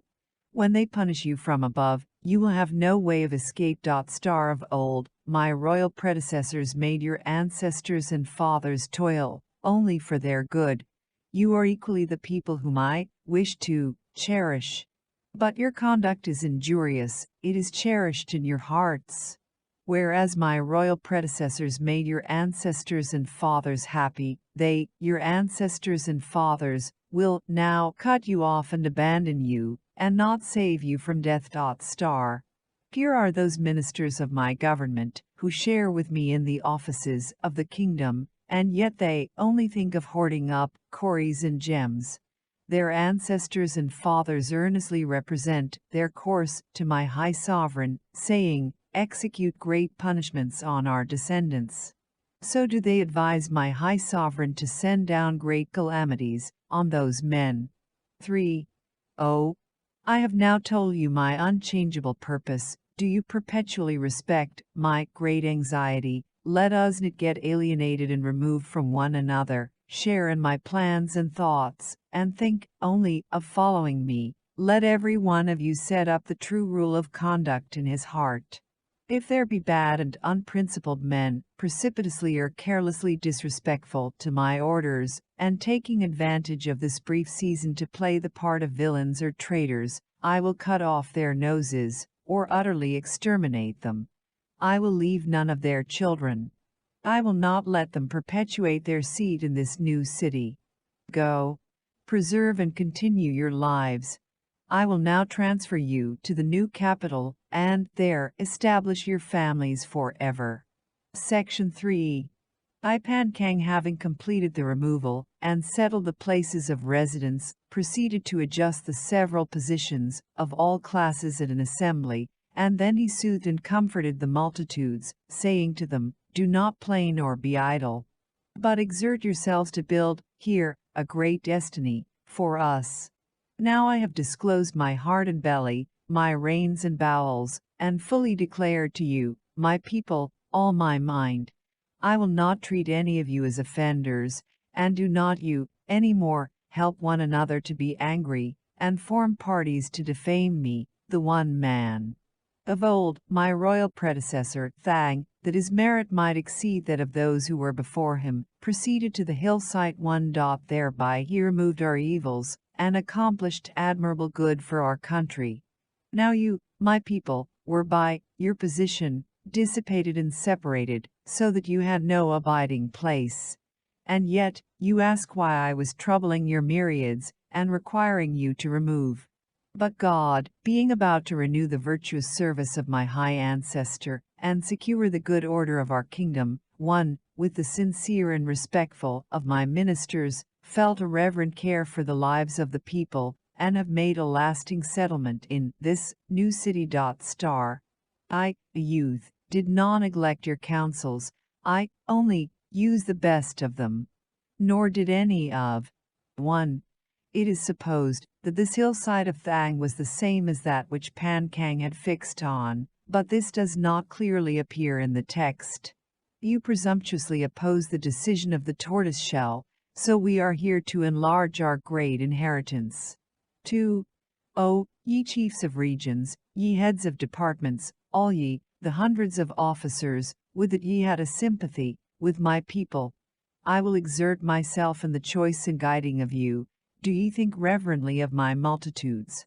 I will not employ those who are fond of enriching themselves, but will use and revere those who are vigorously, yet reverently, laboring for the lives and increase of the people, nourishing them and planning for their enduring settlement. I have now brought forward and announced to you my mind, whom I approve and whom I disallow. Let none of you but reverence my will. Do not seek to accumulate wealth and precious things, but in fostering the life of the people, seek to find your merit. Reverently display your virtue in behalf of the people. Forever maintain this one purpose in your hearts. Book V. The charge to you. After Pan Kang came the reigns of Xiaoxin and Xiaoyi, of which we have no accounts in the Shu. Xiaoyi was followed by Wu Ting, BC 1324-1264, to the commencement of whose reign this book, in 3 sections, belongs. His name is not in it, but that he is the king intended appears from the prefatory notice, and the Confucian Analects, Ziv, Zli. The book is the first of the charges of the Shu. They relate the designation by the king of some officer to a particular charge or to some fief, with the address delivered by him on the occasion. Here the charge is to you in the first section, on his appointment to be chief minister. In the other 2 sections you is the principal speaker, and not the king. They partake more of the nature of the councils. You had been a recluse, living in obscurity. The king's attention was drawn to him in the manner related in the book, and he was discovered in Fuyan, or amidst the crags of Fu, from which he was afterwards called Fuyuit, as if Fu had been his surname. The first section tells us how the king met with Yue and appointed him to be his chief minister, and how Yue responded to the charge that he received. In the second section, Yue counsels the king on a variety of points, and the king responds admiringly. In the third, the king introduces himself as a pupil at the feet of Yue, and is lectured on the subject of enlarging his knowledge. In the end the king says that he looks to you as another Yin, to make him another Thang. Section 1. 1. The king passed the season of sorrow in the mourning shed for 3 years. 1. And when the period of mourning was over, he, still, did not speak, to give any commands. All the ministers remonstrated with him, saying, O, him who is the first to apprehend we pronounce intelligent, and the intelligent man is the model for others. The Son of Heaven rules over the myriad regions, and all the officers look up to and reverence him. They are the king's words which form the commands for them. If he do not speak, the ministers have no way to receive their orders. On this the king made a writing, for their information, to the following effect, as it is mine to serve as the 1. A young king, mourning for his father, had to afflict himself in various ways for 25 months, nominally for 3 years. Among other privations, he had to exchange the comforts of a palace for a rough shed in one of the courtyards. During the time of mourning, the direction of affairs was left to the chief minister. Director for the 4 quarters of the kingdom, I have been afraid that my virtue is not equal to that of my predecessors, and therefore have not spoken. But, while I was reverently and silently thinking of the right way, I dreamed that God gave me a good assistant who should speak for me. He then minutely recalled the appearance of the person whom he had seen, and caused search to be made for him everywhere by means of a picture. Yuit, a builder in the wild country of Fuyan, was found like to it. 2. On this the king raised and made Yuit his prime minister, keeping him also at his side. He charged him, saying, Morning and evening present your instructions to aid my virtue. Suppose me a weapon of steel, I will use you for a whetstone. Suppose me crossing a great stream, I will use you for a boat with its oars. Suppose me in a year of great drought, I will use you as a copious rain. Open your mind, and enrich my mind. Be you like medicine, which must distress the patient, in order to cure his sickness. Think of we as one walking barefoot, whose feet are sure to be wounded, if he do not see the ground. Do you and your companions all cherish the same mind to assist your sovereign, that I may follow my royal predecessors, and tread in the steps of my high ancestor, to give repose to the millions of the people? Oh, respect this charge of mine, so shall you bring your work to a good end. 3. You replied to the king, saying, Wood by the use of the line is made straight, and the sovereign Wofolo's reproof is made sage. When the sovereign can, thus, make himself sage, his ministers, without being specially commanded, anticipate his orders, who would dare not to act in respectful compliance with this excellent charge of your majesty? Section 2. 1. You having received his charge, and taken the presidency of all the officers, he presented himself before the king, and said, O intelligent kings, act in reverent accordance with the ways of heaven. The founding of states and the setting up of capitals, the appointing of sovereign kings, of dukes and other nobles, with their great officers and heads of departments, were not designed to minister to the idleness and pleasures of one, but for the good government of the people. It is heaven which is all intelligent and observing. Let the sage king take it as his pattern. Star. Then his ministers will reverently accord with him, and the people consequently will be well governed. It is the mouth that gives occasion for shame. They are the coat of mail and helmet that give occasion to war. The upper robes and lower garments, for reward should not be lightly taken from their chests. Before spear and shield are used, one should examine himself. If your majesty will be cautious in regard to these things, and, believing this about them, attain to the intelligent use of them, your government will in everything be excellent. Good government and bad depend on the various officers. Offices should not be given to men because they are favorites, but only to men of ability. Dignities should not be conferred on men of evil practices, but only on men of worth. Anxious thought about what will be best should precede your movements, which also should be taken at the time proper for them. Indulging the consciousness of being good is the way to lose that goodness. Being vain of one's ability is the way to lose the merit it might produce. For all affairs let there be adequate preparation. With preparation there will be no calamitous issue. Do not open the door for favorites, from whom you will receive contempt. Do not be ashamed of mistakes, and go on to make them crimes.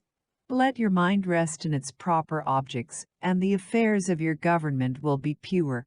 Officiousness in sacrificing is called irreverence, and multiplying ceremonies leads to disorder. to serve the spirits acceptably in this way is difficult. 2. The king said, "Excellent, your words, O Yue, should indeed be put in practice by me. If you were not so good in counsel, I should not have heard these rules for my conduct." Yue did obeisance with his head to the ground, and said, "It is not the knowing that is difficult, but the doing.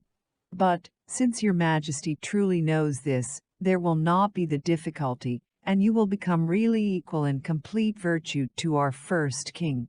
Wherein I, Yue, refrain from speaking what I ought to speak, the blame will rest with me." Section 3. 1. The king said, "Come, O Yue. I, the little one, first learned with Kansas Pan 1. Afterwards I lived. 1. From Part V, XVI 2, we learn that Kansas Pan was a great minister of Wu Ting.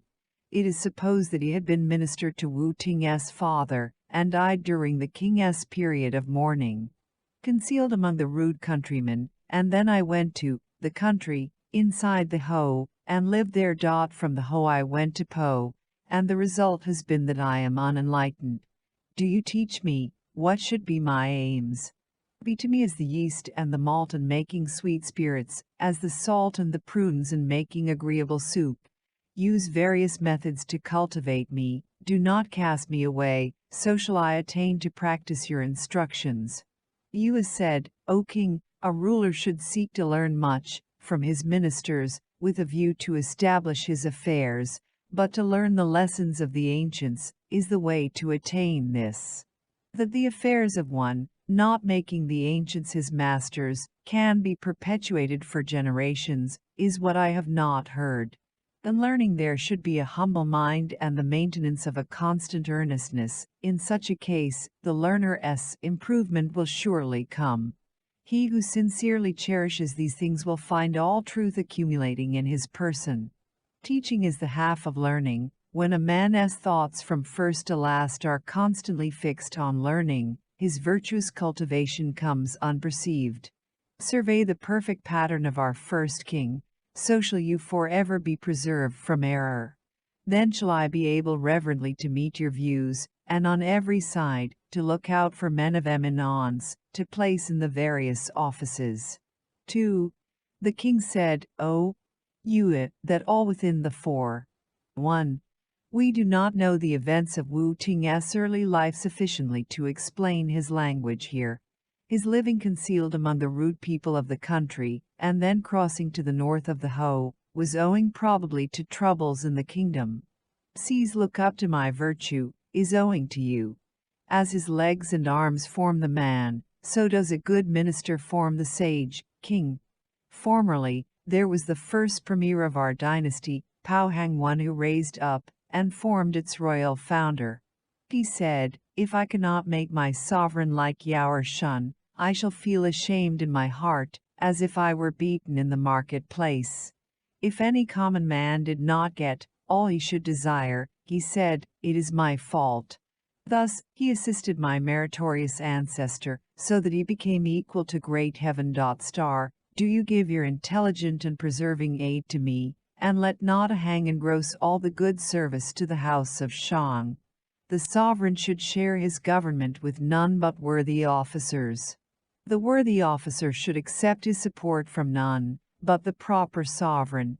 May you now succeed in making your sovereign a true successor of the founder of his line, and in securing the lasting happiness of the people." Yue did obeisance with his head to the ground, and said, "I will venture to respond to and display abroad your Majesty's excellent charge." Book X. The Day of the Supplementary Sacrifice to Kaozong. Kaozong was the title given to Wu Ting after his death in the ancestral temple. A supplementary sacrifice was offered on the day following the regular and more solemn service. What special idea was connected with it, it would be difficult to say. 1. Style to hang in the beginning of the Tai Kia. Pao Hang equals the protector and steelyard, but at the close of it, the representatives or personators of the dead in the sacrifice of the preceding day were all feasted. The title of this short book leaves it uncertain whether the sacrifice was offered to Wu Tinger by him. The prefatory notice proceeds on the former view. Many critics of great intelligence decide for the latter, which a renewed consideration of the text has induced me to adopt. The king then is Shu King, Wu Ting's son. Something irregular or excessive in his sacrificing to his father was the thing which his monitor Shu King wished to censure, taking occasion to do so from the incident mentioned in the first sentence. On the day of the supplementary sacrifice of Cao Zung, there appeared a crowing pheasant. Zhou Kai said, to rectify this affair, the king must first be corrected. He delivered accordingly a lesson to the king, saying, in its inspection of men below, heaven's first consideration is of their righteousness, and it bestows on them. Accordingly, length of years or the contrary. It is not heaven that cuts short men's lives, they bring them to an end themselves. Some men who have not complied with virtue will yet not acknowledge their offenses, and when heaven has by evident tokens charged them to correct their conduct, they still say, what are these things to us? Oh, our Majesty's business is to care reverently for the people. And all your ancestors were the heirs of the kingdom by the gift of heaven, in attending to the sacrifices to them, be not so excessive in those to your father. 1. Sima Qian, after the prefatory notice, says that the pheasant sat on the ear one of the handles of a tripod. Book X. The day of the supplementary sacrifice to Cao Zung. Book X. The chief of the West's conquest of Li. The reigns of 7 more kings of Yin or Shang have passed, and this book brings us to the time of Cao Xin or Shao, its last sovereign, BC 1154–1123. The house of Cao begins to come to the front, for the chief of the West was one of the acknowledged founders of the Cao dynasty, whether Kang, known as King Wan, or his son Fa, known as King Wu, is uncertain. Kang's father, the Duke of Cao in the present department of Fangxiang, Shenxi, had been appointed chief of the West, that is, of all the western portion of the kingdom, embracing U.S. provinces of Yang, Liang, and Qing. The same jurisdiction descended to his son and grandson. The state of Li, the conquest of which is mentioned, was in the present department of Luan, Shanxi, within the royal domain, so that the chief of the West was no longer confining himself to the West, but threatening the king himself. Zui, a loyal officer, bears of the conquest of Li, and hurries away to inform the king, and warn him of the danger threatening the dynasty through his evil conduct. The king gives no heed to his remonstrances, and Zui retires, sighing over the ruin, which he sees is not to be averted. The book is classed, it would be hard to tell why, among the announcements. The chief of the West having subdued Li, Zhu was afraid, and hastened to report it to the king. He said, Son of Heaven, heaven is bringing to an end the dynasty of Yin, the wisest men, and the shell of the great tortoise. Do not presume to know anything fortunate for it. It is not that the former kings do not aid us, the men of this later time, but by your dissoluteness and sport you are bringing on the end yourself. On this account heaven has cast us off, and there are no good harvests to supply us with food. Men have no regard to their heavenly nature, and pay no obedience to the statutes of the kingdom. Yea, our people now all wish the dynasty to perish, saying, why does not heaven send down its indignation? Why does not someone with its great appointment make his appearance? What is the present king to do with us? The king said, Oh, was not my birth in accordance with the appointment of heaven in favor of my house? On this, Zui returned to his own city, and said, Your crimes, which are many, are registered above, and can you still appeal to the appointment of heaven in your favor? Yin will perish very shortly.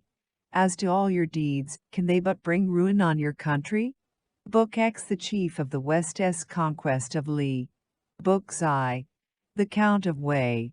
The conversation recorded here called, like the last book, and with as little reason, an announcement is referred to BC 1123, the year in which the dynasty of Shang perished.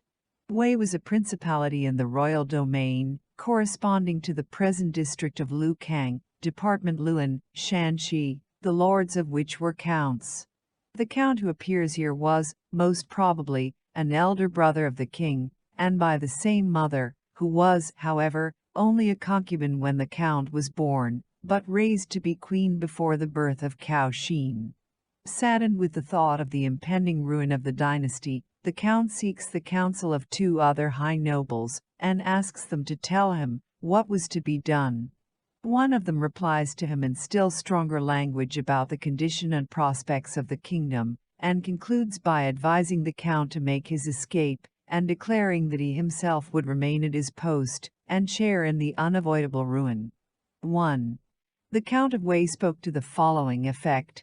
Grand Master and Junior Master 1, the House of Yin, we may conclude, can no longer exercise rule over the four quarters of the kingdom. The great deeds of our founder were displayed in former ages, but by our maddened indulgence in spirits, we have destroyed the effects of his virtue in these after times. The people of Yin, small and great, are given to highway robberies, villainies, and treachery. The nobles and officers imitate one another in violating the laws, and there is no certainty that criminals will be apprehended. The smaller people, consequently, rise up and commit violent outrages on one another. Yin is now sinking in ruin. Its condition is like that of one crossing a stream, who can find neither ford nor bank. That Yin should be hurrying to ruin at the present pace? He added, Grand Master and Junior Master, we are manifesting insanity. The most venerable members of our families are withdrawn to the wilds, and you indicate no course to be taken, but only tell me of the impending ruin, what is to be done. 2. The Grand Master made about the following reply. O son of our former king, heaven in anger is sending down calamities, and wasting the country of Yin. Hence has arisen that mad indulgence in spirits. The king has no reverence. 1. For high ministers with these titles under the Cao dynasty, see next part, Book XX. The individuals whom the Count of Wei consulted were probably the Count of Kai and Pai Cao, who are classed with him in the Confucian Analects, XVIII, for things which he ought to reverence but does despite to the venerable aged, the men who have long been in office. The people of Yin will now steal even the pure and perfect victims devoted to the spirits of heaven and earth, and their conduct is connived at, and though they proceed to eat the victims, they suffer no punishment. On the other hand, when I look down and survey the people of Yin, the methods by which they are governed are hateful exactions, which call forth outrages and hatred, and this without ceasing. Such crimes equally belong to all in authority, and multitudes are starving with none to whom to appeal. Now is the time of Shang's calamity. I will arise, and share in its ruin. When ruin overtakes Shang, I will not be the servant of another house. But, I tell you, O King's son, to go away, as being the course for you. Formerly I injured you by what I said. If you do not, now, go away, our sacrifices will entirely perish. Let us rest quietly, in our several parts, and each present himself to the former king's one, as having done so. I do not think of making my escape. 1. It is understood that the former king, the father of both Kai and Cao Xin, had wished to leave the throne to Kai, and that the Grand Master had advocated such a measure, thereby injuring Kai when it did not take effect, through making Cao Xin jealous of him. Books I. The Count of Wei. Part V. The Books of Cao. Part V. The Books of Cao. Book I. The Great Declaration. Cao is the dynastic designation under which King Wu and his descendants possessed the throne from BC 1122 to 256, a period of 861 years. They trace their lineage up to Kai, who was Minister of Agriculture under Shun. He was invested with the Principality of Tai, the present district of Fufang, Department of Fangxiang, Shenxi. long afterwards than Fu, claiming to be one of his descendants, appears in BC 1326, founding the state of Cao, near Mount Kai, in the same department of Fangxiang. This Than Fu was the great-grandfather of King Wu. The family surname was Kai. When the collection of the Shu was complete, it contained 38 different documents of the Cao dynasty, of which 28 remain, 20 of them being of undisputed genuineness. This first book, The Great Declaration, is one of the contested portions, and there is another form of it that takes the place of this in some editions. It has appeared in the introduction that the received text of the Shu was formed with care, and that everything of importance in the challenged books is to be found in quotations from them, while the collection was complete, that have been gathered up by the industry of scholars. King Wu, having at last taken the field against Cao Xin, the tyrant of Shang, made 3 speeches to his officers and men, setting forth the reasons for his enterprise, and urging them to exert themselves with him in the cause of humanity and heaven. They are brought together, and constitute the Great Declaration. In the first part, says a Chinese critic, King Wu addresses himself to the princes and nobles of inferior rank, in the second, to their hosts, and in the third, to his officers. The ruling idea in the first is the duty of the sovereign, what he ought to be and to do. With this it begins and ends. There is not the same continuity of thought in the second, but the will and purpose of heaven is the principal thing insisted on.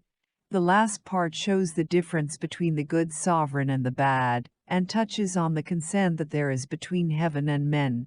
There is throughout an unsparing exhibition of the wickedness of Cao Xin. Section 1. In the spring of the 13th year there was a great assembly at Manking 2. The king said, "Ah, ye hereditary rulers of my friendly states, and all ye my officers, managers of my affairs, hearken clearly to my declaration. Heaven and earth is the parent of all creatures, and of all creatures man is the most highly endowed. The sincerely intelligent, among men, becomes the great sovereign, and the great sovereign is the parent of the people. But now, Shao, the king of Shang, does not reverence heaven above, and inflicts calamities on the people below. Abandoned to drunkenness and reckless in lust, he has dared to exercise cruel oppression. He has extended the punishment of offenders to all their relatives. He has put men into offices on the hereditary principle. He has made it his pursuit to have palaces, towers, pavilions, embankments, ponds, and all other extravagances, to the most painful injury of you, the myriads of the people. He has burned and roasted the loyal and good. He has ripped up pregnant." 1.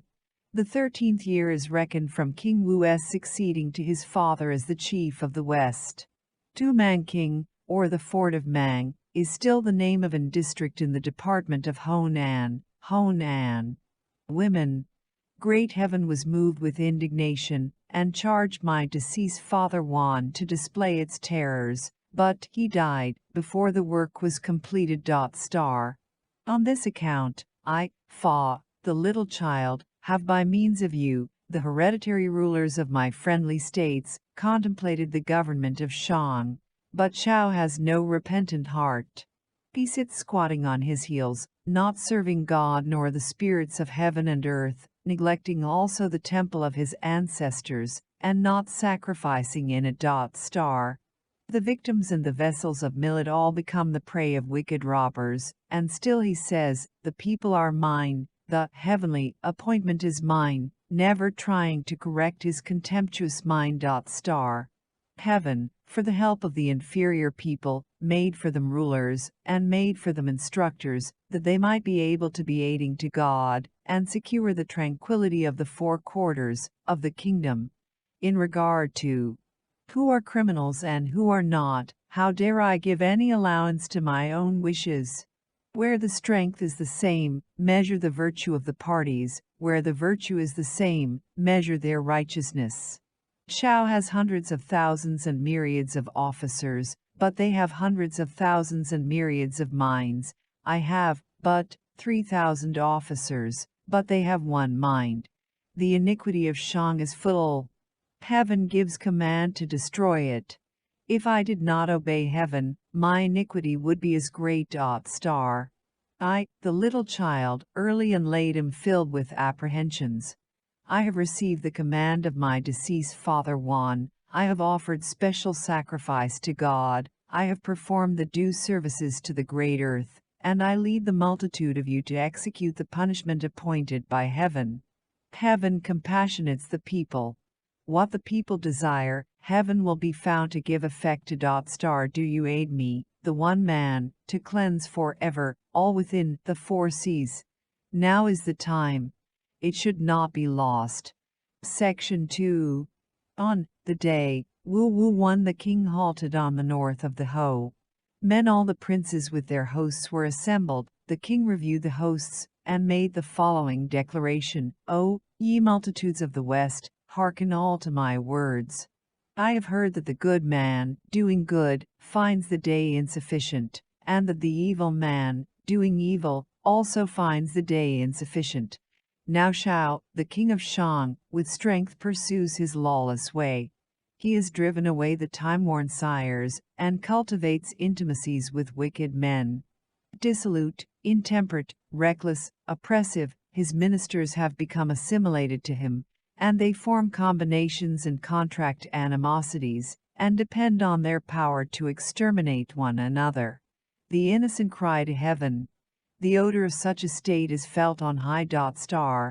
Heaven loves the people, and the sovereign should reverently carry out this mind of heaven. Kai, the sovereign of Xia, would not follow the 1. In Book E we are told that Wu commenced his march to attack Kaohsiung on Kai, the second day of the moon. Calculating on to the day Wu, we find that it was the 28th day of the same moon. Example of heaven, but send forth his poisonous injuries through the states of the kingdom. Heaven therefore gave its aid to Thang the successful, and charged him to make an end of the appointment of Xia. But the crimes of Shao exceed those of Kai. He is degraded from office, the greatly good man 1. He has behaved with cruel tyranny to his reprover and helper 2. He says that with him is the appointment of heaven. He says that a reverent care of his conduct is not worth observing. He says that sacrifice is of no use. He says that tyranny is no harm. The beacon for him to look to was not far off. It was that king of Xia. It would seem that heaven is going by means of me to rule the people. My dreams coincide with my divinations. The auspicious omen is double. My attack on Shang must succeed. Shao has hundreds of thousands and millions of ordinary men, divided in heart, and divided in practice. I have of ministers, able to govern, 10 men 3 1 in heart and 1 in practice. Though he has his nearest relatives with him, they are not like my virtuous men. Heaven sees as my people see. Heaven hears as my people hear. The people are blaming me, the one man, for my delay.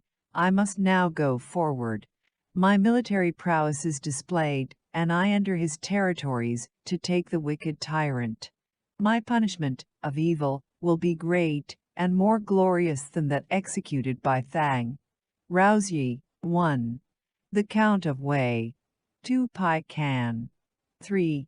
Confucius tells us in the Analects VXX that one of these 10 was a woman, but whether the lady was Wu's wife or mother is disputed.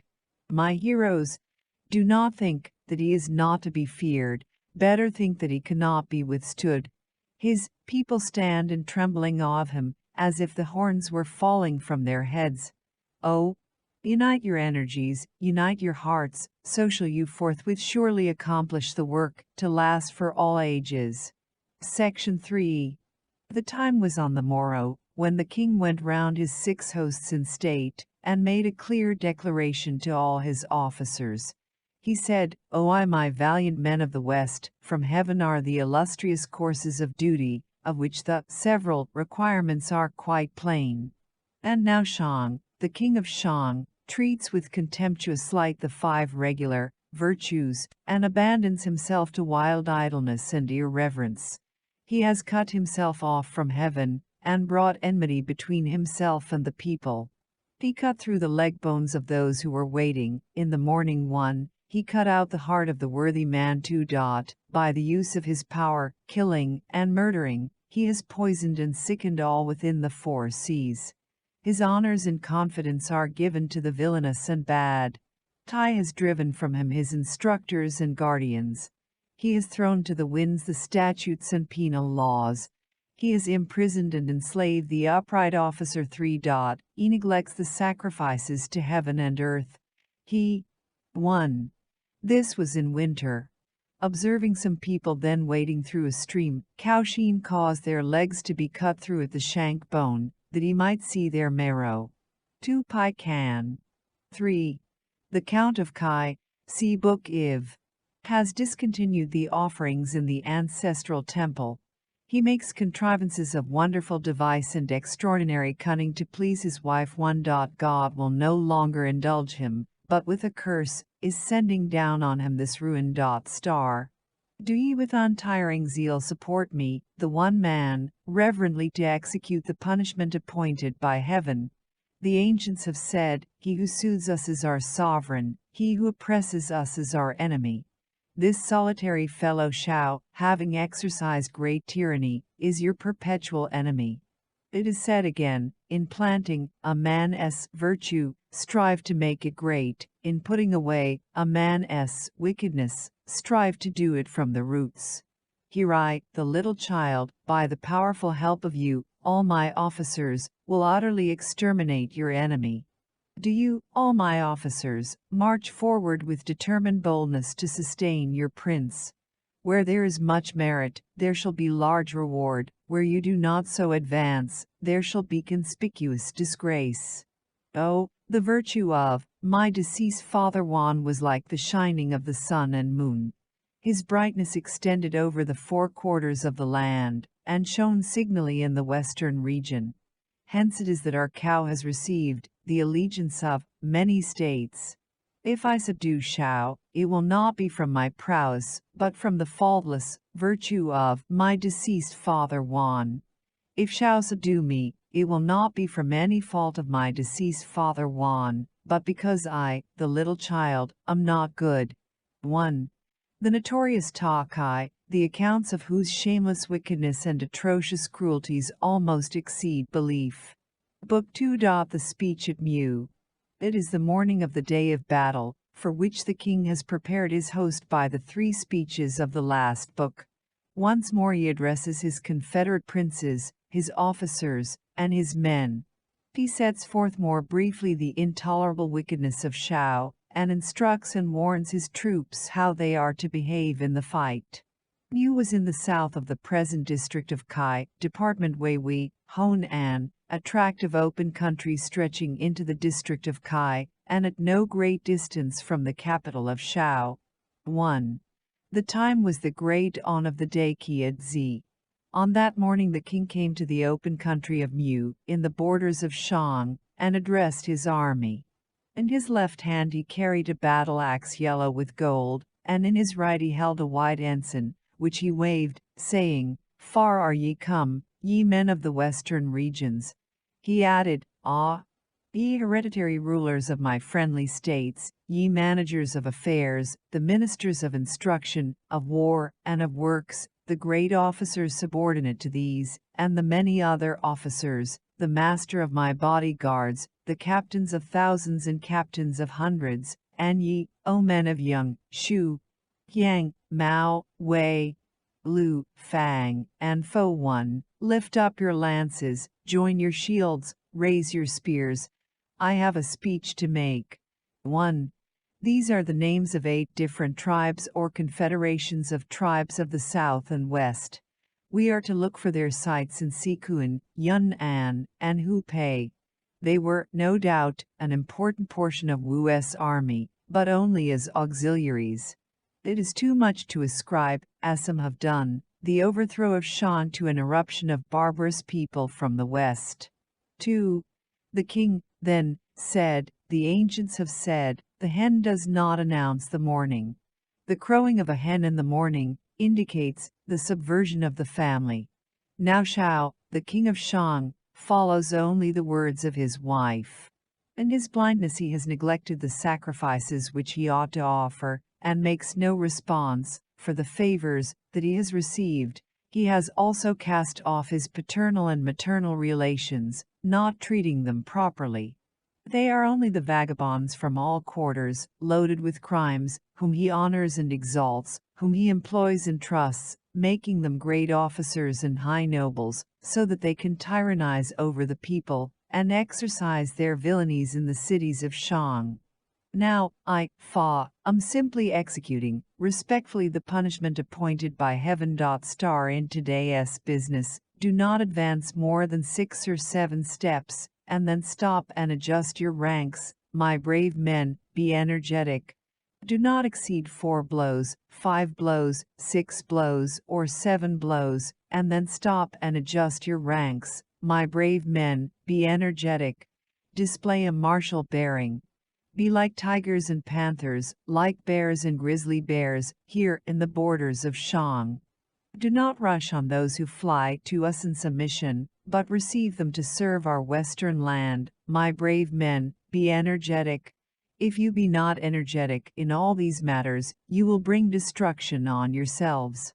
Book 2. The speech at Mu. Book 3. The successful completion of the war. I have divided this book into 3 chapters. 1. Consisting of brief historical notes of the commencement and close of Wu's expedition. A second, giving the address, or a part of it, delivered by Wu to his nobles and officers on occasion, we may suppose, of their recognition of him as king, and his confirming some of them in their old states or appointments, and giving new ones to others. The third again historical, and relating several incidents of the battle between Wu and Shao, and going on to subsequent events, and important governmental measures of the new dynasty. Most Chinese critics hold that portions of the book are lost, and that the paragraphs of it are, besides, erroneously arranged. In what division of the documents of the Shu it should be classified, it is not easy to say. It is more like a canon than anything else. 1. In the first month, the days An Khan immediately followed the end of the moon's waning.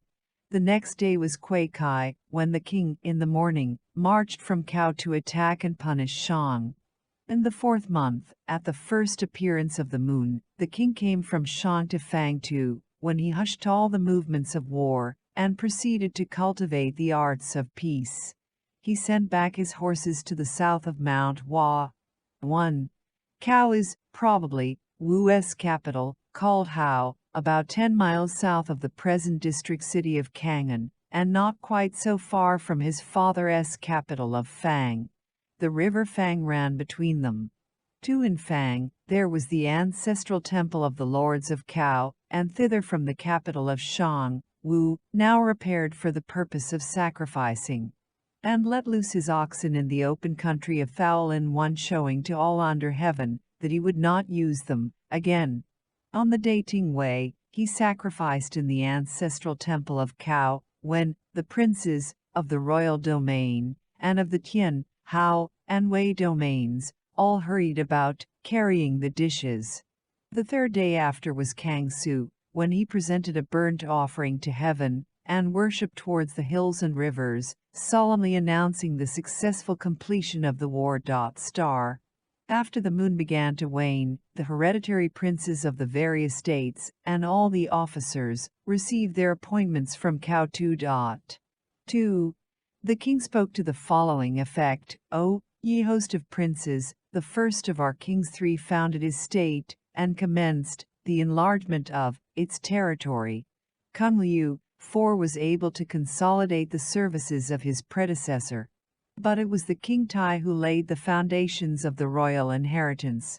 The King Kai was diligent for the royal house, and my deceased father, King Wan, completed his merit, and grandly received the appointment. 1. The country about the hill of Munyu or Kwa Fu, in the southeast of the present department of Thun Cao.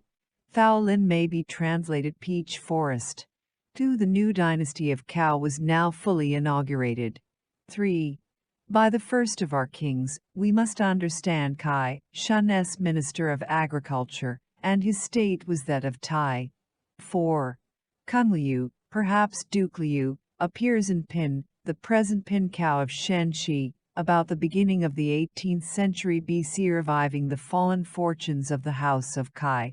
History is then silent about the family for more than 4 centuries, when we find Then Fu, called here King Tai, founding the state of Cao, of heaven, to soothe the regions of our great land. The great states feared his strength, the small states thought fondly of his virtue. In 9 years, however, the whole kingdom was not united under his rule, and it fell to me, the little child, to carry out his will. Detesting the crimes of Shang, I announced a great heaven and the sovereign earth, to the famous hill I and the great river I by which I passed, saying, I, Fa, the principal king of Cao by a long descent, am about to administer a great correction to Shang. Shao, the present king of Shang, is without principle, cruel and destructive to the creatures of heaven, injurious and tyrannical to the multitudes of the people, lord of all the vagabonds under heaven, who collect about him as fish in the deep, and beasts in the prairie.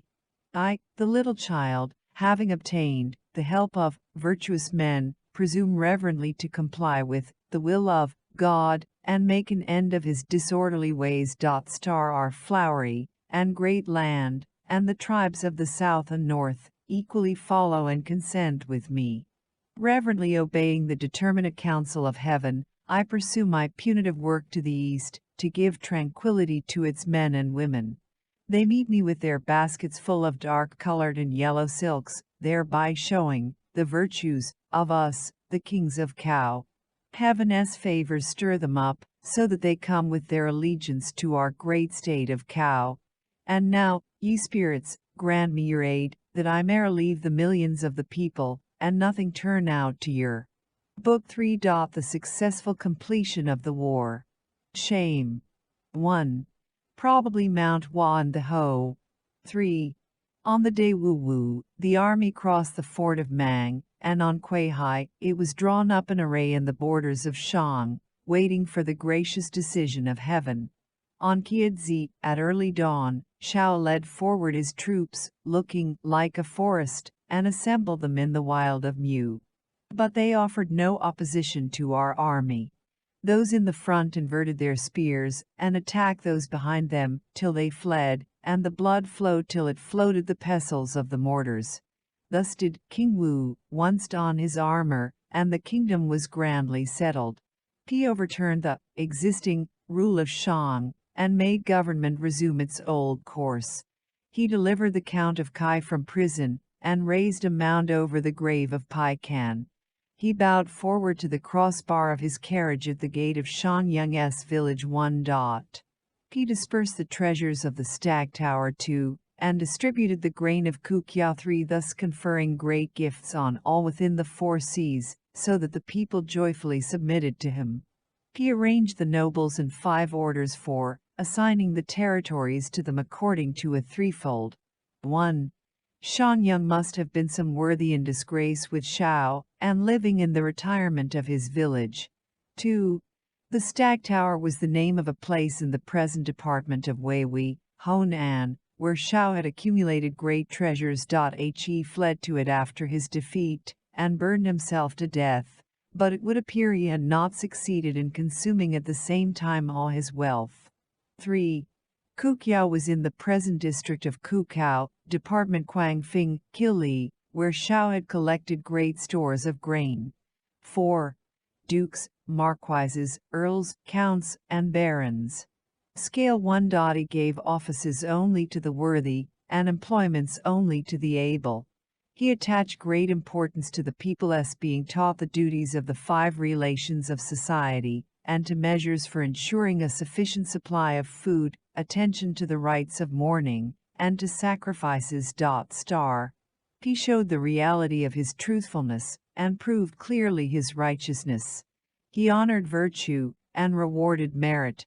Then he had only to let his robes fall down, and fold his hands, and the kingdom was orderly ruled. Book 3. The successful completion of the war. Book IV. The Great Plan. The Great Plan, ordinarily classed among the councils or among the instructions of the Shu, might as well have a place among the canons. It is a remarkable production, and though it appears among the documents of the Cao dynasty, there is claimed for the substance of it a much greater antiquity. According to the introductory sentences, King Wu, the founder of Cao, attained it from the Count of Kai in the same year, the 13th of his dignity as chief of the West, that he took the field against the tyrant of Shang. The Count of Kai, it is understood, was the Grand Master at the court of Shang, who appears in the concluding book of the last part. He says there that, when ruin overtook the house of Shang, he would not be the servant of another dynasty. Accordingly, he refused to acknowledge the sovereignty of King Wu, who had delivered him from the prison in which he had been confined by Cao Xin, and fled or purposed perhaps to flee to Korea. Wu respected and admired his fidelity to the fallen dynasty, and invested him with that territory. He then, it is said, felt constrained to appear at the court of Cao, when the king consulted. 1. Dukes and marquises had the same amount of territory assigned to them, and counts and barons also, on the principles of government, and the result was that he communicated to him this great plan, with its 9 divisions.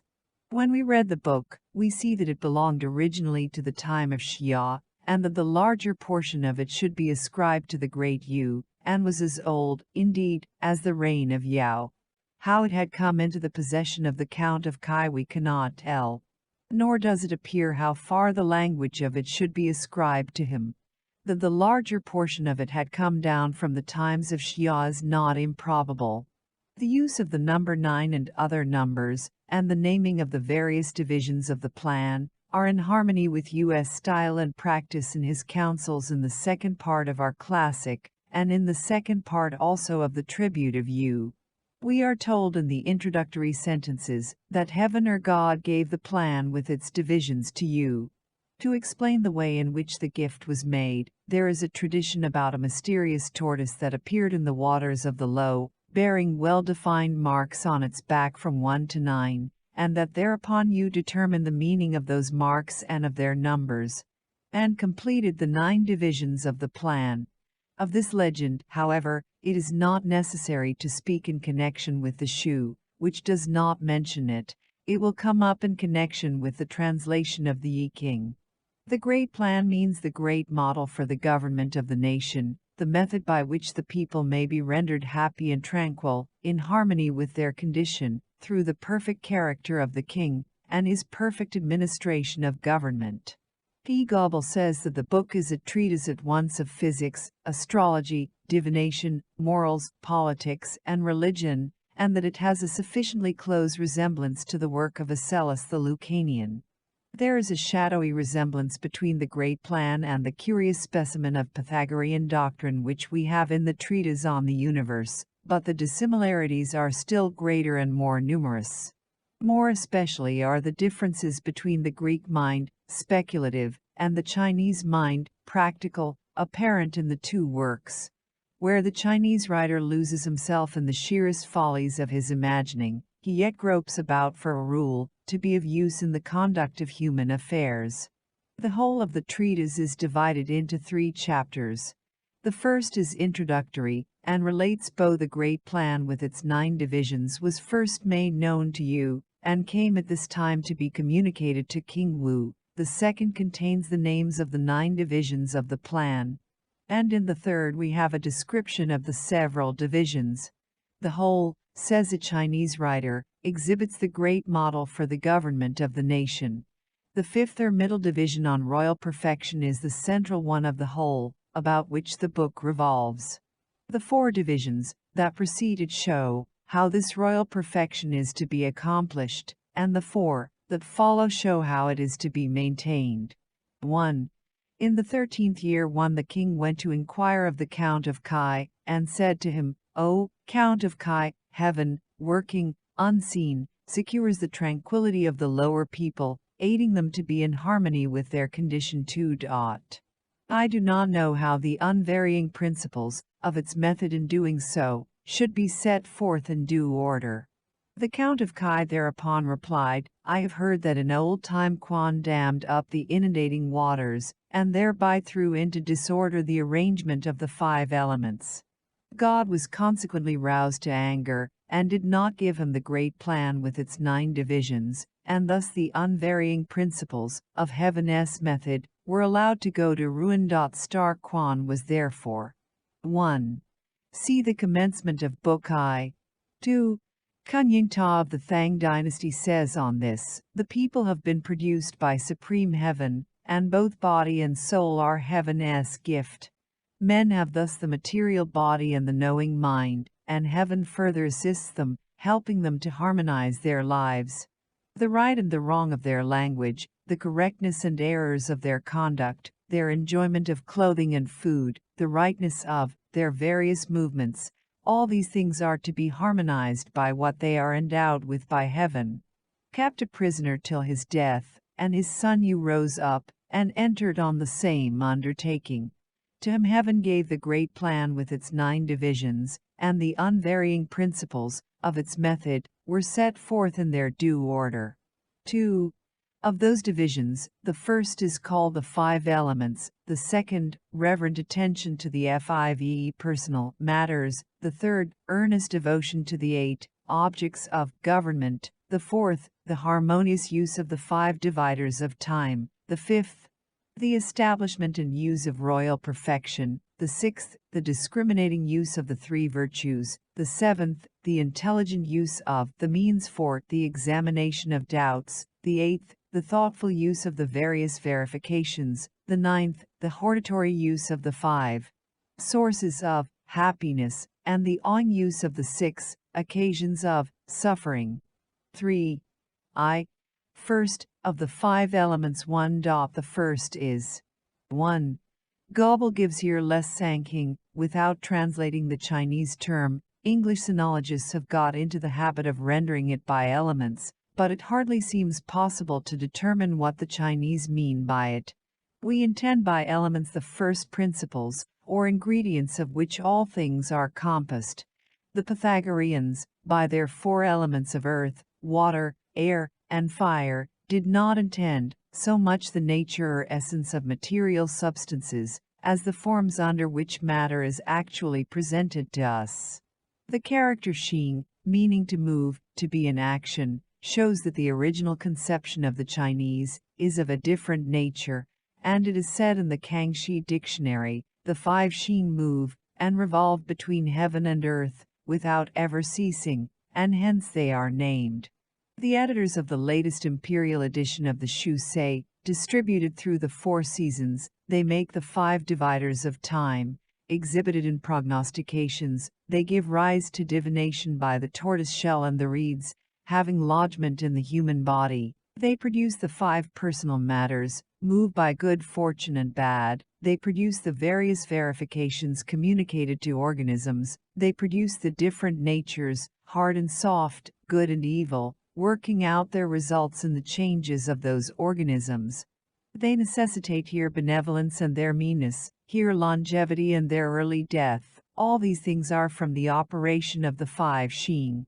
But if we speak of them in their simplest and most important character, they are what man's life depends on, what the people cannot do without. After all this, I should still be sorry to be required to say what the 5 Xing are. Water, the second is fire, the third, wood, the fourth, metal, and the fifth, earth. The nature of water is to soak and descend, of fire, to blaze and ascend, of wood, to be crooked and straight, of metal, to yield and change, while that of earth is seen in seed sowing and in gathering. That which soaks and descends becomes salt, that which blazes and descends becomes bitter, that which is crooked and straight becomes sour, that which yields and changes becomes acrid, and from seed sowing and in gathering comes sweetness. I.e., second of the 5 personal matters 1. The first is the bodily demeanor, the second, speech, the third, seeing, the fourth, hearing, the fifth, thinking. The virtue of the bodily appearance is respectfulness, of speech, accordance with reason, of seeing, clearness, of hearing distinctness, of thinking perspicaciousness. The respectfulness becomes manifest in gravity, accordance with reason in orderliness, the clearness in wisdom, the distinctness in deliberation, and the perspicaciousness in sageness. Third of the 8 objects of government 2.1. These 5 matters are represented as being in the human person, what the 5 Shing are in nature. Demeanor is the human correspondency of water, speech that of fire and sea. 2. Medhurst calls the 8 objects of government the 8 regulators, and Goebel calls them les huitreg les du government. The phrase means the 8 things to be attended to in government, its objects and departments. The first is food, the second, wealth and articles of convenience, the third, sacrifices, the fourth, the business of the minister of works, the fifth, that of the minister of instruction, the sixth, that of the minister of crime, the seventh, the observances to be paid to guests, the eighth, the army. Fourth, of the 5 dividers of time 1. The first is the year, or the planet Jupiter, the second, the moon, the third, the sun, the fourth, the stars and planets, and the zodiacal spaces, and the fifth, the calendaric calculations. Fifth, of royal perfection 2. The sovereign, having established in himself the highest degree and pattern of excellence, concentrates in his own person the 5 sources of happiness, and proceeds to diffuse them, and give them to the multitudes of the people. Then they, on their part, embodying your perfection, will give it back to you, and secure the preservation of it. Among all the multitudes of the people there will be no unlawful confederacies, and among men in office there will be no bad and selfish combinations. Let the sovereign. 1. The 5 dividers of time are with Medhurst the 5 arrangers, and with Goebel les 5 periods. This division of the great plan is substantially the same as Yau's instructions to his astronomers. 2. By royal perfection we are to understand the sovereign when he is, or has made himself, all that he ought to be. Perfection is the utmost point, the extreme of excellence, realized in the person of the sovereign, guiding his administrative measures, and serving as an example and attractive influence to all below, both ministers and people. Establish in himself the highest degree and pattern of excellence. Among all the multitudes of the people there will be those who have ability to plan and to act, and who keep themselves from evil. Do you keep such in mind? And there will be those who, not coming up to the highest point of excellence, yet do not involve themselves in evil. Let the sovereign receive such. And when a placid satisfaction appears in their countenances, and they say, "Our love is fixed on virtue," do you then confer favors on them? Those men will in this way advance to the perfection of the sovereign. Do not let him oppress the friendless and childless, nor let him fear the high and distinguished. When men, in office, have ability and administrative power, let them be made still more to cultivate their conduct, and the prosperity of the country will be promoted. All such right men, having a competency, will go on in goodness. If you cannot cause them to have what they love in their families, they will forthwith proceed to be guilty of crime. As to those who have not the love of virtue, although you confer favors and emoluments on them, they will only involve you in the of employing the evil. Without deflection, without unevenness, pursue the royal righteousness. Without selfish likings, pursue the royal way. Without selfish dislikings, pursue the royal path. Avoid deflection, avoid partiality. Broad and long is the royal way. Avoid partiality, avoid deflection. Level and easy is the royal way. Avoid perversity, avoid one-sidedness. Correct and straight is the royal way. Ever seek for this perfect excellence, ever turn to this perfect excellence. He went on to say, this amplification of the royal perfection contains the unchanging rule, and is the great lesson, yea, it is the lesson of God. All the multitudes of the people, instructed in this amplification of the perfect excellence, and carrying it into practice, will thereby approximate to the glory of the Son of Heaven, and say, the Son of Heaven is the parent of the people, and so becomes the sovereign of all under the sky. Vi. Sixth, of the three virtues, the first is correctness and straightforwardness, the second, strong rule, and the third, mild rule. In peace and tranquility, correctness and straightforwardness must sway. In violence and disorder, strong rule. In harmony and order, mild rule. For the reserved and retiring there should be the stimulus of the strong rule. For the high-minded and distinguished, the restraint of the mild rule. It belongs only to the sovereign to confer dignities and rewards, to display the terrors of majesty, and to receive the revenues of the kingdom. There should be no such thing as a minister's conferring dignities or rewards, displaying the terrors of majesty, or receiving the revenues. Such 1. The three virtues are not personal attributes of the sovereign, but characteristics of his rule, the varied manifestations of the perfection described in the preceding division. A thing is injurious to the clans, and fatal to the states of the kingdom, smaller affairs are thereby managed in a one-sided and perverse manner, and the people fall into assumptions and excesses. Vi. Seventh, of the means for the examination of doubts. Officers having been chosen and appointed for divining by the tortoiseshell and the 1. The practice of divination for the satisfaction of doubts was thus used in China from the earliest times. In the Councils of Yu, page 50, that sage proposes to Shun to submit the question of who should be his successor on the throne to divination, and Shun replies that he had already done so. Gobble says that according to the great plan divination was only used in doubtful cases, but if such was the practice of the sages, diviners and soothsayers must have formed, as they do now, a considerable and influential class in society. The old methods of divination have fallen into disuse, and we do not know how far other methods are employed and sanctioned by the government. Those old methods were by means of the tortoiseshell and the stalks of the kai plant. The tortoise, says Ku Shi, after great length of years becomes intelligent, and the kai plant will yield, when 100 years old, 100 stalks from one root, and is also a spiritual and intelligent thing.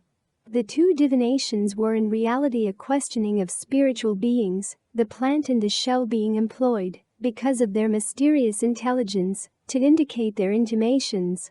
The way of divination by the shell was by the application of fire to scorch it till the indications appeared on it, and that by the stalks of the plant was to manipulate in a prescribed way 49 of them, 18 different times, till the diagrams were formed.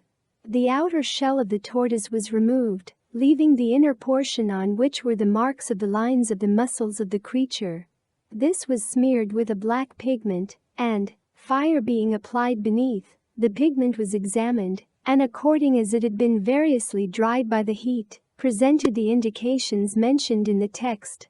The kai plant was probably the Achillea millefolium. It is cultivated largely on the mound over the grave of Confucius. I brought from that 2 bundles of the dried stalks in 1873. Stalks of the Achillea, they are to be charged, on occasion, to execute their duties. In doing this, they will find the appearances of rain, of clearing up, of cloudiness, of want of connection, and of crossing, and the inner and outer diagrams. In all, the indications are 7, 5 given by the shell, and 2 by the stalks, and, by means of these any errors in the mind may be traced out. These officers having been appointed, when the divination is proceeded with, 3 men are to interpret the indications, and the consenting words of 2 of them are to be followed. When you have doubts about any great matter, consult with your own mind, consult with your high ministers and officers, consult with the common people, consult the tortoiseshell and divining stalks. If you, the shell, the stalks, the ministers and officers, and the common people, all agree about a course, this is what is called the Great Concord, and the result will be the welfare of your person, and good fortune to your descendants. If you, the shell, and the stalks agree, while the ministers, and officers, and the common people oppose, the result will be fortunate. If the ministers and officers, with the shell and stalks, agree, while you and the common people oppose, the result will be fortunate. If the common people, the shell, and the stalks agree, while you, with the ministers and officers, oppose, the result will be fortunate. If you and the shell agree, while the stalks, with the ministers and officers, and the common people, oppose, internal operations will be fortunate, and external undertakings unlucky. When the shell and stalks are both opposed to the views of men, there will be good fortune in being still, and active operations will be unlucky. V. 8th. Of the various verifications 1. They are rain, sunshine, heat, cold, wind, and seasonableness. When the 5 come, all complete, and each in its proper order, even, the various plants will be richly luxuriant. Should any one of them be either excessively abundant or excessively deficient, there will be evil. There are the favorable verifications too, namely, 1. P. Gobble renders by less appearances the characters which I have translated the various verifications, observing that he could not find any word which would cover the whole extent of the meaning. He says, in the present case, the character signifies meteors, phenomena, appearances, but in such sort that these have relation to some other things with which they are connected. The meteor or phenomenon indicates some good or some evil. It is a kind of correspondency which is supposed, it appears, to exist between the ordinary events of the life of men and the constitution of the air, according to the different seasons. What is herein supposes I know, not what physical speculation of those times. It is needless to bring to bear on the text the interpretation of the later Chinese, for they are full of false ideas on the subject of physics. It may be also that the Count of Kai wanted to play the physicist on points which he did not know. There seems to underlie the words of the Count, that feeling of the harmony between the natural and spiritual worlds, which occurs at times to most men, and strongly affects minds under deep religious thought, or on the wings of poetic rapture, but the way in which he endeavors to give the subject to practical application can only be characterized as grotesque. 2. Compare with this what is said above on the second division of the plan, the 5 personal matters.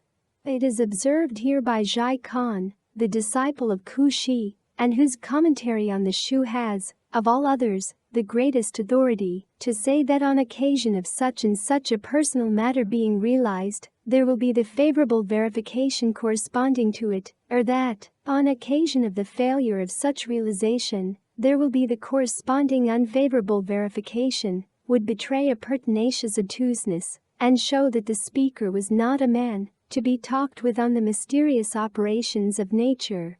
It is not easy to describe the reciprocal meeting of heaven and men.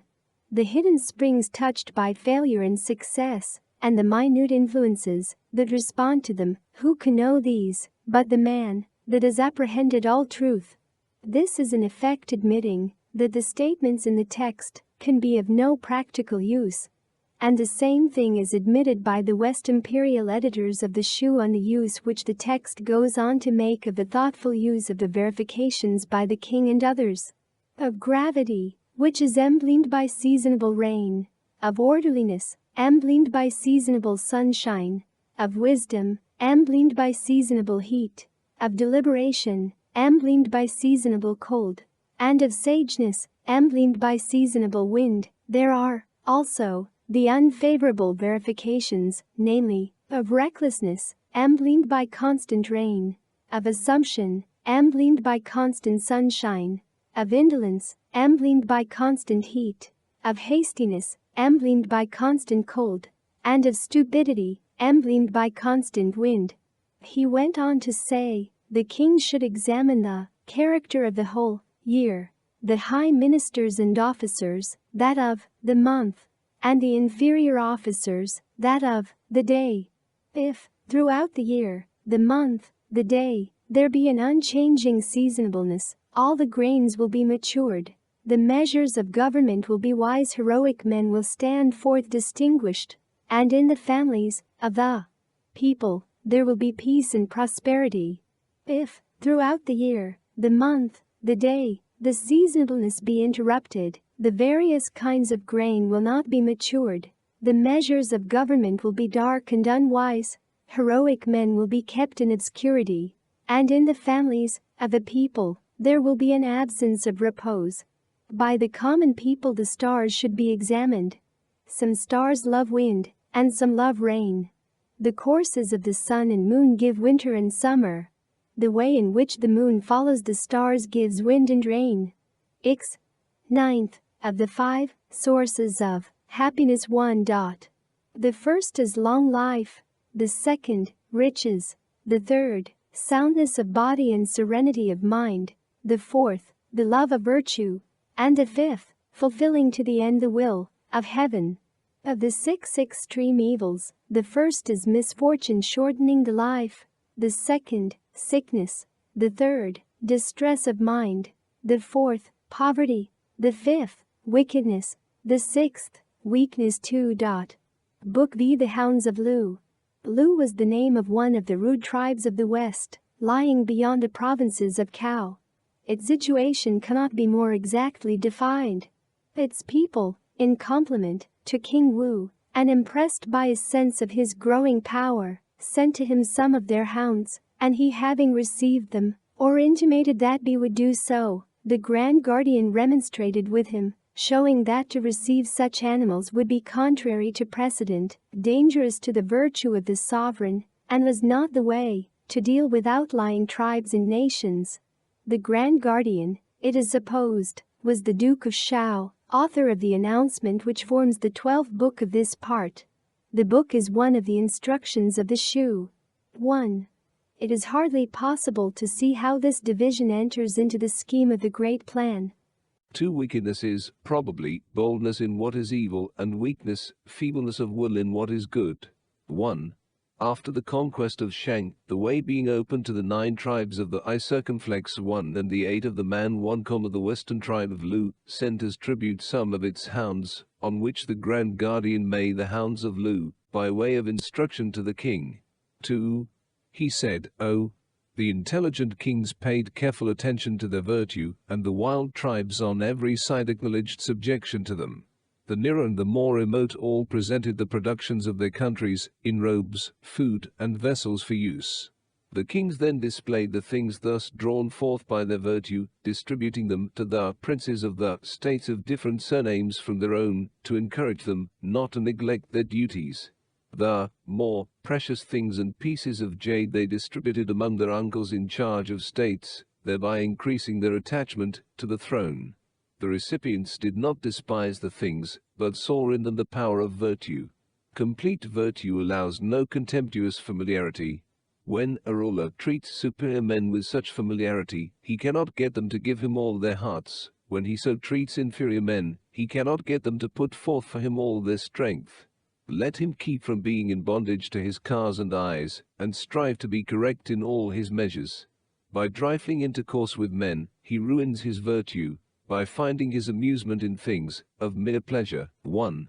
By the 9 I circumflex and 8 Man we are to understand generally the barbarous tribes lying round the China of Cao.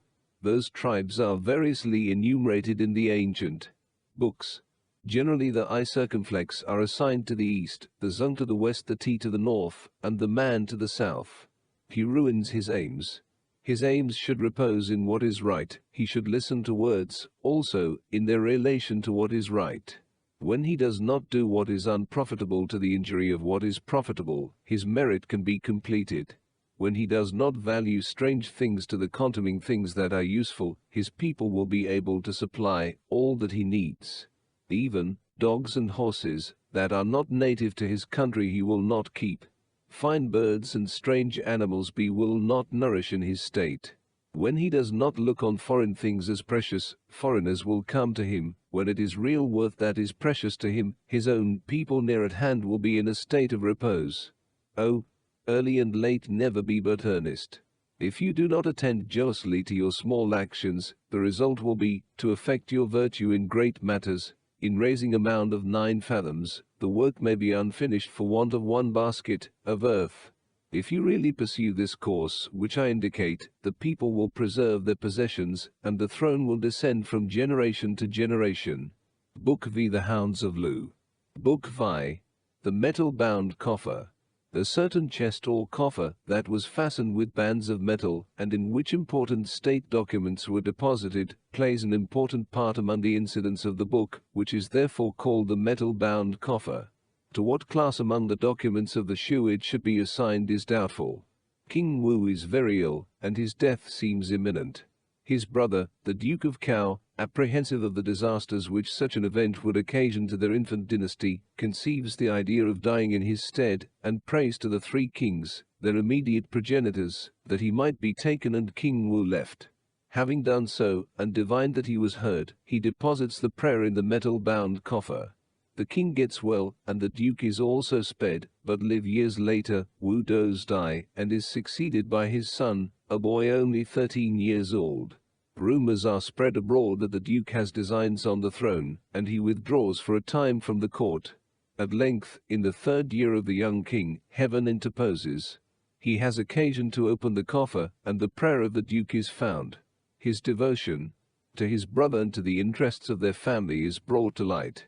The boy monarch weeps because of the unjust suspicions he had harbored, and welcomes the duke back to court, amid unmistakable demonstrations of the approval of heaven. The whole narrative is a very pleasing episode in the history of the times. It divides itself naturally into 2 chapters. The first, ending with the placing the prayer in the coffer, and the second, detailing how it was brought to light, and the consequences of the discovery. It is in this book that we first meet in the Shu with the Duke of Cao, a name in Chinese history only second to that of Confucius. He was the legislator and consolidator of the dynasty of Cao, equally mighty in words and in deeds, a man of counsel and of action. Confucius regarded his memory with reverence, and spoke of it as a sign of his own failing powers, that the Duke of Cao no longer appeared to him in his dreams. He was the 4th son of King Wan, his name was Tan, and he had for his appanage the territory of Cao, where Then Fu, canonized by him as King Tai, first placed the seat of his family in BC 1327, and hence he is commonly called the Duke of Cao. 1. 2 years after the conquest of Shang 1, the king fell ill, and was quite disconsolate. The 2 other great dukes too said, "Let us reverently consult." 1. BC 1121. 2. These were the Duke of Shao, to whom the preceding book is ascribed, and Tai Kung, who became the first of the lords of Kai. The tortoise shell about the king, but the Duke of Cao said, "You must not so distress our former kings." 1. He then took the business on himself, and reared 3 altars of earth on the same cleared space, and having made another altar on the south of these, and facing the north, he took there his own position. Having put a round symbol of jade on each of the 3 altars, and holding in his bands the lengthened symbol of his own rank, he addressed the kings Tai, Kai, and Wan. The grand historiographer had written on tablets his prayer, which was to this effect: "AB, your great descendant, is suffering from a severe and violent disease. If you 3 kings have in heaven the charge of watching over him, heaven's great son, let me Tan be a substitute for his person. 2. I was lovingly obedient to my father. I am possessed of many abilities and arts, which fit me to serve spiritual beings. Your great descendant, on the other hand, has not so many abilities and arts as I, and is not so capable of serving spiritual beings. And moreover he was appointed in the hall of God to extend his aid all over the kingdom, so that he might establish your descendants in this lower earth." The people of the 4 quarters all stand in reverent. 1. He negatives their proposal, having determined to take the whole thing on himself. 2. 2 things are here plain. First, that the Duke of Cao offered himself to die in the room of his brother, and second, that he thought that his offer might somehow be accepted through the intervention of the great kings, their progenitors. He proceeds to give his reasons for making such an offer, which are sufficiently interesting. It was hardly necessary for Chinese scholars to take the pains they have done to free the Duke from the charge of boasting in them, or of him, Oh, do not let that precious heaven-conferred appointment fall to the ground, and all the long line of our former kings will also have one in whom they can ever rest at our sacrifices. I will now seek for your determination in this matter from the great tortoise shell. If you grant me my request, I will take these symbols and this mace, and return and wait for your orders. If you do not grant it, I will put them by one. The Duke then divined with the 3 tortoise shells, and all were favorable. He opened with a key the place where the oracular responses were kept, and looked at them, and they also were favorable. He said, according to the form of the prognostic, the king will take no injury. I, the little child, have got the renewal of his appointment from the 3 kings, by whom a long futurity has been consulted for. I have now to wait for the issue. They can provide for our one man. When the Duke returned, he placed the tablets of the prayer in a metal-bound coffer 2, and next day the king got better. 2. Afterwards, upon the death of King Wu, the Duke's elder brother, he of Quan, and his younger brothers, spread a baseless report through the kingdom. Book Vi. The metal-bound coffer. 1. I suppose that the divination took place before the altars, and that a different shell was used to ascertain the mind of each king. The oracular responses would be a few lines, kept apart by themselves, and consulted on occasion, according to certain rules which have not come down to the present day. Many scholars think that it was this coffer which contained the oracles of divination mentioned above. It may have been so, but I rather suppose it to have been different, and a special chest in which important archives of the dynasty, to be referred to on great emergencies, were kept, to the effect that the Duke would do no good to the king's young son. On this the Duke said to the 2 other great dukes, if I do not take the law to these men, I shall not be able to make my report to the former kings. 1. He resided accordingly in the east for 2 years 2, when the criminals were taken and brought to justice. Afterwards he made a poem to present to the king, and called it the Owl. 3. The king on his part did not dare to blame the Duke. In the autumn, when the grain was abundant and ripe, but before it was reaped, heaven sent a great storm of thunder and lightning, along with wind, by which the grain was all broken down, and great trees torn up. The people were greatly terrified, and the king and great officers, all in their caps of state, proceeded to open the metal-bound coffer, and examine the writings in it, where they found the words of the Duke when he took on himself the business of being a substitute for King Wu. The 2 great dukes and the king asked the historiographer and all the other officers acquainted with the transaction about the thing, and they replied, it was really thus, but the Duke charged us that we. 1. Wu died in BC 1116, and was succeeded by his son Sung, who is known in history as King Kang, or the Completer. He was at the time only 13 years old, and his uncle, the Duke of Cao, acted as regent. The jealousy of his elder brother Xian, Lord of Quan, and 2 younger brothers, was excited, and they spread the rumor which is referred to, and entered into a conspiracy with the son of the tyrant of Shang, to overthrow the new dynasty. These 2 years were spent in military operations against the revolters. 3. See the Book of Poetry, Part I, XV, 02. Should not presume to speak about it. The king held the writing in his hand, and wept, saying, we need not now go on reverently to divine.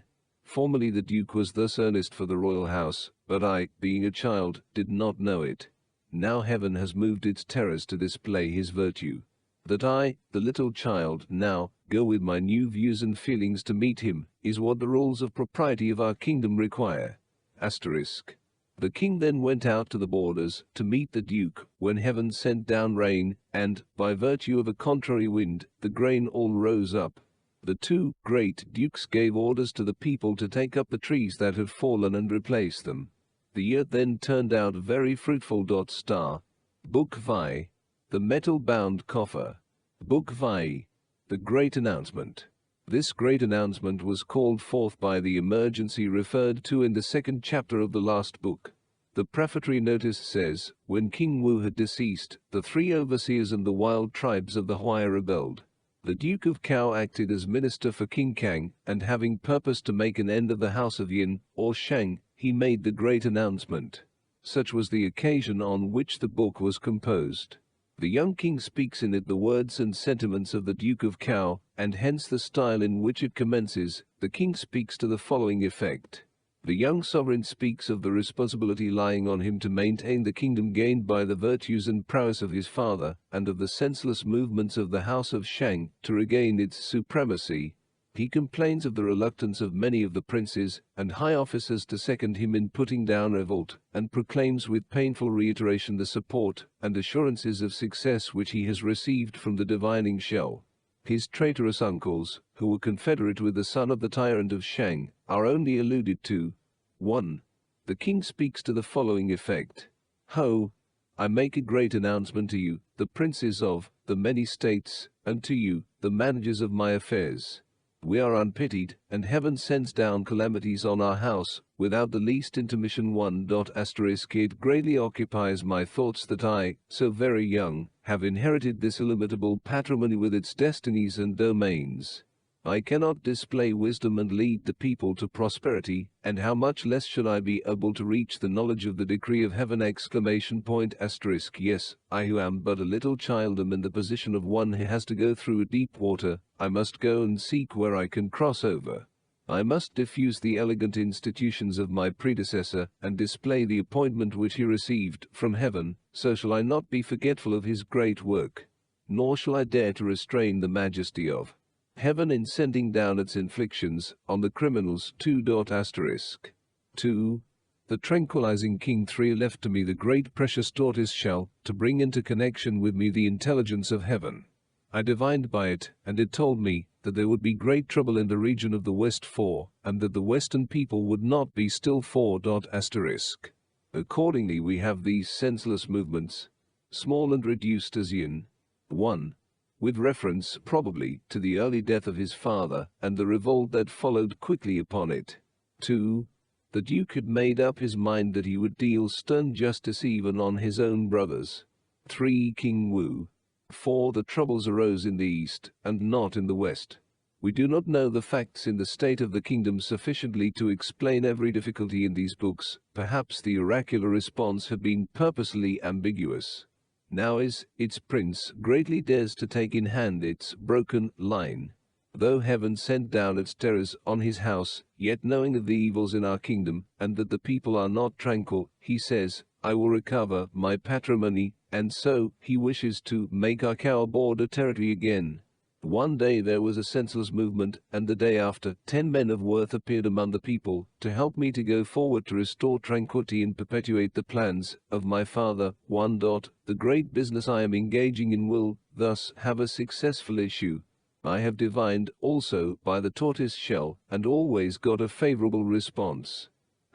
Therefore I tell you, the princes of my friendly states, and you, the directors of departments, my officers, and the managers of my affairs, I have obtained a favorable reply to my divinations. I will go forward with you from all the states, and punish those vagabond and transported ministers of yin. 3. But you, the princes of the various states, and you, the various officers and managers of my affairs, all retort on me, saying, the hardships will be great, and that the people are not quiet has its source really in the king's palace, and in the mansions of the princes in that rebellious state. 2. We little ones, and the old and reverend men as well, think the expedition ill-advised. Why does your majesty not go contrary to the divinations? I, in my youth, also think continually of these hardships, and say, 1. Who these 10 men of worth were, we do not know, nor the circumstances in which they came forward to help the government. 2. Here is an allusion, as plain as the Duke could permit himself to make, to the complicity of his brothers in the existing troubles. Alas! These senseless movements will deplorably afflict the wifeless men and widows. But I am the servant of heaven, which has assigned me this great task, and laid the hard duty on my person.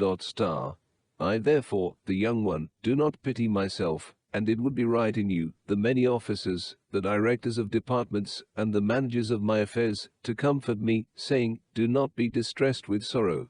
We shall surely complete the plans of your tranquilizing father. Yes, I, the little child, dare not disregard the charge of God. 1. Heaven, favorable to the tranquilizing king, gave such prosperity to our small country of Cao. The tranquilizing king divined and acted accordingly. Book Vi. The Great Announcement. And so he calmly received his great appointment. Now when heaven is evidently aiding the people, how much more should we follow the indications of the shell? Oh, the clearly intimated will of heaven is to be feared. It is to help my great inheritance. 4. The king says, you, who are the old ministers, are fully able to remember the past. You know how great was the toil of the tranquilizing king. Where heaven now shuts up our path and distresses us, is the place where I must accomplish my work. I dare not but do my utmost to complete the plans of the tranquilizing king. It is on this account that I use such efforts to remove the doubts and carry forward the inclinations of the princes of my friendly states. And heaven assists me with sincere expressions of sympathy, which I have ascertained among 1. Probably the charge understood to be conveyed by the result of the divinations spoken of above. The people, how dare I, but aim at the completion of the work formerly begun by the tranquilizer. Heaven, moreover, is thus toiling and distressing the people. It is as if they were suffering from disease. How dare I allow the appointment which my predecessor, the tranquilizer, received, to be without its happy fulfillment? The king says, formerly, at the initiation of this expedition, I spoke of its difficulties, and thought of them daily. But when a deceased father, wishing to build a house, had laid out the plan, if his son be unwilling to raise up the whole, how much less will he be willing to complete the roof? Or if the father had broken up the ground, and his son be unwilling to sow the seed, how much less will he be willing to reap the crop? In such a case could the father, who had himself been so reverently attentive to his objects, have been willing to say, I have a son who will not abandon his patrimony. How dare I therefore but use all my powers to give a happy settlement to the great charge entrusted to the tranquilizing king? If among the friends of an elder brother or a deceased father there be those who attack his son, will the elders of the people encourage the attacker and not come to the rescue? 5. The king says, oh, take heart, ye princes of the various states, and ye managers of my affairs. The enlightening of the country was from the wise, even from the 10 men one who obeyed and knew the 1. The 10 men here can hardly be the 10 men of worth above in the 2nd chapter. We must find them rather in the 10 virtuous men, one in heart and one in practice, capable of good, mentioned by King Wu in the 2nd part of the Great Declaration. Charge of God, and the real assistance given by heaven. At that time none of you presumed to change the rules prescribed by the tranquilizing king. And now when heaven is sending down calamity on the country of Cow, and the authors of these great distresses make it appear on a grand scale as if the inmates of a house were mutually to attack one another, you are without any knowledge that the decree of heaven is not to be changed! I ever think and say, heaven in destroying yin was doing husbandman's work. How dare I but complete the work on my fields? Heaven will thereby show its favor to my predecessor, the tranquilizer. How should I be all for the oracle of divination, and presume not to follow your advice?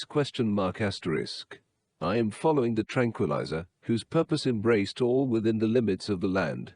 How much more must I proceed, when the divinations are all favorable? It is on these accounts that I make this expedition in force to the east. There is no mistake about the decree of heaven. The indications given by the tortoise shell are all to the same effect. Book Vi. The Great Announcement. Book V. The Charge to the Count of Wei. The Count of Wei was the principal character in the 11th book of the last part, from which it appeared that he was a brother of the tyrant Cao Xin. We saw how his friends advised him to withdraw from the court of Shang and save one. That is, thorough work, clearing the ground of weeds, and not letting their roots remain. Himself from the destruction that was impending over their house. He had done so, and King Wu had probably continued him in the possession of his appanage of Wei, while Wu Kang, the son of the tyrant, had been spared, and entrusted with the duty of continuing the sacrifices to the great Thang and the other sovereigns of the house of Shang. Now that Wu Kang has been punished with death for his rebellion, the Duke of Cao summons the Count of Wei to court, and in the name of King Kang, invests him with the dukedom of Sung, corresponding to the present department of Kuei Te, Ho Nan, there to be the representative of the line of the departed kings of Shang. The king speaks to the following effect. Ho, eldest son of the king of Yin, examining into antiquity, I find that the honoring of the virtuous belongs to their descendants, who resemble them in worth, and I appoint you to continue the line of the kings your ancestors, observing their ceremonies and taking care of their various relics. Come, also, as a guest to our royal house 1, and enjoy the prosperity of our kingdom, forever and ever without end. Oh, your ancestor, Fang the Successful, was reverent and sage, with a virtue vast and deep. The favor and help of great heaven lighted upon him, and he grandly received its appointment, to soothe the people by his gentleness, and remove the wicked oppressions from which they were suffering. His achievements affected his age, and his virtue was transmitted to his posterity. And you are the one who pursue and cultivate his plans, this praise. 1. Under the dynasty of Cao, the representatives of the 2 previous dynasties of Shang and Xia were distinguished above the other princes of the kingdom, and denominated guests of the sovereign, coming to his court and assisting in the services in his ancestral temple, nearly on a footing of equality with him, has belonged to you for long. Reverently and carefully have you discharged your filial duties. Gravely and respectfully you behave to spirits, and to men. I admire your virtue, and pronounce it great, and not to be forgotten. God will always enjoy your offerings, the people will be reverently harmonious, under your sway. I raise you therefore to the rank of High Duke, to rule this eastern part of our great land. 1. Be reverent. Go and diffuse abroad your instructions. Be carefully observant of your robes and other accompaniments of your appointment. 2. Follow and observe the proper statutes, so as to prove a bulwark to the royal house. Enlarge the fame of your meritorious ancestor, be a law to your people, so as forever to preserve your dignity. So also shall you be a help to me, the one man. Future ages will enjoy the benefit of your virtue. All the states will take you for a pattern, and thus you will make our dynasty of Cao never weary of you. Oh, go and be prosperous. Do not disregard my charge. 1. Sung lay east from Fang and Hao, the capitals of Wan and Wu, which were in the present department of Xi'an, Shenxi. 2. Meaning probably that he was to bear in mind that, however illustrious his descent, he was still a subject of the king of Cao. Book V. The charge to the Count of Wei. Book X. The announcement to the Prince of Kang. Of the 10 sons of King Wan, the 9th was called Fang, and is generally spoken of as Kang Shu, or the uncle, the Prince of Kang. We must conclude that Kang was the name of Fang's appanage, somewhere in the royal domain. This book contains the charge given to him on his appointment to be Marquis of Wei. The Chinese name is quite different from that of the appanage of the Count of Wei, the chief city of which was Kaokou, that had been the capital of Kaohsiung. It extended westward from the present Kaikao department Ta-Ming, Kili, to the borders of the departments of Wei Hui and Huiqing, Honan. The book is called an announcement, whereas it properly belongs to the class of charges. Whether the king who speaks in it and gives the charge be Wu or his son King Kang is a point on which there is much difference of opinion among Chinese critics. The older view that the appointment of Fang to be Marquis of Wei and ruler of that part of the people who might be expected to cling most tenaciously to the memory of the Shang dynasty took place after the death of Wu Kang, the son of the tyrant, and was made by the Duke of Cao, in the name of King Kang, is on the whole attended with the fewer difficulties. The first paragraph, which appears within brackets, does not really belong to this book, but to the 13th, where it will be found again. How it got removed from its proper place and prefixed to the charge to the Prince of Kang is a question on which it is not necessary to enter. The keynote of the whole charge is in what is said at the commencement of the first of the 5 chapters into which I have divided it, about King Wan, that he was able to illustrate his virtue and be careful in the use of punishments. The first chapter celebrates the exhibition of these 2 things given by Wan, whereby he laid the foundations of the great destiny of his house and set an example to his descendants. The second inculcates on Fang how he should illustrate his virtue as the basis of his good government of the people entrusted to him. The third inculcates on him how he should be careful in the use of punishments and sets forth the happy effects of his being so. The fourth insists on the influence of virtue as being superior in government to that of punishment, and how punishments should all be regulated by the ruler's virtue. The last chapter winds the subject up with a reference to the uncertainty of the appointments of heaven, and their dependence for permanence on the discharge of the duties connected with them by those on whom they have lighted. On the 3rd month, when the moon began to wane, the Duke of Cao commenced the foundations, and proceeded to build a new great city of Lo, of the eastern states. The people from every quarter assembled in great harmony. From the Hao, Tian, Nan, Zhai, and Wei domains, the various officers stimulated this harmony of the people, and introduced them to the business that was to be done for Cao. The Duke encouraged all to diligence, and made a great announcement about the performance of the works. 1. The king speaks to this effect. Head of the princes 1, and my younger brother 2, little one 2, Fang, it was your greatly distinguished father, the king 1, who was able to illustrate his virtue and be careful in the use of punishments. He did not dare to treat with contempt even wifeless men and widows. He employed the employable and revered the reverend. He was terrible to those who needed to be awed, so getting distinction among the people. It was thus he laid the foundations of the sway of our small portion of the kingdom 3, and the 1. Fang had, no doubt, been made chief or leader of all the feudal lords in one of the Cao or provinces of the kingdom. 2. The Duke of Cao, though speaking in the name of King Kang, yet addresses Fang from the standpoint of his own relation to him. 3. Referring to the original principality of Cao, or 2 neighboring regions were brought under his improving influence, until throughout our western land all placed in him their alliance. The fame of him ascended up to the high God, and God approved. Heaven accordingly gave a grand charge to King Win to exterminate the great dynasty of Yin, and grandly receive its appointment, so that the various countries belonging to it and their peoples were brought to an orderly condition. Then your unworthy elder brother 1 exerted himself, and thus it is that you Fang, the little one, are here in this eastern region. 2. The king says, O Fang, bear these things in mind.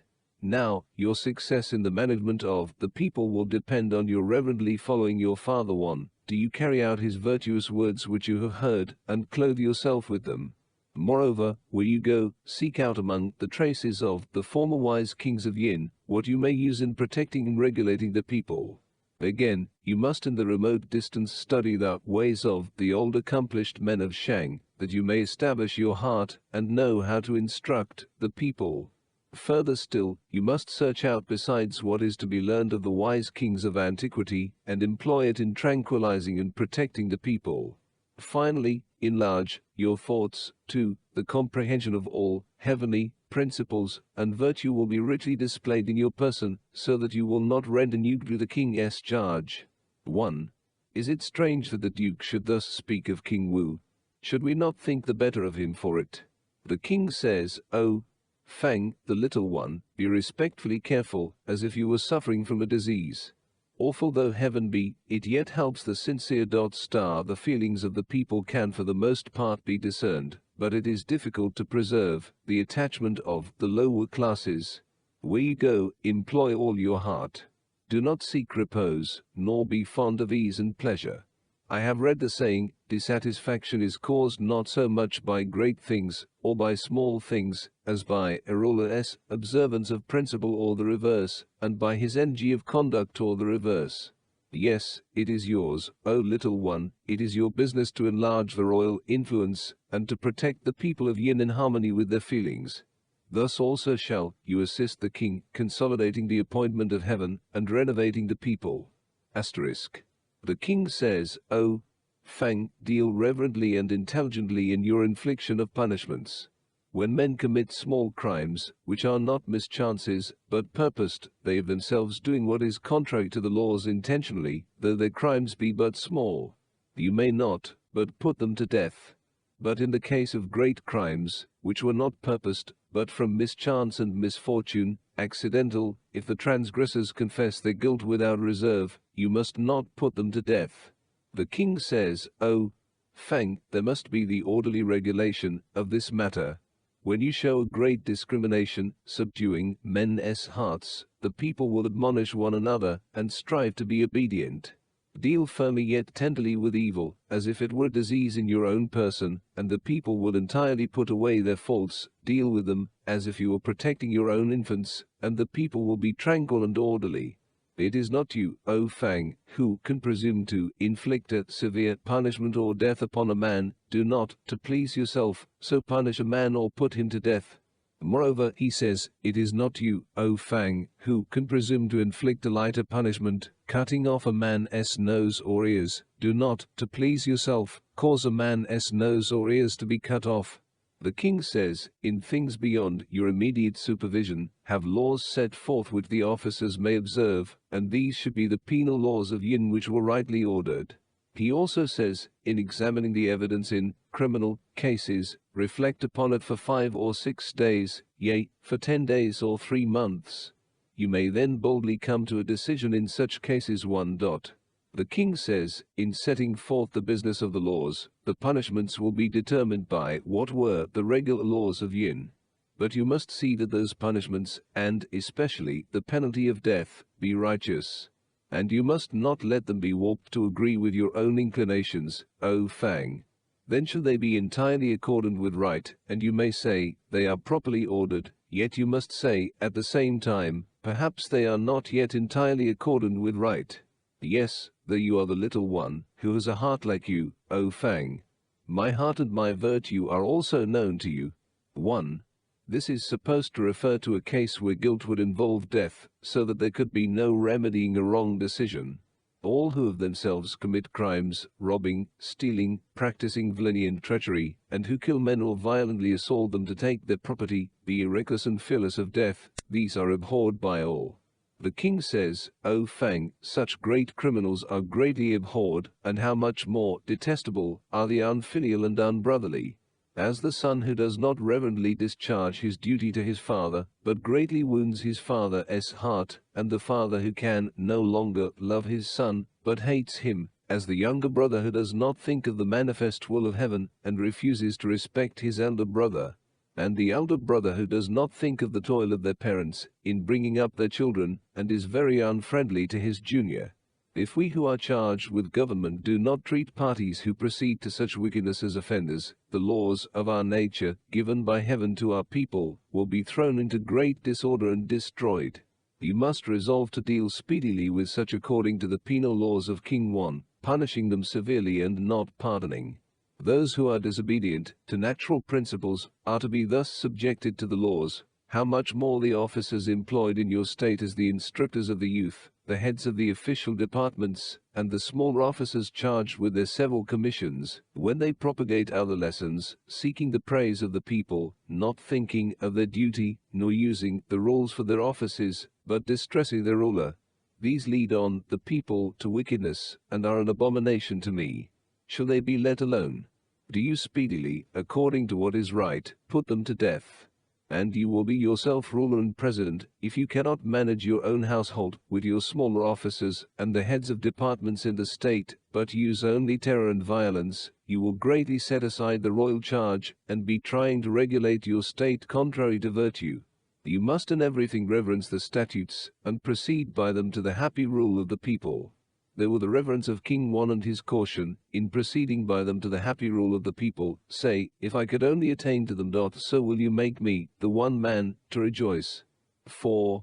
The king says, O Fang, when I think clearly of the people, I see that they should be led by example to happiness and tranquility.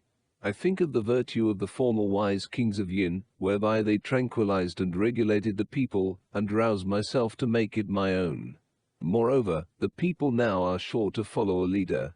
If one do not lead them, he cannot be said to exercise a government in this state.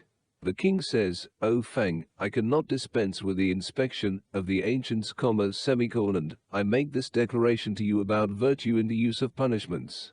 Now the people are not quiet, they have not yet stilled their minds, notwithstanding my leading of them, they have not come to accord with my government. I clearly consider that severe as are the inflictions of heaven on me, I dare not murmur.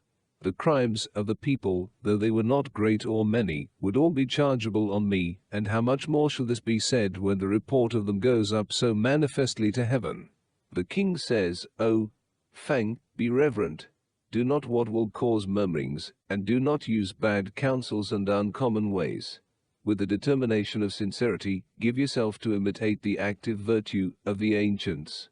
Hereby give repose to your mind, examine your virtue, send far forward your plans, and thus by your generous forbearance, you will make the people repose in what is good, and I shall not have to blame you or cast you off. 5. The king says, "Oh, you, Fang, the little one, heaven's appointments are not unchanging. Think of this, and do not make me deprive you of your dignity. Make illustrious the charge which you have received, exalt the instructions which you have heard, and tranquilize and regulate the people accordingly." The king speaks to this effect. "Go, Fang. Do not disregard the statutes you should reverence, hearken to what I have told you, so shall you among the people of Yin enjoy your dignity, and hand it down to your posterity." Book X. Book X. The announcement about drunkenness. This announcement was, like the last, made to Fang, the Prince of Kang, about the time when he was invested with the Principality of Wei. Mention has often been made in previous documents of the Shu of the drunken debauchery of Kai as the chief cause of the downfall of the dynasty of Xia, and of the same vice in Kaoxin, the last of the kings of Shang. The people of Shang had followed the example of their sovereign, and drunkenness, with its attendant immoralities, characterized both the highest and lowest classes of society. One of Fang's most difficult tasks in his administration would be to correct this evil habit, and B is called in this book to the undertaking. He is instructed in the proper use and the allowable uses of spirits. The disastrous consequences of drunkenness are set forth, and B is summoned to roll back the flood of its desolation from his officers and people. I have divided the book into 2 chapters. The one preliminary, showing the original use and the permissible uses of ardent spirits, the other, showing how drunkenness had proved the ruin of the Shang dynasty, and both they of Cao, and particularly Fang and Wei, should turn the lesson to account. The title might be translated "The Announcement About Spirits," but the cursory reader would most readily suppose that the discourse was about spiritual beings. The Chinese term Q, that is here employed, is often translated by wine, but it denotes, it seems to me, ardent spirits. As Gorbel says, we have here to do with lavinduris, the art of which was discovered, according to most writers, in the time of Yu, the founder of the first dynasty. The grape was not introduced to China till that of the first Han. Since the above sentences were in manuscript, the Reverend Dr. Aitken of Pekin has stated at a meeting of the North China branch of the Royal Asiatic Society, and in a letter to myself, April 24, that he has lately investigated the question whether the Q of the ancient Chinese was spirits or not, and found that distillation was first known in China in the Mongol or Yuan dynasty, AD 1280-1367. So that the Arabs must have the credit of the invention, that the process in making Q was brewing, or nearly so, but, as the term beer is inadmissible in a translation of the classics, he would prefer to use the term wine, and that Q with shao left parenthesis, fired, ardent right parenthesis before it, means spirits. But without shao, it means wine. If the whole process of Dr. Aitken's investigation were before me, I should be glad to consider it, and not hesitate to alter my own view, if I saw reason to do so. Meanwhile, what he says makes me glad that I adopted the announcement about drunkenness as the title of this chapter. It is drunkenness, by whatever liquor occasioned, that the King of Cao condemns and denounces. What we commonly understand by wine is never intended by Q in the Chinese classics, and therefore I cannot use that term. After searching as extensively as I could do in this country, since I received Dr. Aitken's letter, I have found nothing to make me think that the Chinese term is not properly translated by spirits. Dr. Williams, in his Syllabic Dictionary of the Chinese Language, Shanghai, 1874, gives this account of Q. Liquor, it includes spirits, wine, beer, and other drinks. The Chinese make no wine, and chiefly distill their liquors, and say that Tu Kang, a woman of the Tea tribes, first made it. This account is to a considerable extent correct. The Chinese distill their liquors. I never saw beer or porter of native production among them, though according to Dr. Aitken, they had been brewing or nearly so for more than 3,000 years. Among his examples of the use of Q, Williams gives the combinations of red Q for claret, white Q for sherry, and pie, simply phonetical, Q for beer, adding that they are all terms of foreign origin. What he says about the traditional account of the first maker of Q is not correct. It is said certainly that this was Tu Kang, but who he was, or when he lived, I have never been able to discover. Some identify him with Tu, said by Williams to have been a woman of the T tribes. The attributing of the invention to I circumflex T is probably an independent tradition. We find it in the plans of the Warring States, ch. Ziv. Art.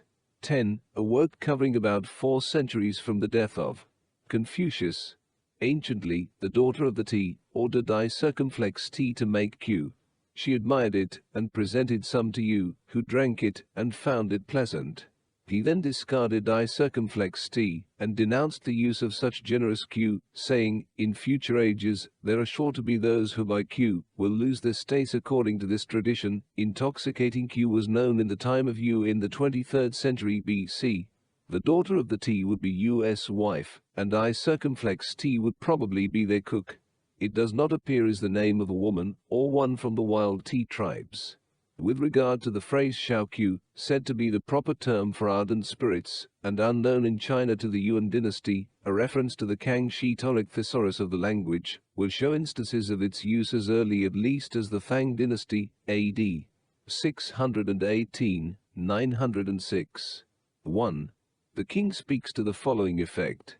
Do you clearly make known my great commands in the country of Mei 1.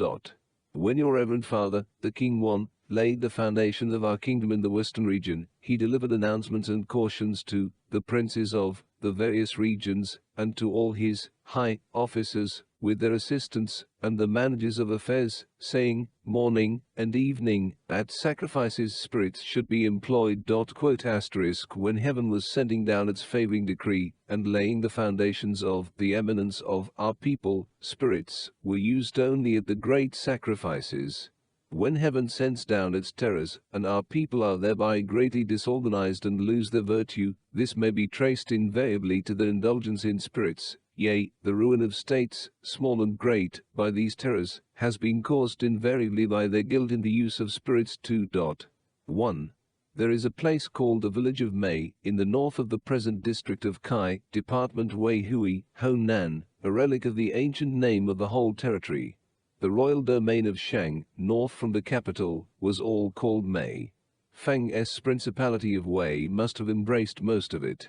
Tu Kushi says upon the meaning of the expressions heaven was sending down its favoring decree, its order to make Q, as he understood the language, and when heaven sends down its terrors, in this paragraph. Kang Nan Xian has brought out the meaning of these two statements, much better than any of the critics who went before him, to the following effect. Q is a thing intended to be used in offering sacrifices and in entertaining guests. Such employment of it is what heaven has prescribed. But men by their abuse of Q come to lose their virtue and destroy their persons. Such employment of it is what heaven has annexed its terrors to. The Buddhists, hating the use of things where heaven sends down its terrors, put away as well the use of them which heaven has prescribed. It is not so with us of the learned, i.e. the Confucian or Orthodox school. We only put away the use of things to which heaven has annexed its terrors, and the use of them, of which it approves, remains as a matter of course. King 1 admonished and instructed the young nobles, who were charged with office or in any employment, that they should not ordinarily use spirits, and throughout all the states, he required that such should drink spirits only on occasion of sacrifices, and that then virtue should preside so that there might be no drunkenness. 1. He said, let my people teach the young men that they are to love only the productions of the soil, for so will their hearts be good. Let the young also hearken wisely to the constant instructions of their fathers, and let them look at all virtuous actions, whether great or small, in the same light, with watchful heed. Ye people of the land of Mei, if you can employ your limbs, largely cultivating your millets, and hastening about in the service of your fathers and elders, and if, with your carts and oxen, you traffic diligently to a distance, that you may thereby filially minister to your parents, then, when your parents are happy, you may set forth your spirits clear and strong, and use them too. Hearken constantly to my instructions, all ye my high officers and ye heads of departments, all ye, my noble chiefs, when ye have largely done your 1. In sacrificing, the fragrant odor of spirits was supposed to be acceptable to the beings worshipped. Here the use of spirits seems to be permitted in moderation to the worshippers after the sacrifices. Observe how King 1 wished to guard the young from acquiring the habit of drinking spirits. 2. Here is another permissible use of spirits, at family feasts, with a view especially to the comfort of the aged. Duty in ministering to your aged, and serving your ruler, ye may eat and drink freely unto satiety, and to speak of greater things, when you can maintain a constant, watchful examination of yourselves, and your conduct is in accordance with correct virtue, then may you present the offerings of sacrifice, and at the same time indulge yourselves in festivity. In such case you will indeed be ministers doing right service to your king, and heaven likewise will approve your great virtue, so that you shall never be forgotten in the royal house. 2. The king says, O Fang, in our western region, the princes of states, and the young nobles, sons of the managers of affairs, who in former days assisted King 1, were all able to obey his lessons, and abstain from excess in the use of spirits. And so it is that I have now received the appointment which belonged to Yin. The king says, O Fang, I have heard it said, that formerly the first wise king of Yin manifested a reverential awe of the bright principles of heaven and of the lower people, acting accordingly, steadfast in his virtue, and holding fast his wisdom. From him Fang the successful, down to Te1, all completed their royal virtue and revered their chief ministers, so that their managers of affairs respectfully discharged their helping duties, and dared not to allow themselves in idleness and pleasure. How much less would they dare to indulge themselves in drinking?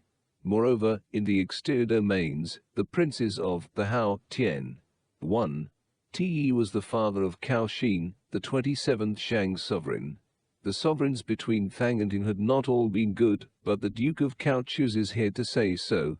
Nan and Wei states 1, with their presiding chiefs, and in the interior domain, all the various officers, the directors of the several departments, the inferior officers and employers, the heads of great houses, and the men of distinguished name living in retirement, all eschewed indulgence in spirits.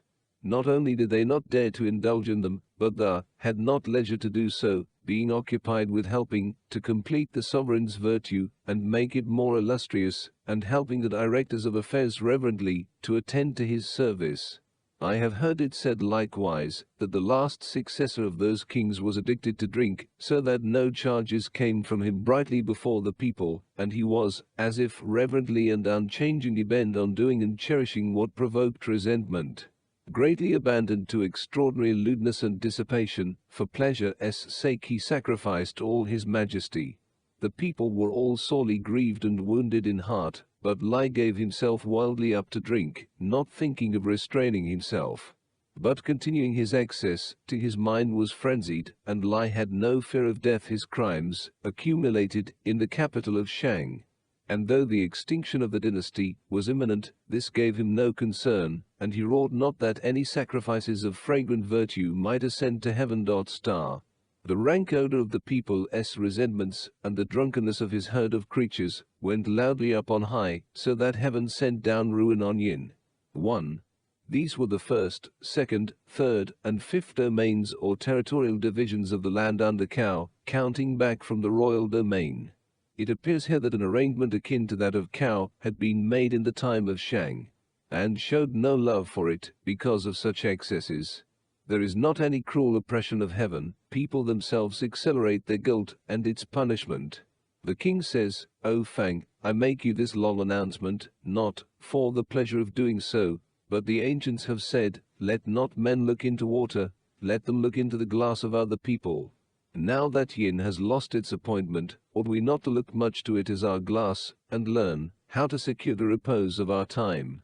I say to you, strenuously warn the worthy ministers of Yin and the princes in the Hao, the Tian, the Nan, and the Wei domains, and still more your friends, the great recorder and the recorder of the interior, and all your worthy ministers, the heads of great houses, and still more those whom you serve, with whom you calmly discuss matters, and who carry out your measures, and still more those who are, as it were, your mates, your minister of war who deals with the rebellious, your minister of instruction who is like a protector to the people, And your minister of works who settles the boundaries, and above all, do you strictly keep yourself from drink?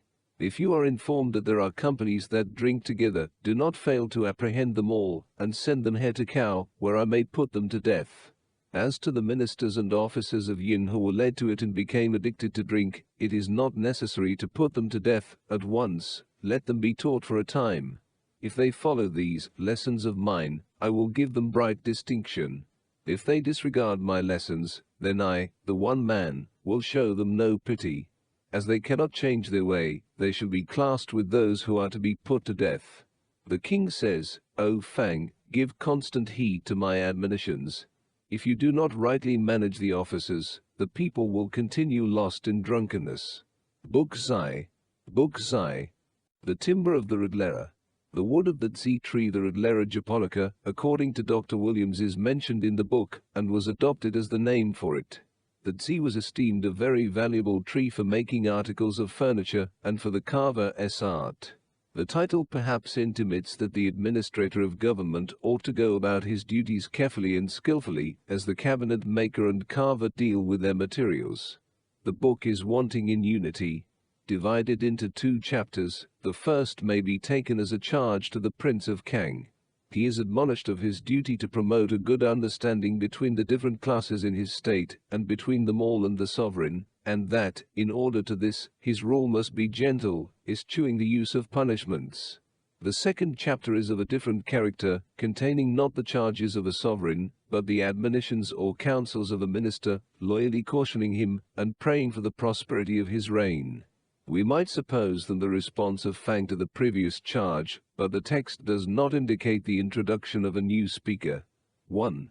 The king says, O Fang, to secure good understanding between the multitudes of his people and his ministers, on the one hand, and the great families on the other, and, again, to secure the same between all the subjects under his charge and the sovereign, is the part of the ruler of a state. If you regularly, in giving out your orders, say, my instructors whom I am to follow, my minister of instruction, my minister of war, and my minister of works, my heads of departments, and all ye, my officers, I will on no account put any to death oppressively. 1. Let the ruler also set the example of respecting and encouraging the people, and these will also proceed to respect and encourage them. Then let him go on, in dealing with villainy and treachery, with murderers and harborers of criminals, to exercise clemency, where it can be done, and these will likewise do the same with those who have assaulted others and injured their property. When sovereigns appointed overseers of states, they did so in order to the government of the people, and said to them, do not give way to violence or oppression, but go on to show reverent regard for the friendless, and find helping connections for destitute women. 2. Deal with all according to this method, and cherish them. And when sovereigns gave their injunctions to the rulers of states, and their managers of affairs, what was their charge? It was that they should lead the people to the enjoyment of plenty and peace. Such was the way of the kings from of old. An overseer is to eschew the use of punishments. The king says, as in the management of a field, when the soil has been all laboriously turned up, they have to proceed by orderly arrangements to make its boundaries and water courses, as in building a house, after all the toil on its walls. They have to plaster and thatch it, as in working with the wood of the Ridlera, when the toil of the coarser and finer operations has been completed, they have. 1. The sentence here is incomplete. Many of the critics confess that the text is unintelligible to them. 2. It is difficult to say what the exact meaning here is. To apply the paint of red and other colors, so do you finish for me the work which I have begun in the state of Wei. 2. Now let your majesty say, the former kings diligently employed their illustrious virtue, and produced such attachment by their cherishing of the princes, that from all the states they brought offerings, and came with brotherly affection from all quarters, and likewise showed their virtue illustrious. Do you, O sovereign, use their methods to attach the princes, and all the states will largely come with offerings. Great heaven having given this middle kingdom with its people and territories to the former kings, do you, our present sovereign, display your virtue, effecting a gentle harmony among the deluded people, leading and urging them on, so, also, will you comfort the former kings, who received the appointment from heaven. Yes, make these things your study. I say so simply from my wish that your dynasty may continue for myriads of years, and your descendants always be the protectors of the people. The timber of the Riddlera. Book Shi. The announcement of the Duke of Shao. Shao was the name of a territory within the royal domain, corresponding to the present district of Huankou, Qiangkao, Shanxi. It was the appanage of Shi, one of the ablest of the men who lent their aid to the establishment of the dynasty of Cao. He appears in this book as the grand guardian at the court of King Kang, and we have met with him before in the Hounds of Lu and the metal-bound coffer. He is introduced here in connection with one of the most important enterprises of the Duke of Cao, the building of the city of Lo, not very far from the present city of Luoyang, in Honan, as a new and central capital of the kingdom. King Wu had conceived the idea of such a city, but it was not carried into effect till the reign of his son, and is commonly assigned to Kang's 7th year, in BC 1109. Shi belonged to the royal house, and of course had the surname Kai. He is styled the Duke of Shao, as being one of the 3 dukes, or 3 highest officers of the court, and also the chief of Shao, all the country west of Shen being under him, as all the east of it was under the Duke of Cao.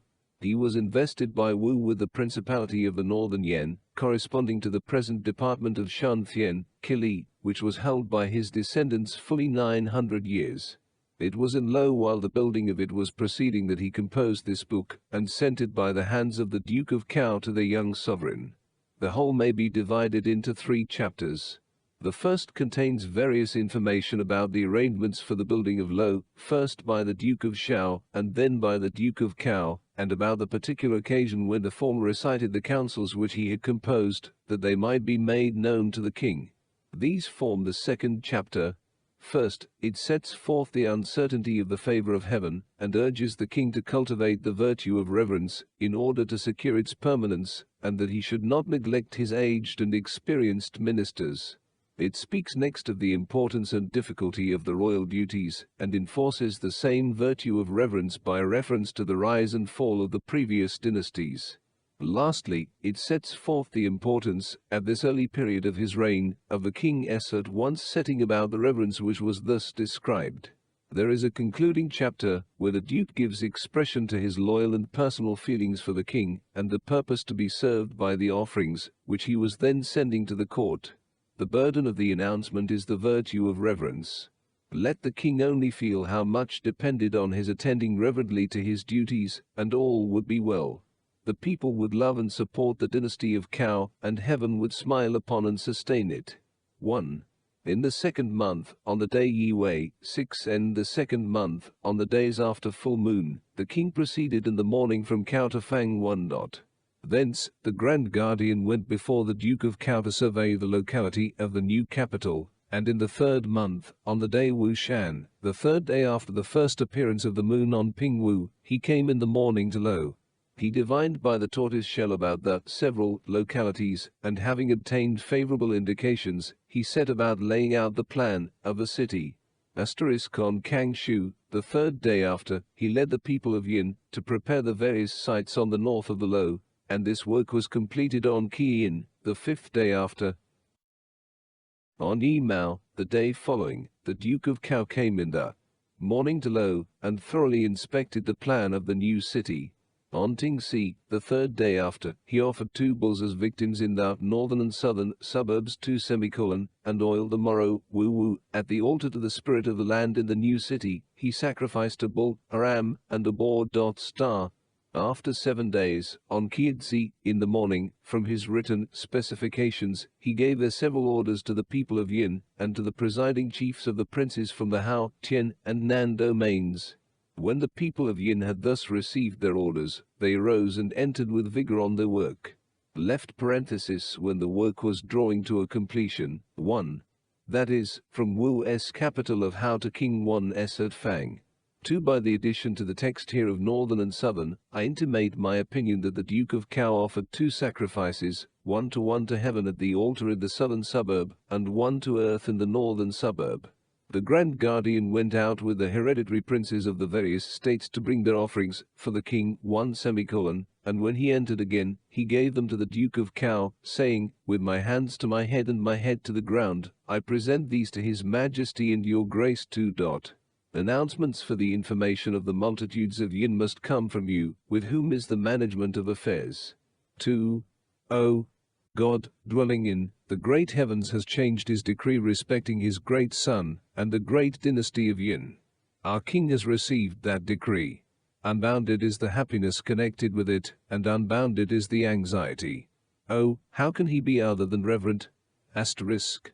When heaven rejected and made an end of the decree in favor of the great dynasty of yin, there were many of its former wise kings in heaven. The king, however, who had succeeded to them, the last of his race, from the time of his entering into their appointment, proceeded in such a way as at last to keep the wise in obscurity and the vicious in office. The poor people in such a case, carrying their children and leading their wives, made their moan to heaven. They even fled away, but were apprehended again. Oh, heaven had compassion on the people of the four quarters, its favoring. 1. These offerings were the presents of introduction, which the feudal princes brought with them to court, when they were to have audience of the king. This has led many critics to think that the king was now in low, which was not the case. 2. The original text here is difficult and remarkable, intended probably to indicate that the king's majesty was revered in the person of the Duke of Cao, who was regent. Decree lighted on our earnest founders. Let the king sedulously cultivate the virtue of reverence. Asterisk. Examining the men of antiquity, there was the founder of the Xia dynasty. Heaven guided his mind, allowed his descendants to succeed him, and protected them. Asterisk. He acquainted himself with heaven, and was obedient to it. But in process of time the decree in his favor fell to the ground. So also is it now when we examine the case of yin. There was the same guiding of its founder, who corrected the errors of Xia, and whose descendants enjoyed the protection of heaven. He also acquainted himself with heaven, and was obedient to it. But now the decree in favor of him has fallen to the ground. Our king has now come to the throne in his youth. Let him not slight the aged and experienced, for it may be said of them that they have studied the virtuous conduct of the ancients, and have matured their counsels in the sight of heaven. Oh, although the king is young, yet he is the great son of God. Let him effect a great harmony with the lower people, and that will be the blessing of the present time. Let not the king presume to be remiss in this, but continually regard and stand in awe of the perilous uncertainty of the people's attachment. Let the king come here as the vicegerent of God, and undertake the duties of government in this center of the land. And one said, now that this great city has been built, from henceforth he may. 1. Tan was the name of the Duke of Cao, and his brother Duke here refers to him by it, in accordance with the rule that ministers should be called by their names in the presence of the sovereign. King Kang, indeed, was not now really present in Lo, but he was represented by his uncle, the regent.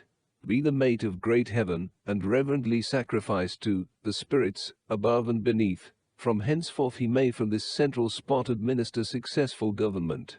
Thus shall the king enjoy the favoring regard of heaven, all complete, and the government of the people will now be prosperous.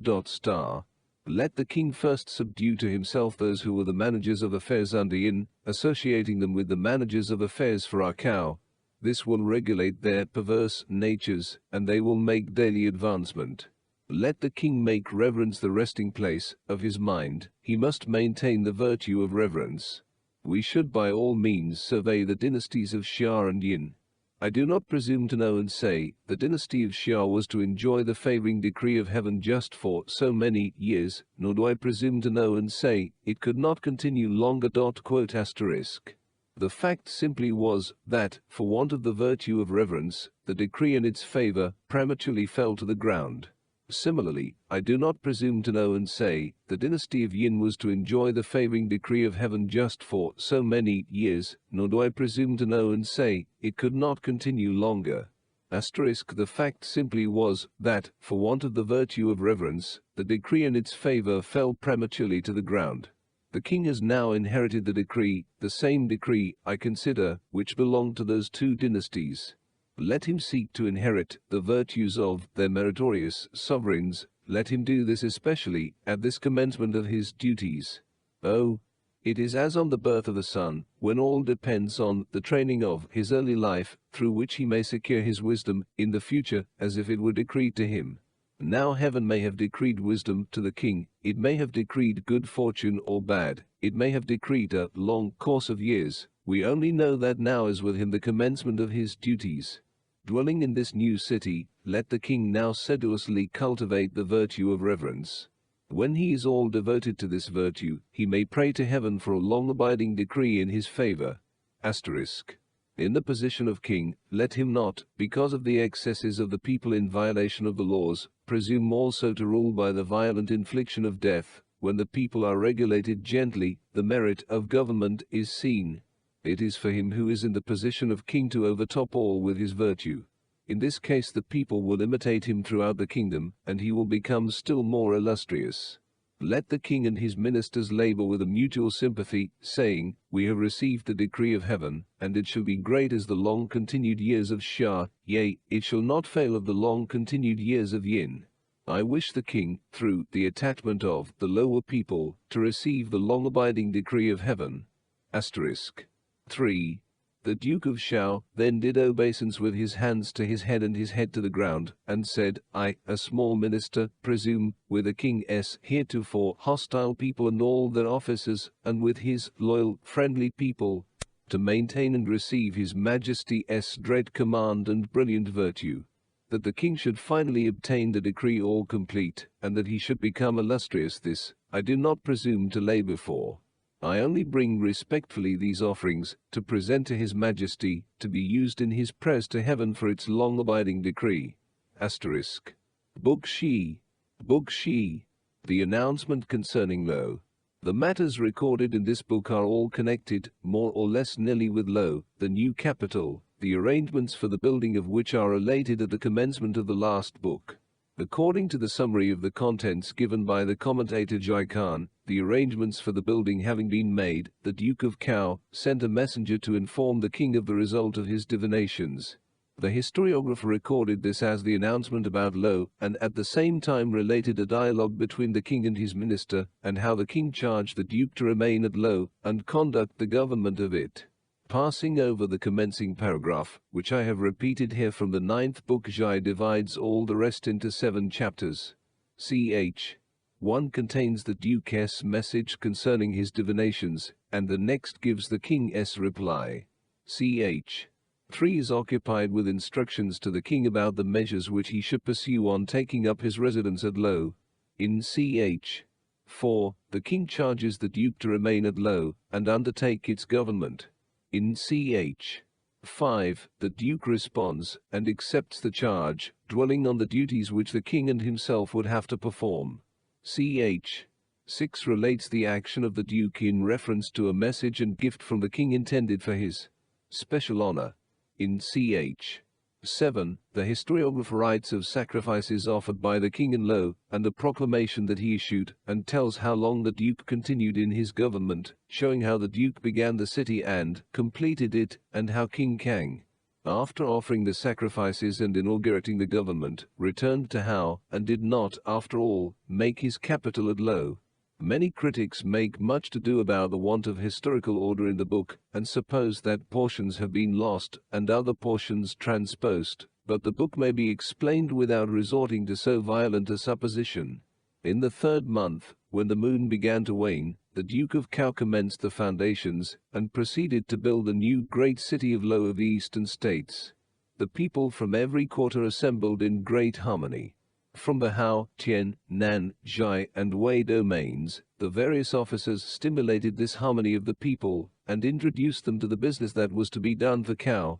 The Duke encouraged all to diligence, and made a great announcement about the performance of the works. 1. The Duke of Cao did obeisance with his hands to his head, and his head to the ground, saying, Herewith I report the execution of my commission, to my son, my intelligent sovereign. The king appeared as if he would not presume to be present at heaven's founding here the appointment of our dynasty, and fixing it, whereupon I followed the grand right guardian, and made a great survey of this eastern region, hoping to found the place where he should become the intelligent sovereign of the people. On the day Yi Mao, I came in the morning to this capital of Lo. I first divined by the shell concerning the ground about the Li water on the north of the Ho. I then divined concerning the east of the Kien water and the west of the Khan, when the ground near that Lo was indicated. Again I 1. See the introductory note to Book X. Book XVI. The Prince Shi. The words Prince Shi occur at the commencement of the book and are taken as its title. Shu was the name of the Duke of Shao, the author of Book Shi. To him the address or announcement here preserved was delivered, and his name is not an inappropriate title for it. The common view of Chinese critics is that the Duke of Shao had announced his purpose to withdraw from office on account of his age, when the Duke of Cao persuaded him to remain at his post, and that the reasons which lie set before him were recorded in this book. It may have been so, but the language is far from clearly indicating it. A few expressions, indeed, may be taken as intimating a wish that Shi should continue at court, but some violence has to be put upon them. I have divided the whole into 4 chapters, but the 2 principal ideas in the address are these: that the favor of heaven can be permanently secured for a dynasty only by the virtue of its sovereigns, and that that virtue is secured mainly by the counsels and help of virtuous ministers.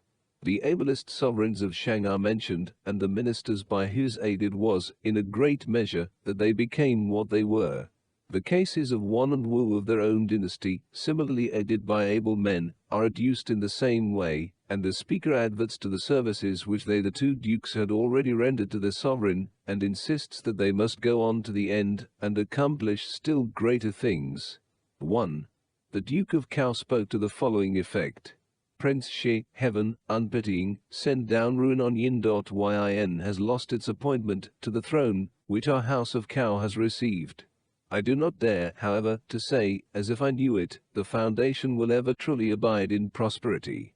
If heaven aids sincerity, 1 asterisk, nor do I dare to say, as if I knew it, the end will issue in our misfortunes. Oh, you have said, O Prince, it depends on ourselves. I also do not dare to rest in the favor of God, not forecasting at a distance the terrors of heaven in the present time, when there is no murmuring nor disobedience among the people. Asterisk, the issue is with men. Should our present successor to his fathers prove greatly unable to reverence heaven above and the people below, and so bring to an end the glory of his predecessors, could we in the retirement of our families be ignorant of it? The favor of heaven is not easily preserved. Heaven is difficult to be depended on. Men lose its favoring appointment because they cannot pursue and carry out the reverence and brilliant virtue of their forefathers. Now I, Tan, the little child, am not able to make the king correct. I would simply conduct him to the glory of his fathers, and make him, who is my young charge, partaker of that. He also said, heaven is not to be trusted. Our course is only to seek the prolongation of the virtue of the tranquilizing king, that heaven may not find occasion to remove its favoring decree which King Wan received. Asterisk. 2. The Duke said, Prince Shi, I have heard that aforetime, when Fang the Successful had received the appointment to the throne, he had with him I circumflex Yin, making his virtue like that of great heaven. Asterisk, that Tai Kia had the same. 1.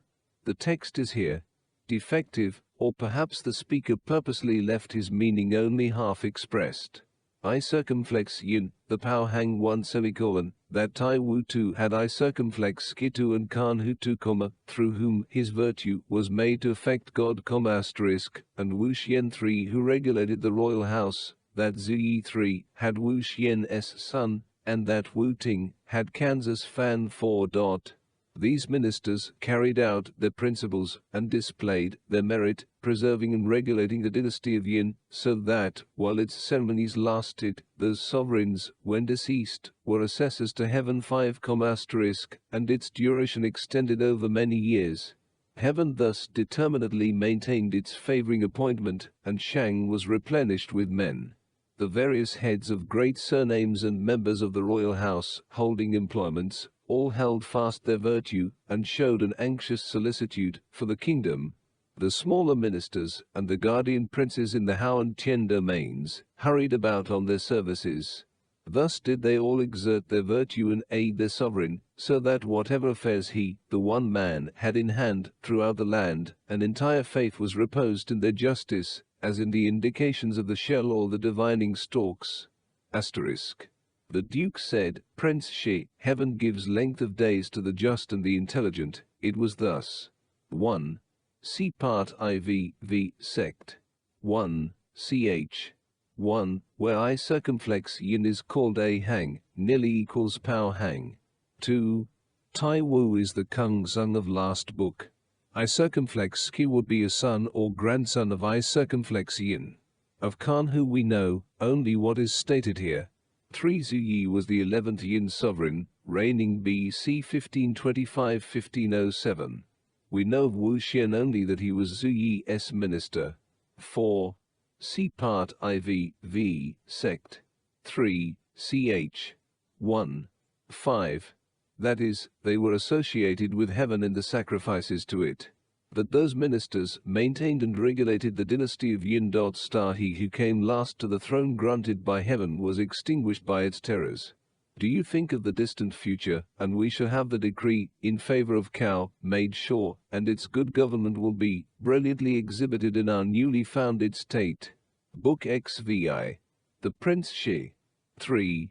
The Duke said, Prince Shi, aforetime when God was inflicting calamity on Yin, he encouraged a new virtue of the tranquilizing king, till at last the great favoring decree was concentrated in his person. But that King One was able to conciliate and unite the portion of the great kingdom which we came to possess, was owing to his having such ministers as his brother of Kuo, Hung Yao, Sanai Circumflex Shang, Taitian, and Nan Kung Kuo. He said further, but for the ability of those men to go and come in his affairs, developing his constant lessons, there would have been no benefits descending from King One on the people. And it also was from the determinate favor of heaven that there were these men of firm virtue and acting according to their knowledge of the dread majesty of heaven, to give themselves to enlighten King One and lead him forward to his high distinction and universal rule, to his fame. Reached the ears of God, and he received the appointment that had been Yin-s asterisk. There were still 4 of those men who led on King Wu to the possession of the revenues of the kingdom, and afterwards, along with him, in great reverence of the majesty of heaven, slew all his enemies. These 4 men, moreover, made King Wu so illustrious that his glory overspread the kingdom and the people universally, and greatly proclaimed his virtue. Now with me Tan, the little child, it is as if I were floating on a great stream with you, oh shit, let me from this time endeavor to cross it. Our young sovereign is powerless, as if he had not yet ascended the throne. You must by no means lay the whole burden on me, and if you draw yourself up without an effort to supply my deficiencies, no good will flow to the people from our age and experience. We shall not hear the voices of the phoenixes 1, and how much less can it be thought that we shall be able to make the king's virtue equal to heaven. The Duke said, Oh, consider well these things, O Prince. We have received the appointment to which belongs an unlimited amount of blessing, but having great difficulties attached to it. What I announce to you are counsels of the generous Lartless. I cannot allow the successor of our kings to go astray. 4. The Duke said, The former king laid bare his heart, and gave full charge to you, constituting you one of the guides and patterns for the people, saying, Do you with intelligence and energy second and help the king, do you with sincerity support and convey forward the great decree. Think of the virtue of King Win, and enter greatly into his boundless anxieties. The Duke said, What I tell you, O Prince, are my sincere thoughts. O Shi, the Grand Protector, if you can but reverently survey with me the decay and great disorders of Yin, and thence consider the 1. As a token of the goodness of the government and the general prosperity. See Part 2, if ch. 3. Dread majesty of heaven, which warns us. Am I not to be believed that I must reiterate my words? I simply say, the establishment of our dynasty rests with us too. Do you agree with me? Then you also will say, it rests with us too. And the favor of heaven has come to us so largely. It should be ours to feel as if we could not sufficiently respond to it. If you can but reverently cultivate your virtue now and bring to light our men of eminent ability, then when you resign your position to some successor in a time of established security, I will interpose no objection. Oh, it is by the earnest service of us two that we have come to the prosperity of the present day. We must both go on, abjuring all idleness, to complete the work of King One, till it has grandly overspread the kingdom, and from the corners of the sea and the sun rising, there shall not be one who is disobedient to the rule of Cao. The Duke said, O Prince, have I not spoken in accordance with reason in these many declarations? I am only influenced by anxiety about the appointment of heaven and about the people. The Duke said, you know, O Prince, the ways of the people, how at the beginning they can be all we could desire, but it is the end that is to be thought of. Act in careful accordance with this fact. Go and reverently exercise the duties of your office. Book XVI. The Prince Shi. Book XVII. The charge to Kung of Zha circumflex-I. Zha circumflex-I was the name of the small state or territory which had been conferred on to the next younger brother of the Duke of Cao. The name still remains in the district of Shanghai, Department Zuning, Honan. Tu was deprived of his state because of his complicity in the rebellion of Wu Kang, but it was subsequently restored to his son who by this charge, who is here called Kung, that term simply denoting his place in the role of his brothers or cousins. King Kang and Hu were cousins, brothers according to Chinese usage of terms, and Hu being the younger of the two, was called Zhai Kung, the second or younger brother of Zhai. The book consists of 2 chapters. The former is of the nature of a preface, giving the details necessary to explain the appointment of Hu. The second contains the king's charge, delivered in his name by the Duke of Cao, directing Hu how to conduct himself, so that he might blot out the memory of his father's misdeeds, and win the praise of the king. 1. When the Duke of Cao was in the place of Prime Minister and directed all the officers, the king's uncles spread abroad an evil report, in consequence of which the Duke put to death the Prince of Quan and Shang 1, confined the Prince of Jai and Kualin 2, with an attendance of 7 chariots, and reduced the Prince of Huo 3 to be a private man, causing his name to be erased from the registers for 3 years. The son of the Prince. 1. The Prince of Quan corresponding to the present Kang Cao, Department Kai Fang, Honan, was the third of the sons of King Wan, and older than the Duke of Cao. The Shang where he was put to death was probably what had been the capital of the Shang kings. 2. We do not know where Kuolin was. 3.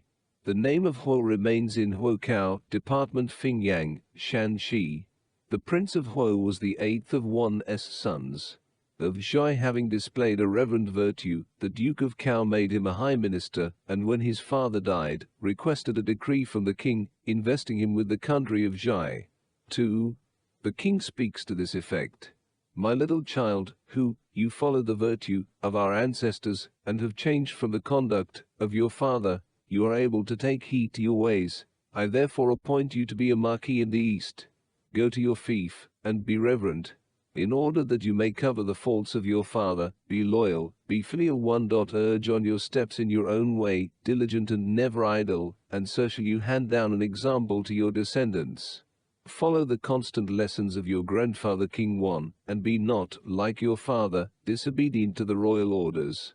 Great heaven has no partial affections, it helps only the virtuous. The people's hearts have no unchanging attachment, they cherish only the kind. Acts of goodness are different, but they contribute in common to good order. Acts of evil are different, but they contribute in common to disorder. Be cautious. In giving heed to the beginning, think of the end will then be without distress. If you do not think of the end, it will be full of distress, even of the greatest. Exert yourself to achieve your proper merit. Seek to be in harmony with all your neighbors. 1. Whose father had not been filial. When he is told to be filial, there underlies the words the idea of the solidarity of the family. His copying the example of his grandfather would be the best service he could render to his father. Be a fence to the royal house. Live in amity with your brethren. Tranquilize and help the lower people. Follow the course of the mean, and do not by aiming to be intelligent throw old statutes into confusion. Watch over what you see and hear, and do not for one-sided words deviate from the right rule. Then I, the one man, will praise you. The king says, "O, my little child, who, go, and do not idly throw away my charge." Book XVI. The charge to Kung of Zda Che circumflex I. Book XVI. The numerous regions. The king has returned to his capital in triumph, having put down rebellion in the east, and specially extinguished the state or tribe of Yen. The third chapter of Book Ziv contained a reference to an expedition against Yen. Critics are divided on the point of whether the expedition mentioned in this book was the same as that or another, and our sources of information are not sufficient to enable us to pronounce positively in the case. If we may credit what Mencius says, the records of the Shu do not tell us a tithe of the wars carried on by the Duke of Cao to establish the new dynasty. He smote Yen, and after 3 years put its ruler to death. He drove Fei Lin to a corner by the sea, and slew him. The states which he extinguished amounted to 50, Mencius 3, ch. 9. However this point be settled, on the occasion when the announcement in this book was delivered, a great assembly of princes and nobles, the old officers of Yin or Shang, and chiefs from many regions was met together. They are all supposed to have been secretly, if not openly, in sympathy with the rebellion which has been trampled out, and to grudge to yield submission to the rule of Cao. The king, by the Duke of Cao, reasons and expostulates with them. He insists on the leniency with which they had been treated in the past, and whereas they might be saying that Cao's overthrow of the Yin dynasty was a usurpation, he shows that it was from the will of heaven. The history of the nation is then reviewed, and it is made to appear that King Wu had displaced the kings of Yin or Shang, just as Fang, the founder of the Shang dynasty, had displaced those of Xia. It was their duty therefore to submit to Cao. If they did not avail themselves of its leniency, they should be dealt with in another way. Having thus spoken, the Duke turns, in the fourth of the 5 chapters into which I have divided the book, and addresses the many officers of the states, and especially those of Yin, who had been removed to Lo, speaking to them as the numerous officers, after the style of Book Ziv. Finally, he admonishes them all that it is time to begin a new course. If they do well, it will be well with them. If they continue perverse, they will have to blame themselves for the consequences. 1. In the 5th month, on the day Tinghai, the king arrived from Yen, and came to Hao, the honored capital of Cao. The Duke of Cao said, the king speaks to the following effect. Ho! I make an announcement to you of the 4 states, and the numerous other regions. Ye who were the officers and people of the Prince of Yin, I have dealt very leniently as regards your lives, as ye all know. You kept reckoning greatly on some decree of heaven, and did not keep with perpetual or before your thoughts the preservation of your sacrifices. 1. God sent down correction on Xia, but the sovereign only increased his luxury and sloth, and would not speak kindly to the people. He showed himself dissolute and dark, and would not yield for a single day to the leadings of God. This is what you have heard. He kept reckoning on the 1. The extinction of the sacrifices of a state was its utter overthrow. None were left, or if some might be left, none of them were permitted to continue the sacrifices to its founder and his descendants. Decree of God in his favor, and did not cultivate the means for the people's support.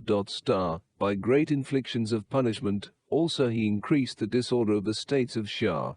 The first cause of his evil course was the internal misrule 1, which made him unfit to deal well with the multitudes. Nor did he endeavor to find and employ men whom he could respect, and who might display a generous kindness to the people. But where any of the people of Xia were covetous and fierce, he daily honored them, and they practiced cruel tortures in the cities. Heaven on this sought a true Lord for the people, and made its distinguished and favoring decree light on Fang the successful, who punished and destroyed the sovereign of Xia. Heaven's refusal of its favor to Xia was decided.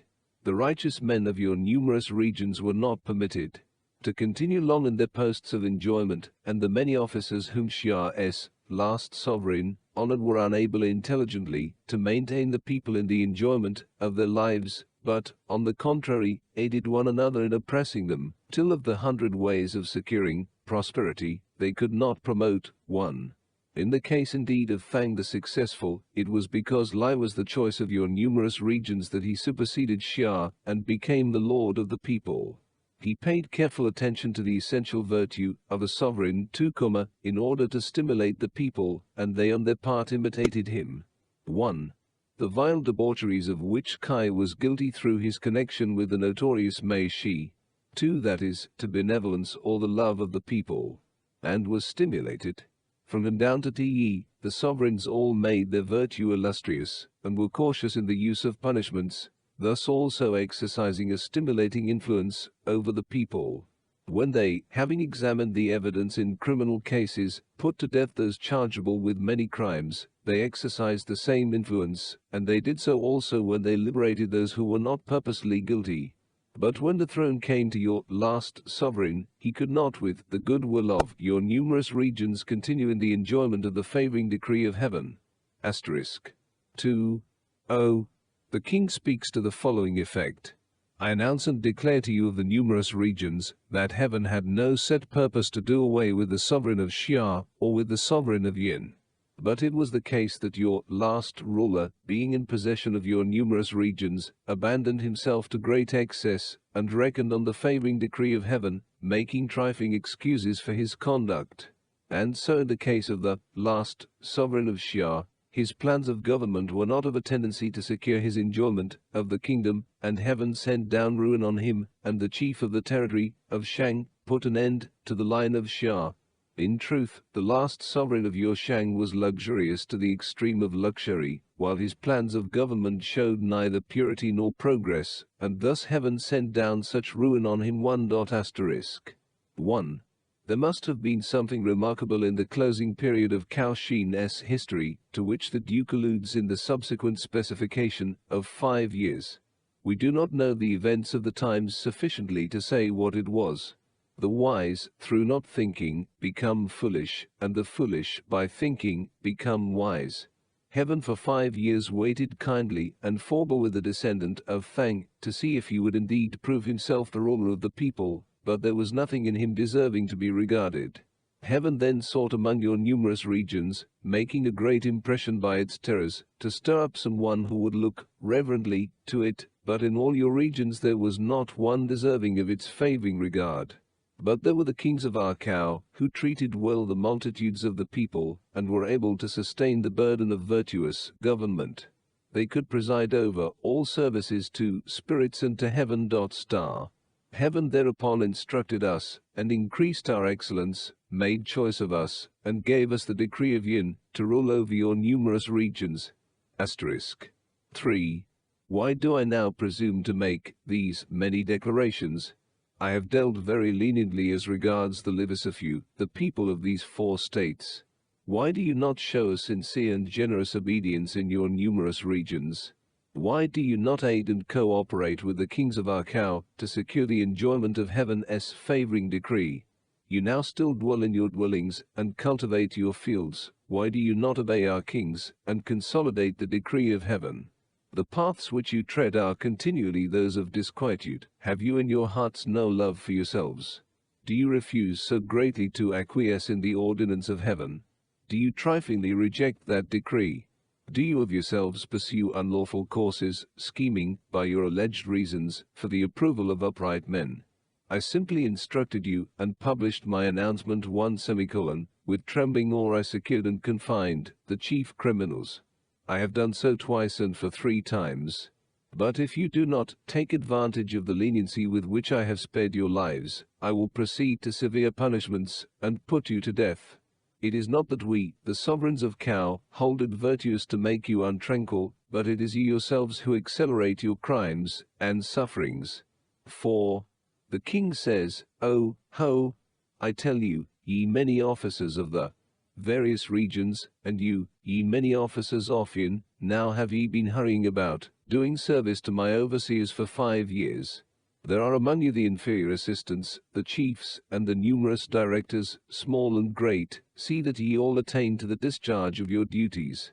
want of harmony in the life rises from the want of it in one's inner self. Strive to be harmonious.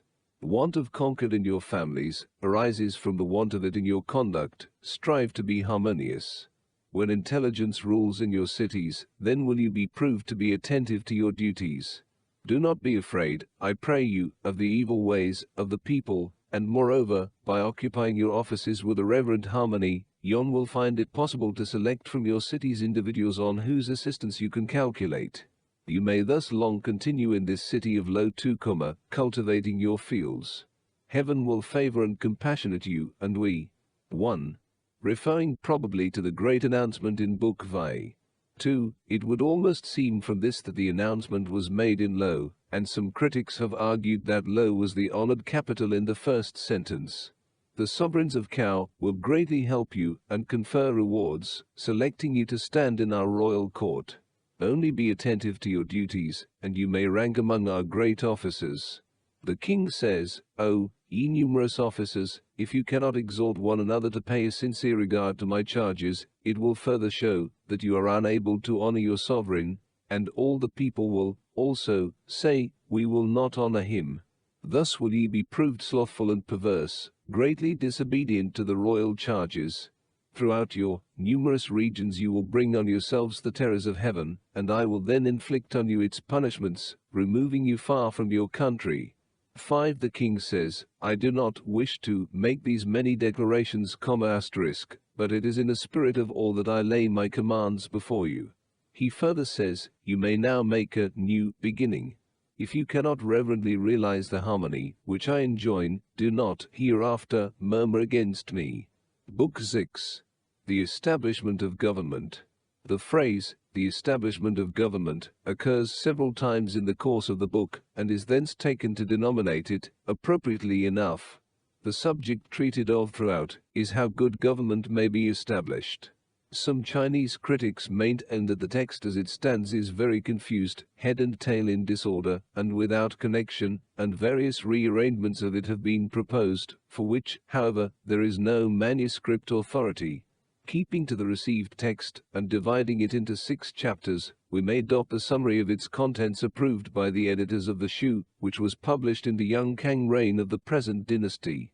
In government there is nothing more important than the employment of proper men, and when such men are being sought, the first care should be for those to occupy the 3 highest positions. When these are properly filled, all the other offices will get their right men, and royal government will be established. The appointment of the officers of business, of pastoral oversight, and of the law is the great theme of the whole book, and the concluding words of chapter 1 are its pulse, may be felt throbbing everywhere in all the sentiments. Chapters 2 and 3 illustrate the subject from the history of the dynasties of Xia and Shang, and in chapter 4, it is shown how kings Wan and Wu selected their officers, and initiated the happy state which was still continuing. In chapter 5 there is set forth the duty of a king, to put away from him men of artful tongues, to employ the good, distinguished by their habits of virtue, to be always well prepared for war, and to be very careful of his conduct in the matter of litigations. Chapter 6 seems to have hardly any connection with the rest of the book, and is probably a fragment of one of the lost books of the Shu that has got tacked on to this. The book belongs to the class of instructions, and was made, I suppose, after the Duke of Cao had retired from his regency. 1. The Duke of Cao spoke to the following effect. With our hands to our heads and our heads to the ground, we make our declarations to the Son of Heaven, the King who has inherited the throne. In such manner accordingly all the other ministers cautioned the king, saying, in close attendance on your majesty there are the regular presidents 1, the regular ministers 2, and the officers of justice, the keepers of the robes, also, and the guards. The Duke of Cao said, Oh, admirable are these officers. Few, however, know to be sufficiently anxious about them.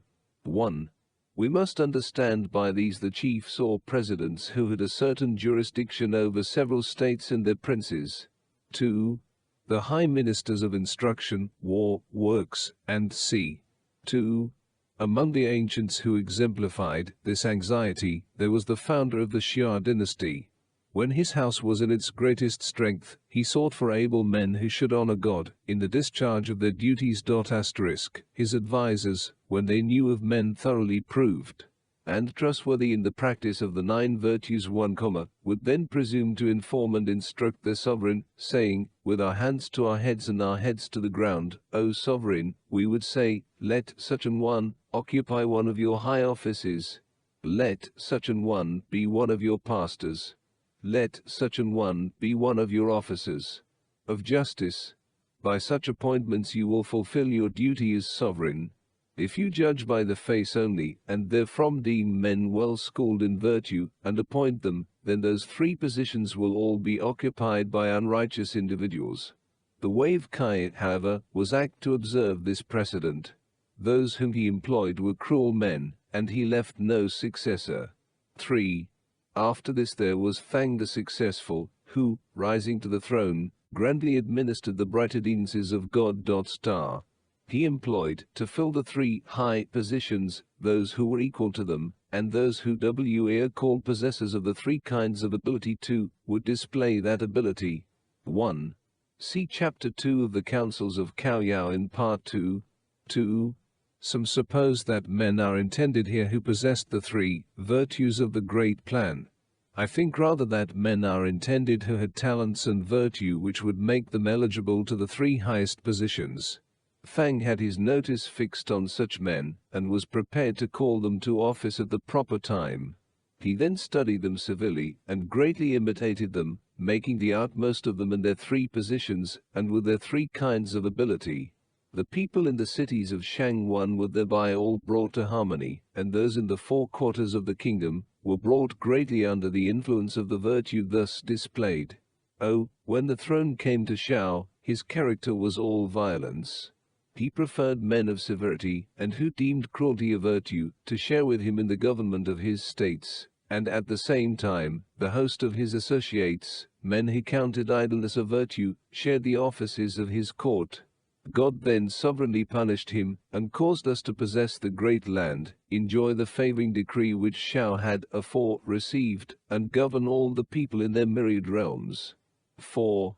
Then subsequently there were King Wan and King Wu, who knew well the minds of those whom they put in the 3 positions, and saw clearly the minds of those who had the 3 grades of ability. Thus they could employ them to serve God with reverence, and appointed them as presidents and chiefs of the people. In establishing their government, the 3 things which principally concerned them were to find the men for high offices, the officers of justice, and the pastors. They had also the guards, the keepers of the robes, their equerries, their heads of small departments, their personal attendants, their various overseers, and their treasurers. They had their governors of the larger and smaller cities assigned in the royal domain to the 1. That is, within the royal domain. Nobles, their men of arts 1, their overseers whose offices were beyond the court, their grand historiographers, and their heads of departments, all good men of constant virtue. In the external states, there were the minister of instruction, the minister of war, and the minister of works, with the many officers subordinate to them.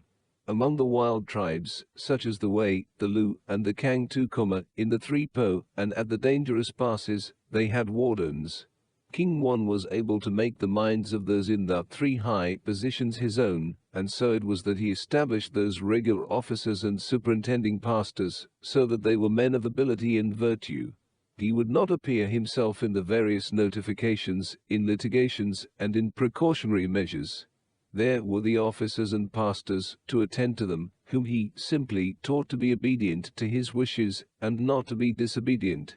Yea, as to litigations and precautionary measures, he would seem as if he did not presume to know about them. He was followed by King Wu, who carried out his work of settlement, and did not presume to supersede his righteous and virtuous men, but entered into his plans, and employed, as before, those men. Thus it was that they unitedly received this vast inheritance. 1. All who employed their arts in the service of the government, officers of prayer, clerks, archers, charioteers, doctors, diviners, and the practices of the various mechanical arts, and c. 2. Compare what is said in the speech at Mu, ch. I. The Kang are not mentioned there. it would seem to be the name of a wild tribe. The 3 Po had all been capitals of the Shang kings, and their people required the special attention of the sovereigns of Cao. 5. O young son, the king, from this time forth be it ours to establish the government, appointing the high officers, the officers of the laws, and the pastors, be it ours clearly to know what courses are natural to these men, and then fully to employ them in the government, that they may aid us in the management of the people whom we have received, and harmoniously conduct all litigations and precautionary measures. And let us never allow others to come between us and them. Yea, in our every word and speech, let us be thinking of these officers of complete virtue to regulate the people that we have received. Oh, I have received these excellent words of others, and tell them all to you, young son, the king. From this time forth, O accomplished son of Wu, accomplished grandson of Wan, do not owe in regard to the litigations and precautionary measures, let the proper officers manage them. From of old to the founder of Shang, and downwards to King Wan of our Cao, in establishing government, when they appointed high officers, pastors, and officers of the laws, they settled them in their positions, and allowed them to unfold their talents, thus giving the regulation of affairs into their hands. In the kingdom, never has there been the establishment of government by the employment of artful-tongued men. With such men, unlessoned in virtue, never can a government be distinguished in the world. From this time forth, in establishing government, make no use of artful-tongued men. 1. Probably all the other officers or ministers referred to in ch. 1. They are there prepared to speak their views, when the Duke of Cao takes all the discoursing on himself. But seek for good officers, and get them to use all their powers in aiding the government of our country. Now, O accomplished son of Wu, accomplished grandson of Wan, young son, the king, do not err in the matter of litigations. There are the officers and pastors to attend to them. Have well arranged, also, your military accoutrements and weapons, so that you may go forth beyond the steppes of you, and traverse all under the sky, even to beyond the seas, everywhere meeting with submission. So shall you display the bright glory of King Wan, and render more illustrious the great achievements of King Wu 1.0. From this time forth, may our future kings, in establishing the government, be able to employ men of constant virtue. 6. The Duke of Cao spoke to the following effect. O grand historiographer, the Duke of Shu, the Minister of Crime, dealt reverently with all the criminal matters that came before him, and thereby perpetuated the fortunes of our kingdom. Here was an example of anxious solicitude for future ministers, whereby they may rank with him in the ordering of the appropriate punishments. 2.1. At the close of his address to Prince Shi, Book Zwei, the Duke of Cao breaks all at once into a warlike mood, as bedows here. 2. I have said in the introductory note that this chapter does not seem to have any connection with the rest of the book. From a passage in the Zhou under the 11th year of Duke Kang, we learn that a Su Fan Shang, or Fan Shang of Shu, was Minister of Crime to King Wu. It is probably to him that the Duke here alludes. Book XX. The Officers of Cao. The Officers of Cao contains a general outline of the official system of the Cao dynasty, detailing the names and functions of the principal ministers about the court and others, to whom, moreover, various counsels are addressed by the king who speaks in it, no doubt, King Kang. Chinese critics class it with the instructions of the Shu, but it belongs rather to the announcements. There is no mention in it of the Duke of Cao, and its date must therefore be in some year after he had retired from the regency and resigned the government into the king's own hands. The book has a beginning, middle, and end, more distinctly marked than they are in many of the documents in the Shu. The whole is divided into 5 chapters. The first is introductory, and describes the condition of the kingdom, when the arrangements of the official system were announced. In the second, the king refers to the arrangements of former dynasties. In the third, he sets forth the principal offices of state, the ministers of which had their residence at court, and goes on to the arrangements for the administration of the provinces. The 2 other chapters contain many excellent advices to the ministers and officers to discharge their duties, so that the fortunes of the dynasty might be consolidated, and no dissatisfaction arise among the myriad states. 1. The king of Cao brought the myriad regions of the kingdom to tranquility. He made a tour of inspection through the Hao and Tian tenures. He punished on all sides the chiefs who had refused to appear at court, thus securing the repose of the millions of the people, and all the princes in the 6 tenures acknowledging his virtue. He then returned to the honored capital of Cao and strictly regulated the officers of the administration. 2. The king said it was the grand method of former times to regulate the government while there was no confusion, and to secure the country while there was no danger. He said, Yuan Shan, having studied antiquity 1, established 100 officers. At court, there were the general regulator and the president of the 4 mountains. Abroad, there were the pastors of the provinces and the princes of states. Thus the various departments of government went on harmoniously, and the myriad states all enjoyed repose. Under the dynasties of Xia and Shang, the number of officers was doubled, and they were able still to secure good government. Those early, intelligent kings, in establishing their government, cared not so much about the number of the offices as about the men to occupy them. Now I, the little child, cultivate with reverence my virtue, concerned day and night about my deficiencies. I look up to those former dynasties, and seek to conform to them, while I instruct and direct you, my officers. 3.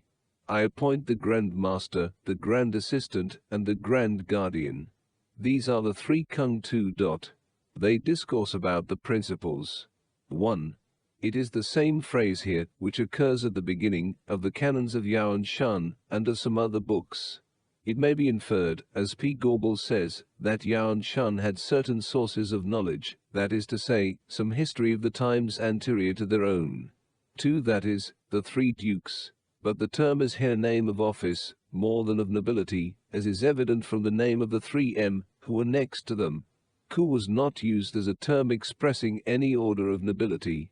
It would seem to indicate that, while the men holding the office were assistant to the Kung, they yet had a distinct standing of their own.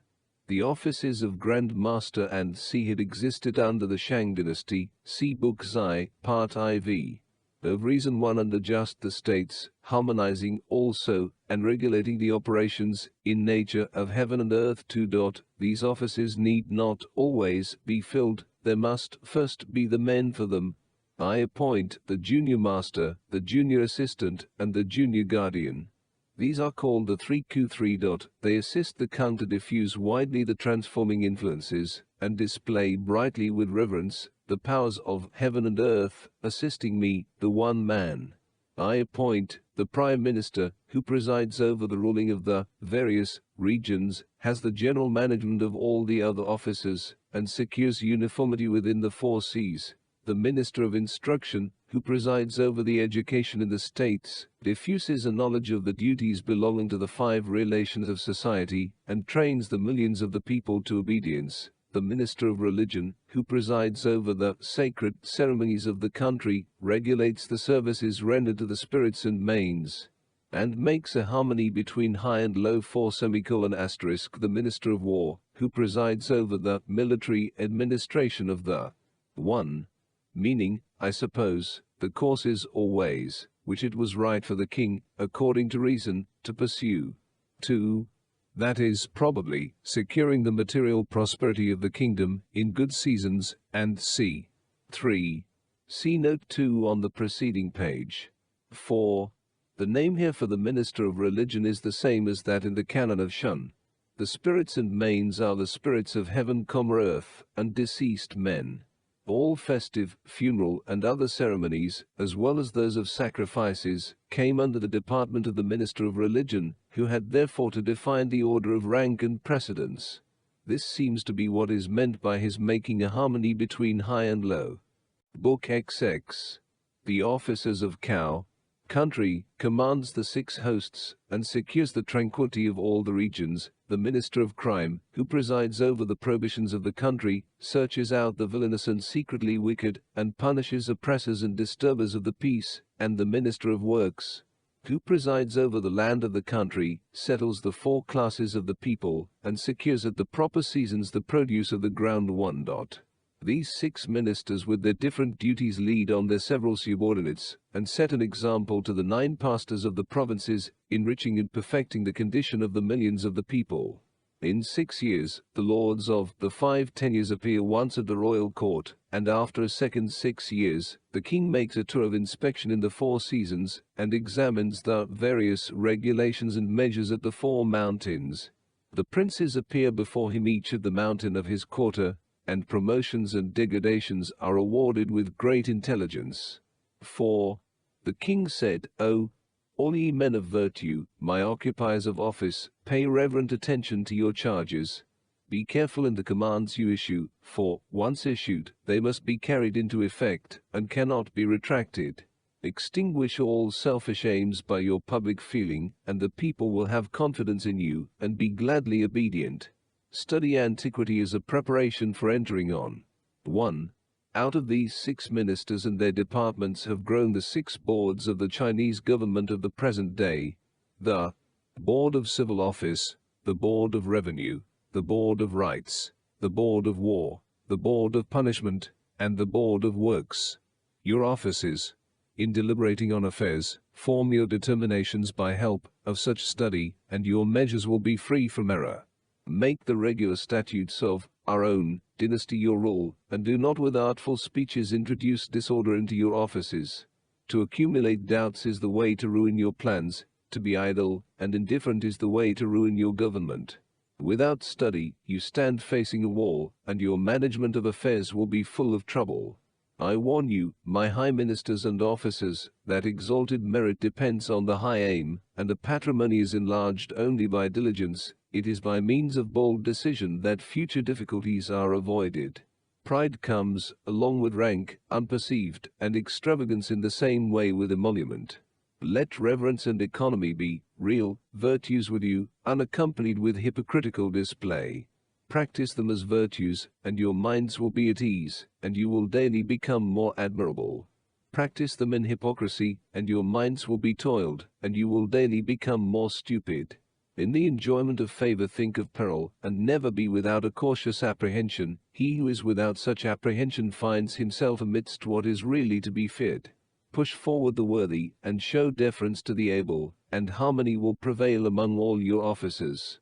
When they are not harmonious, the government becomes a mass of confusion. If those whom you advance be able for their offices, the ability is yours. If you advance improper men, you are not equal to your position. 5. The king said, O, ye charged with the threefold business of government, 1, and ye great officers, I reverently attend to your departments, and conduct well the affairs under your government, so as to assist your sovereign, and secure the lasting happiness of the millions of the people. So shall there be no dissatisfaction throughout the myriad states. Book XX. The officers of Cao. Book XXI. The Kun Khan. Kun Khan was the successor in the eastern capital of the Duke of Cao, who has now passed off the stage of the Shu, which he occupied so long. Between the officers of Cao and this book, there were, when the Shu was complete, 2 others, which are both lost. We must greatly deplore the loss of the second of them, for it contained an account of the death of the Duke of Cao, and an announcement made by King Kang by his beer. Hu Kun Khan, the charge to whom on entering on his important government is here preserved, really was, we are not informed. Some have supposed that he was a son of the Duke of Cao, but we may be sure, from the analogy of other charges, that if he had been so, the fact would have been alluded to in the text. Kun Khan might be translated the Prince Khan, like Kun Shi in the title of Book Zwei, but we know nothing of any territory with which he was invested. The following summary of the contents is given by a Chinese critic. The whole book may be divided into 3 chapters. The first relates Kun Khan's appointment to the government of the eastern capital. The concluding words, be reverent. 1. The threefold business of government is the appointment of the men of office, the officers of law, and the pastors, the 3 concerns of those in the 3 highest positions, as described in the last book, ch. 4. The king probably intends the Kung, the Ku, and the 6 ministers, whose duties he has spoken of. The great officers will be all the officers inferior to these their several departments. Are emphatic, and give the keynote to all that follows. The second chapter enjoins on him to exert himself to illustrate the lessons of the Duke of Cao and thereby transform the people of Yin. The third requires him to give full development to those lessons and instances various particulars in which his doing so would appear, all illustrative of the command at the commencement that he should be reverent. 1. The king spake to the following effect. Kun Khan, it is you who are possessed of excellent virtue, filial and respectful. Being filial and friendly with your brethren, you can display these qualities in the exercise of government. I appoint you to rule this eastern border. Be reverent. 2. Formerly, the Duke of Cao acted as teacher and guardian of the myriads of the people, who cherish the remembrance of his virtue. Go and with sedulous care enter upon his charge, act in accordance with his regular ways, and exert yourself to illustrate his lessons, so shall the people be regulated. I have heard that he said, perfect government has a piercing fragrance, and influences the spiritual intelligences. It is not the millet which is the piercing fragrance, it is bright virtue. Do you make this lesson of the Duke of Cao your rule, being diligent from day to day, and not presuming to indulge in luxurious ease? Ordinary men, while they have not yet seen a sage, are full of desire, as if they should never get a sight of him, and after they have seen him, they are still unable to follow him. Be cautioned by this. You are the wind, the inferior people are the grass. In revolving the plans of your government, never hesitate to acknowledge the difficulty of the subject. Some things have to be abolished, and some new things to be enacted, going out and coming in. Seek the judgment of your people about them, and, where there is a general agreement, exert your own powers of reflection.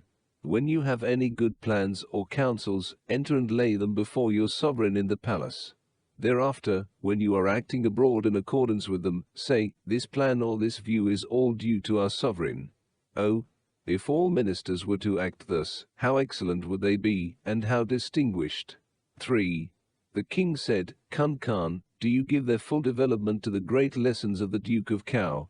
Do not make use of your power to exercise oppression. Do not make use of the laws to practice extortion. Be gentle, but with strictness of rule. Promote harmony by the display of an easy forbearance. When any of the people of Yin are amenable to punishment, if I say punish, do not you therefore punish, and if I say spare, do not you therefore spare. Seek a due middle course. Those who are disobedient to your government and uninfluenced by your instructions, you will punish, remembering that the end of punishment is to make an end of punishing. Those who are inured to villainy and treachery, those who violate the regular duties of society, and those who introduce disorder into the public manners. Those three classes you will not spare, though their particular offenses be but small. Do not cherish anger against the obstinate, and dislike them. Seek not every quality in one individual. You must have patience, and you will be successful. Have forbearance, and your virtue will be great. Mark those who discharge their duties well, and also mark those who do not do so, and distinguish them from one another. Advance the good, to induce those who may not be so to follow their example. The people are born good, and are changed by external things, so that they resist what their superiors command, and follow what they themselves love.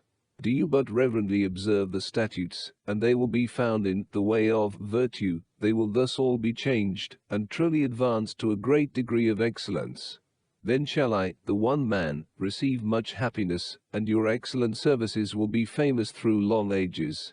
Book XXI. The Kun Khan. Book XXII. The Testamentary Charge. This book brings us to the closing act of the life of King Kang, whose reign, according to the current chronology, lasted 37 years, ending in BC 1079. From the appointment of Kun Khan to his death, the king's history is almost a blank. The only events chronicled by Sima Qian are a coinage of round money with a square hole in the center, the prototype of the present cash, and an enactment about the width and length in which pieces of silk and cloth were to be manufactured. King Kang, feeling that his end is near, calls his principal ministers and other officers around his bed, and commits his son Cao to their care and guidance. The record of all these things, and the dying charge form a chapter that ends with the statement of the king's death. The rest of the book forms a second chapter, in which we have a detailed account of the ceremonies connected with the publication of the charge, and the accession of Cao to the throne. It is an interesting account of the ways of that distant time on such occasions. 1. In the 4th month, when the moon began to wane, the king was indisposed. On the day Kiedzi, he washed his hands and face, his attendants put on him his cap and robes 1 semicolon, and he sat up, leaning on a gem-adorned bench 2. He then called together the Grand Guardianship, the Earls of Zui and Thung, the Duke of Pai, the Marquis of Wei, the Duke of Mao, the Master of the Warders, the Master of the Guards, the heads of the various departments, and the superintendents of affairs 3. The king said, "Oh, my illness has greatly increased, and it will soon be over with me. The malady comes on daily with more violence, and maintains its hold. I am afraid I may not find another opportunity to declare my wishes about my successor, and therefore I now lay my charge upon you with special instructions." The former rulers, our kings Wan and Wu, displayed in succession their equal glory, making sure provision for the support of the people, and setting forth their 1. The king's caps or crowns and robes were many, and for each there was the appropriate occasion. His attendants, no doubt, now dressed King Kang, as the rules of court fashions required. 2. In those days they sat on the ground upon mats, and for the old or infirm benches or stools were placed in front of them to lean forward on. The king had 5 kinds of stools variously adorned. That with gems was the most honorable. 3. The Grand Guardianship, or the Duke of Shao, and the other 5 dignitaries were, no doubt, the 6 ministers of the 20th book. Zui is referred to the present district of Kaoyi, Department Xi'an, and Thung to Huakao, Department Thung Kao, both in Shenxi. The Earl of Zui, it is supposed, was Minister of Instruction, and he of Thung Minister of Religion. Pai corresponded to the present district of Kangan, Department Xi'an. The Duke of Pai was Minister of War, called Duke or Kung, as Grand Master. It is not known where Mao was. The Lord of it was Minister of Works, and Grand Assistant. The Marquis of Wei, see on Book X. He was now, it is supposed, Minister of Crime. Instructions. The people accorded a practical submission, without any opposition, and the influence of the example and instructions extended to Yin, and the great appointment of heaven was secured. After them, I, the stupid one, received with reverence the dread decree of heaven, and continued to keep the great instructions of Wan and Wu, not daring blindly to transgress them. Now heaven has laid affliction on me, and it seems as if I should not again rise or be myself. Do you take clear note of these my words, and in accordance with them watch reverently over my eldest son Cao, and greatly assist him in the difficulties of his position. Be kind to those who are far off, and help those who are near. Promote the tranquility of the states, small and great, and encourage them to well-doing. I think how a man has to govern himself in dignity and with decorum. Do not you allow Cao to proceed heedlessly on the impulse of improper motives. Immediately on receiving this charge, the ministers and others withdrew. The tent one was then carried out into 1. The tent had been prepared when the king sent for his ministers and officers to give them his last charge, and set up outside his chamber in the hall where he is accustomed to hold the audience of government. He had walked, or been carried to it, and then returned to his apartment, when he had expressed his last wishes, while the tender curtains and canopy was carried out into the courtyard. The palace was much more long or deep than wide, consisting of 5 series of buildings continued one after another, so that, if all the gates were thrown open, one could walk in a direct line from the first gate to the last. The different parts of it were separated by courts that embraced a large space of ground, and were partly open overhead. The gates leading to the different parts had their particular names, and were all fronting the south. Outside the second was held the outer levee, where the king received the princes and officers generally. Outside the fifth was held the audience of government, when he met his ministers to consult with them on the business of the state. Inside this gate were the buildings which formed the private apartments, in the hall leading to which was held the inner audience, and where the sovereign feasted those whom he designed specially to honor. Such is the general idea of the ancient palace given by Ku Shi. The gateways included a large space, covered by a roof, supported on pillars. The court, and on the next day, being Yi Kao, the king died. 2. The Grand Guardian then ordered Kung Huan Wan and Nan Kung Mao Tu to instruct Lu Kai, the Marquis of Kai Tu, with 2 shield and spearmen, and 100 guards, to meet the Prince Cao outside the South Gate 3, and conduct him to one of the side apartments, near to that where the king lay, there to be his chief mourner. 4. On the dating Mao, 2 days after the king's death, he ordered the charge to be recorded on 1. We know nothing more of these officers, but what is here related. 2. The Marquis of Kai was the son of Tai Kung, a friend and minister of King Wan, who had been enfoffed by King Wu with the city of Kai, embracing the present department of King Cao, in Shantung, and other territory. His place at court was that of Master of the Guards. 3. All the gates might be called South Gates. It is not certain whether that intended here was the outer gate of all, or the last immediately in front of the hall, where the king had given his charge. Whichever it was, the meeting Cao in the way described was a public declaration that he had been appointed successor to the throne. 4.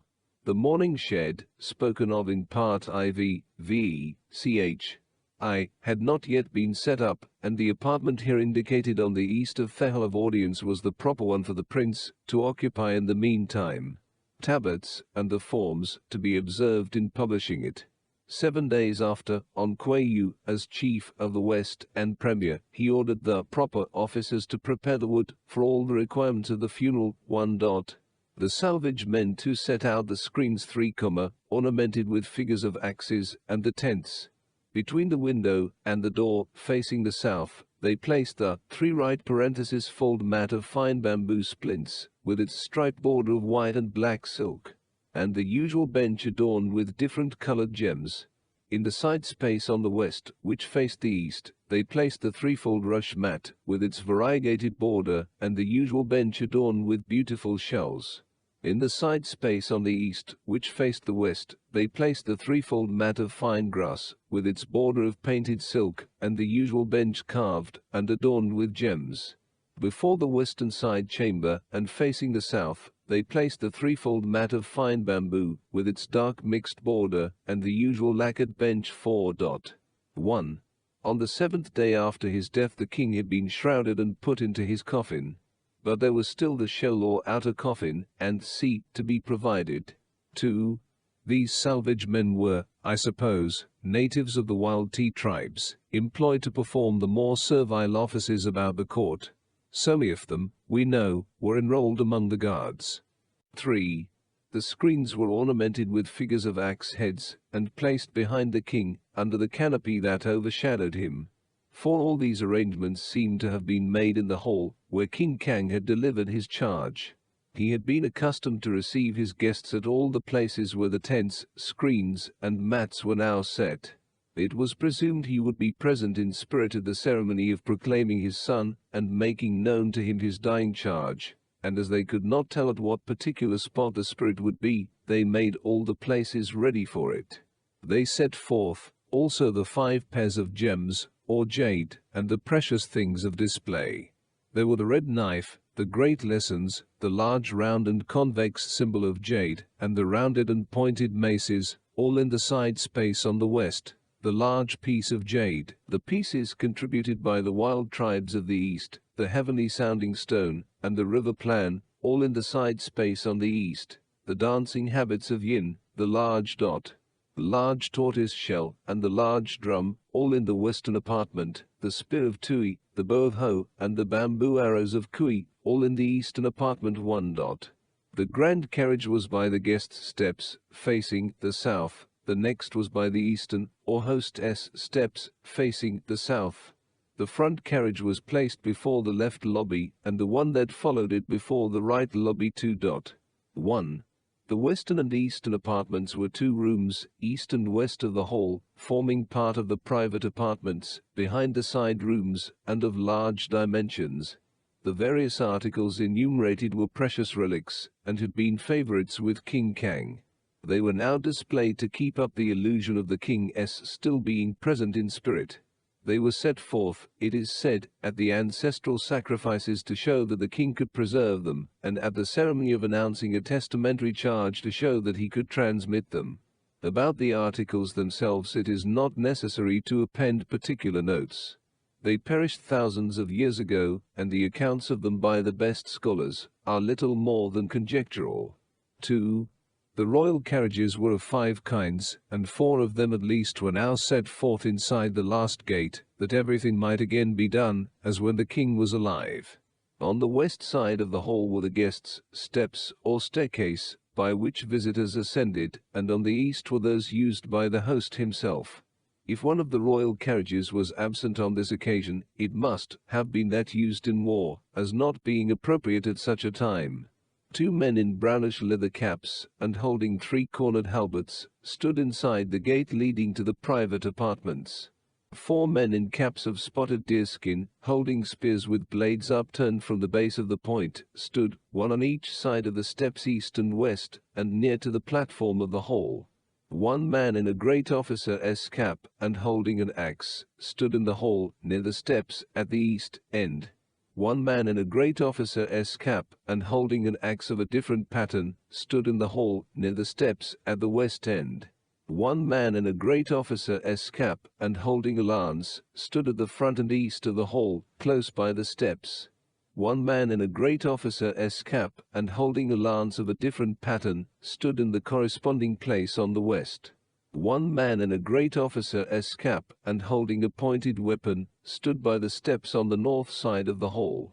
The king, in a linen cap and the variously figured skirt, ascended by the guests' steps, followed by the high ministers, great officers, and princes of states, in linen caps and dark-colored skirts. Arrived in the hall, they all took their proper places. The grand guardian, the grand historiographer, and the minister of religion were all in. 1. All was now ready for the grand ceremony, and the performers, in their appropriate mourning and sacrificial array, take their places in the hall. Cow is here for the first time styled king, but still he goes up by the guest steps, not presuming to ascend by the others, while his father's corpse was in the hall. Linen caps and red skirts. The grand guardian bore the great mace. The minister of religion bore the cup and the mace cover. These 2 ascended by the steps on the east. The grand historiographer bore the testamentary charge. He ascended by the guest steps on the west, and advanced to the king with the tablets containing the charge, and said, "Our royal sovereign, leaning on the gem-adorned bench, declared his last charge, and commanded you to continue the observance of the lessons, and to take the rule of the kingdom of Qin, complying with the great laws, and securing the harmony of all under the sky, so as to respond to and display the bright instructions of Wan and Wu."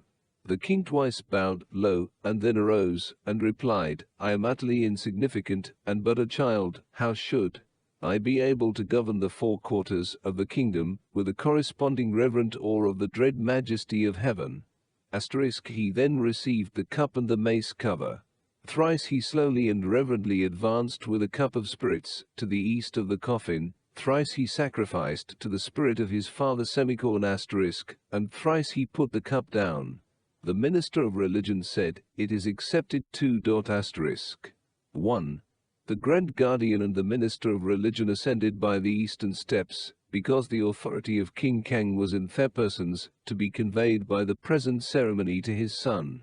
The great mace was one of the emblems of the royal sovereignty, and the cup also must have been one that only the king could use.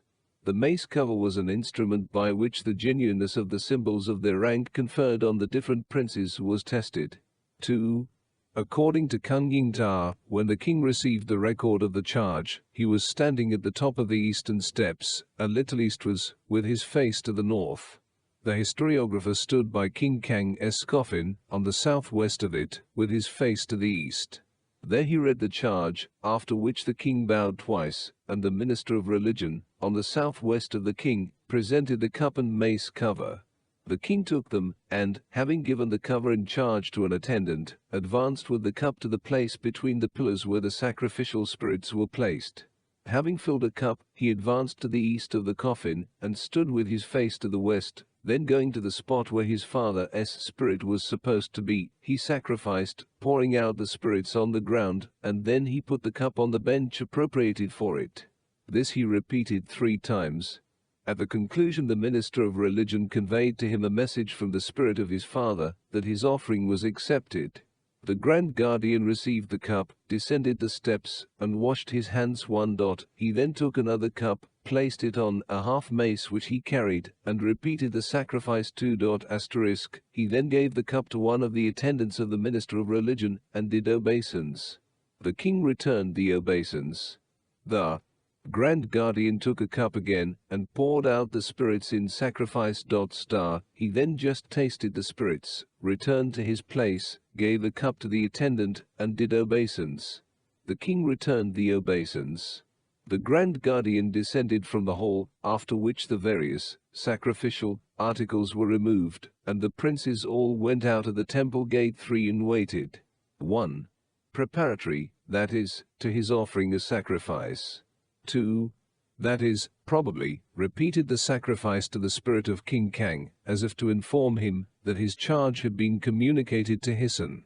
The half mace was used as a handle for the sacrificial cup.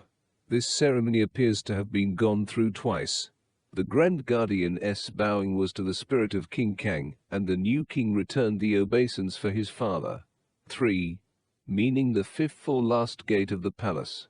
The private apartments had for the time, through the presence of the coffin and by the sacrifices, been converted into a sort of ancestral temple. Book XXIII. Book XXIII. The announcement of King Kang. Kang was the honorary sacrificial title conferred on Cao, the son and successor of King Kang. His reign lasted from BC 1078 to 1053. Kang, as an honorary title, has various meanings. In the text it probably denotes who caused the people to be tranquil and happy. Immediately on his accession to the throne, as described in the last book, King Kang made the announcement which is here recorded. Indeed, the two books would almost seem to form only one, and as such they appeared in the Shu of Fu, as related in the introduction. The princes, with whose departure from the inner hall of the palace the last book concludes, are introduced again to the king in the court between the fourth and fifth gates, and do homage to him after their fashion, cautioning also and advising him about the discharge of his high duties. He responds with the declaration which has given name to the book, referring to his predecessors, and asking the assistance of all his hearers, that his reign may be a not unworthy sequel of theirs. With this the proceedings terminate, and the king resumes his mourning dress which he had put off for the occasion. The whole thus falls into 3 chapters. The king came forth and stood in the space within the fourth gate of the palace, when the Grand Guardian led in the princes of the western regions by the left half of the gate, and the Duke of Pi, those of the eastern regions by the right half. They then all caused their teams of light bay horses, with their manes and tails dyed red, to be exhibited, and, as the king's guests lifted up their rank symbols and the other presents, they had brought 2,1. See note on these ministers, page 235. 2. These presents were in addition to the teams of horses exhibited in the courtyard, silks and lighter productions of their various territories. Saying, we your servants, defenders of the throne, venture to bring the productions of our territories, and lay them here. With these words, they all did obeisance twice, laying their heads on the ground. The king, as the righteous successor to the virtue of those who had gone before him, returned their obeisance. The Grand Guardian and the Earl of Zui, with all the rest, then advanced and bowed to each other, after which they did obeisance twice, with their heads to the ground, and said, O Son of Heaven, we venture respectfully to declare our sentiments. Great Heaven altered its decree which the great house of Yin had received, and Wan and Wu of our cow grandly received the same, and carried it out, manifesting their kindly government in the western regions. His recently ascended Majesty, rewarding and punishing exactly in accordance with what was right, fully established their achievements, and transmitted this happy state to his successors. Do you, O King, now be reverent. Maintain your armies in great order, and do not allow the rarely equaled appointment of our high ancestors to come to harm. 2. The king spoke to the following effect. Ye princes of the various states, chiefs of the Hao, Tien, Nan, and Wei domains, I, Cao, the one man, make an announcement in return for your advice. The former rulers, Wan and Wu, were greatly just and enriched the people. They did not occupy themselves to find out people's crimes. Pushing to the utmost and maintaining an entire impartiality and sincerity, they became gloriously illustrious all under heaven. Then they had officers brave as bears and grizzly bears, and ministers of no double heart, who helped them to maintain and regulate the royal house. Thus did they receive the true favoring decree from God, and thus did great heaven approve of their ways, and give them the 4 quarters of the land. Then they appointed and set up principalities, and established bulwarks to the throne, for the sake of us, their successors. Now do ye, my uncles, I pray you, consider with one another, and carry out the service which the dukes, your predecessors, rendered to my predecessors. Though your persons be distant, let your hearts be in the royal house.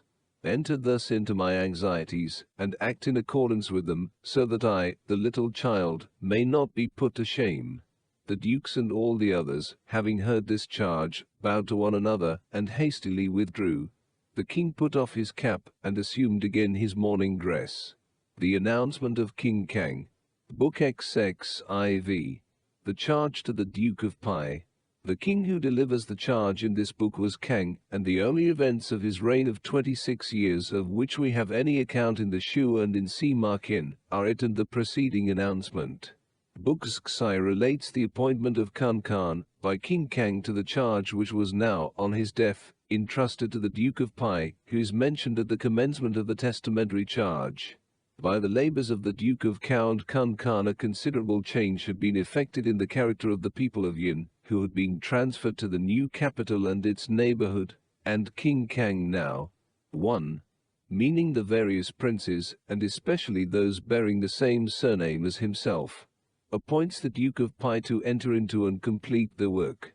After an introductory paragraph, the charge, in 3 chapters, occupies all the rest of the book. The first of them speaks of what had been accomplished, and the admirable qualities of the Duke which fitted him to accomplish what remained to be done. The second speaks of the special measures which were called for by the original character and the altered character of the people.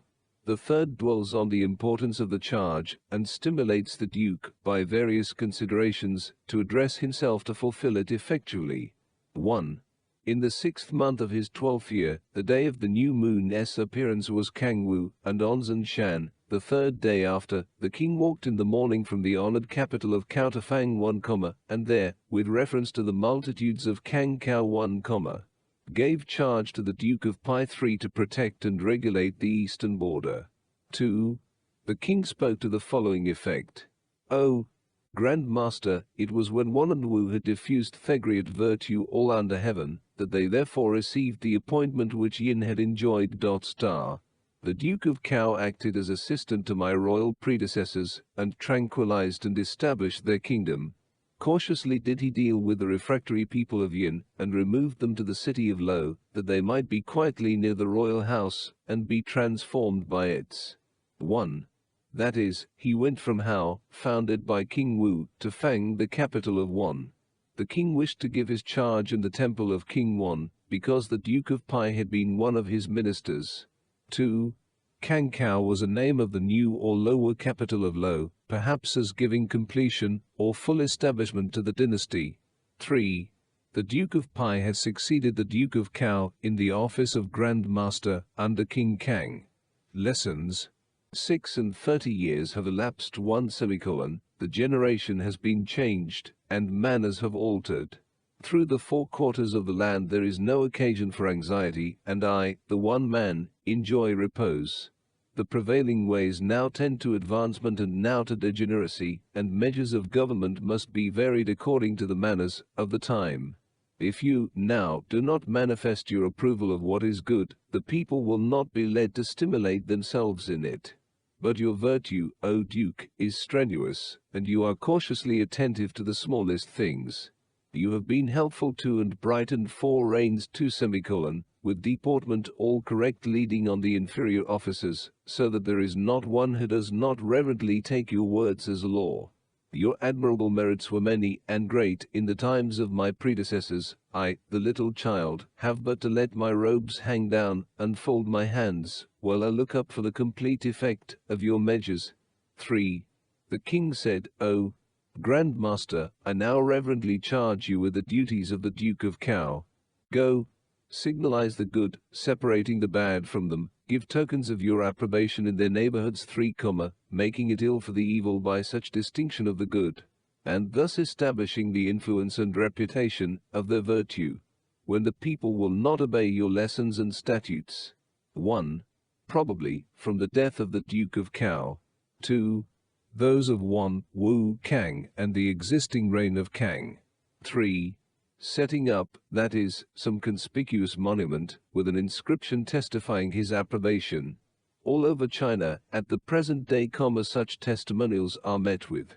Mark off the boundaries of their hamlets, making them fear to do evil and desire to do good. Define anew the borders and frontiers, and be careful to strengthen the guard posts through the territory, in order to secure tranquility within the 4 seas. In measures of government to be consistent and constant, and in proclamations a combination of completeness and brevity and valuable. There should not be the love of what is extraordinary. Among the customs of Shang was the flattery of superiors, sharp-tonguedness was the sign of worth. The remains of these manners are not yet obliterated. Do you, O Duke, bear this in mind. I have heard the saying, families which have for generations enjoyed places of emolument seldom observe the rules of propriety. They become dissolute and do violence to virtue, setting themselves in positive opposition to the way of heaven. They ruin the formative principles of good, encourage extravagance and display, and tend to carry all future ages on the same. Book XXIV. The charge to the Duke of Pai. Stream with them. Now the officers of Yin had long relied on the favor which they enjoyed. In the confidence of their prideful extravagance they extinguished their sense of righteousness. They displayed before men the beauty of their robes, proud, licentious, arrogant, and boastful. The natural issue was that they should end in being thoroughly bad. Although their lost minds have, in a measure, been recovered, it is difficult to keep them under proper restraint.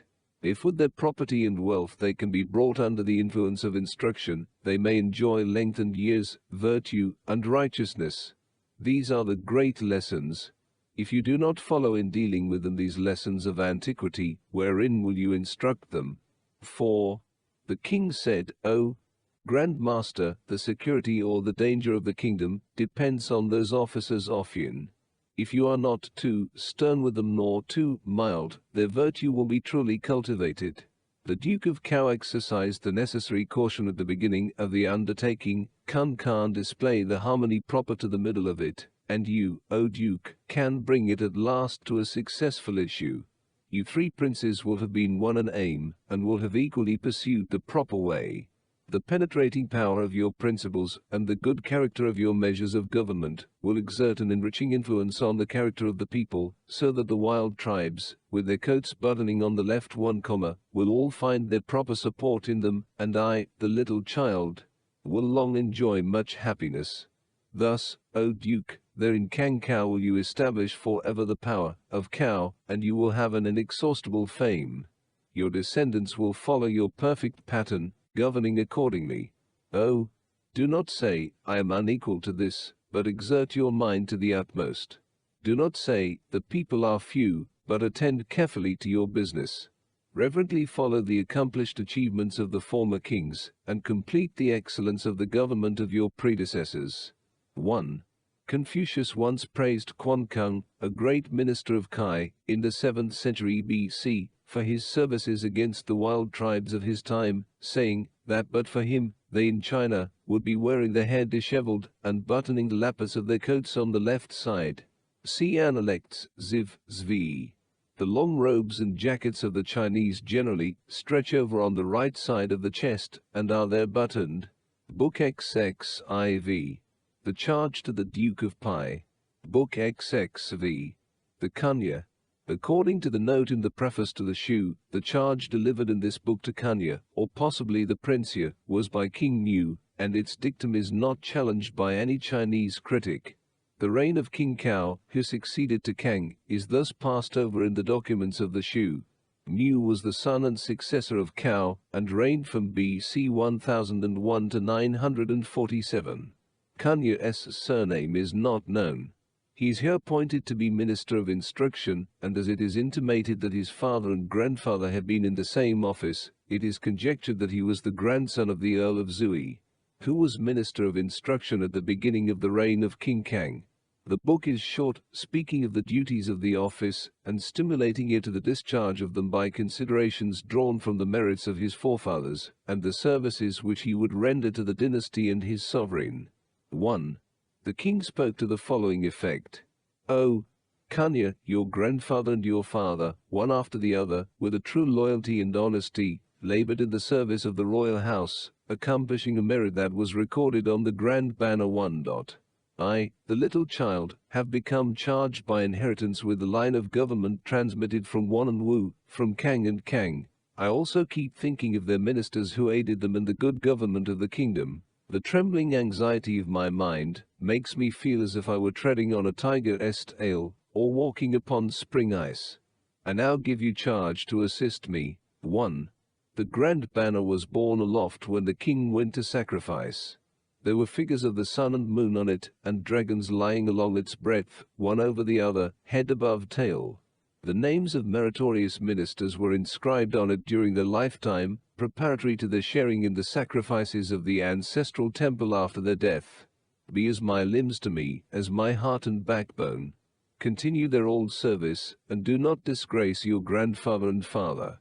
Diffuse widely the knowledge of the 5 invariable relations of society, and reverently seek to produce a harmonious observance of the duties belonging to them among the people. If you are correct in your own person, none will dare to be but correct. The minds of the people cannot attain to the right mean of duty, they must be guided by your attaining to it. In the heat and rains of summer, the inferior people may be described as murmuring and sighing. And so it is with them in the great cold of winter. How great are their hardships! Think of their hardships in order to seek to promote their ease, and the people will be tranquil. Oh, how great and splendid were the plans of King Wan! How greatly were they carried out by the energy of King Wu! All in principle correct and deficient in nothing, they are for the help and guidance of us their descendants. Do you with reverence and wisdom carry out your instructions, enabling me to honor and follow the example of my immediate predecessors, and to respond to and display the bright decree conferred on Wan and Wu, so shall you be the mate of your bygone fathers. 2. The king spoke to the following effect. Kanya, do you take for your rule the lessons afforded by the courses of your excellent fathers? The good or the bad order of the people depends on this. You will thus follow the practice of your grandfather and father, and make the good government of your sovereign illustrious. Book XXV. The Kanya. Book XXVI. The charge to Kyung. The charge recorded here, like that in the last book, is assigned to King Mu. It was delivered on the appointment of a Kyung or Po Kyung, that is, the eldest Kyung, the eldest brother in his family, to be High Chamberlain. Of this Kyung we know nothing more than we learn from the Shu. He was no high dignitary of state. That the charge to him found a place in the Shu, we are told, shows how important it was for that men in the lowest positions, yet coming into contact with the sovereign, should possess correct principles and an earnest desire for his progress in intelligence and virtue. King Mu represents himself as conscious of his own incompetencies, and impressed with a sense of the high duties devolving on him.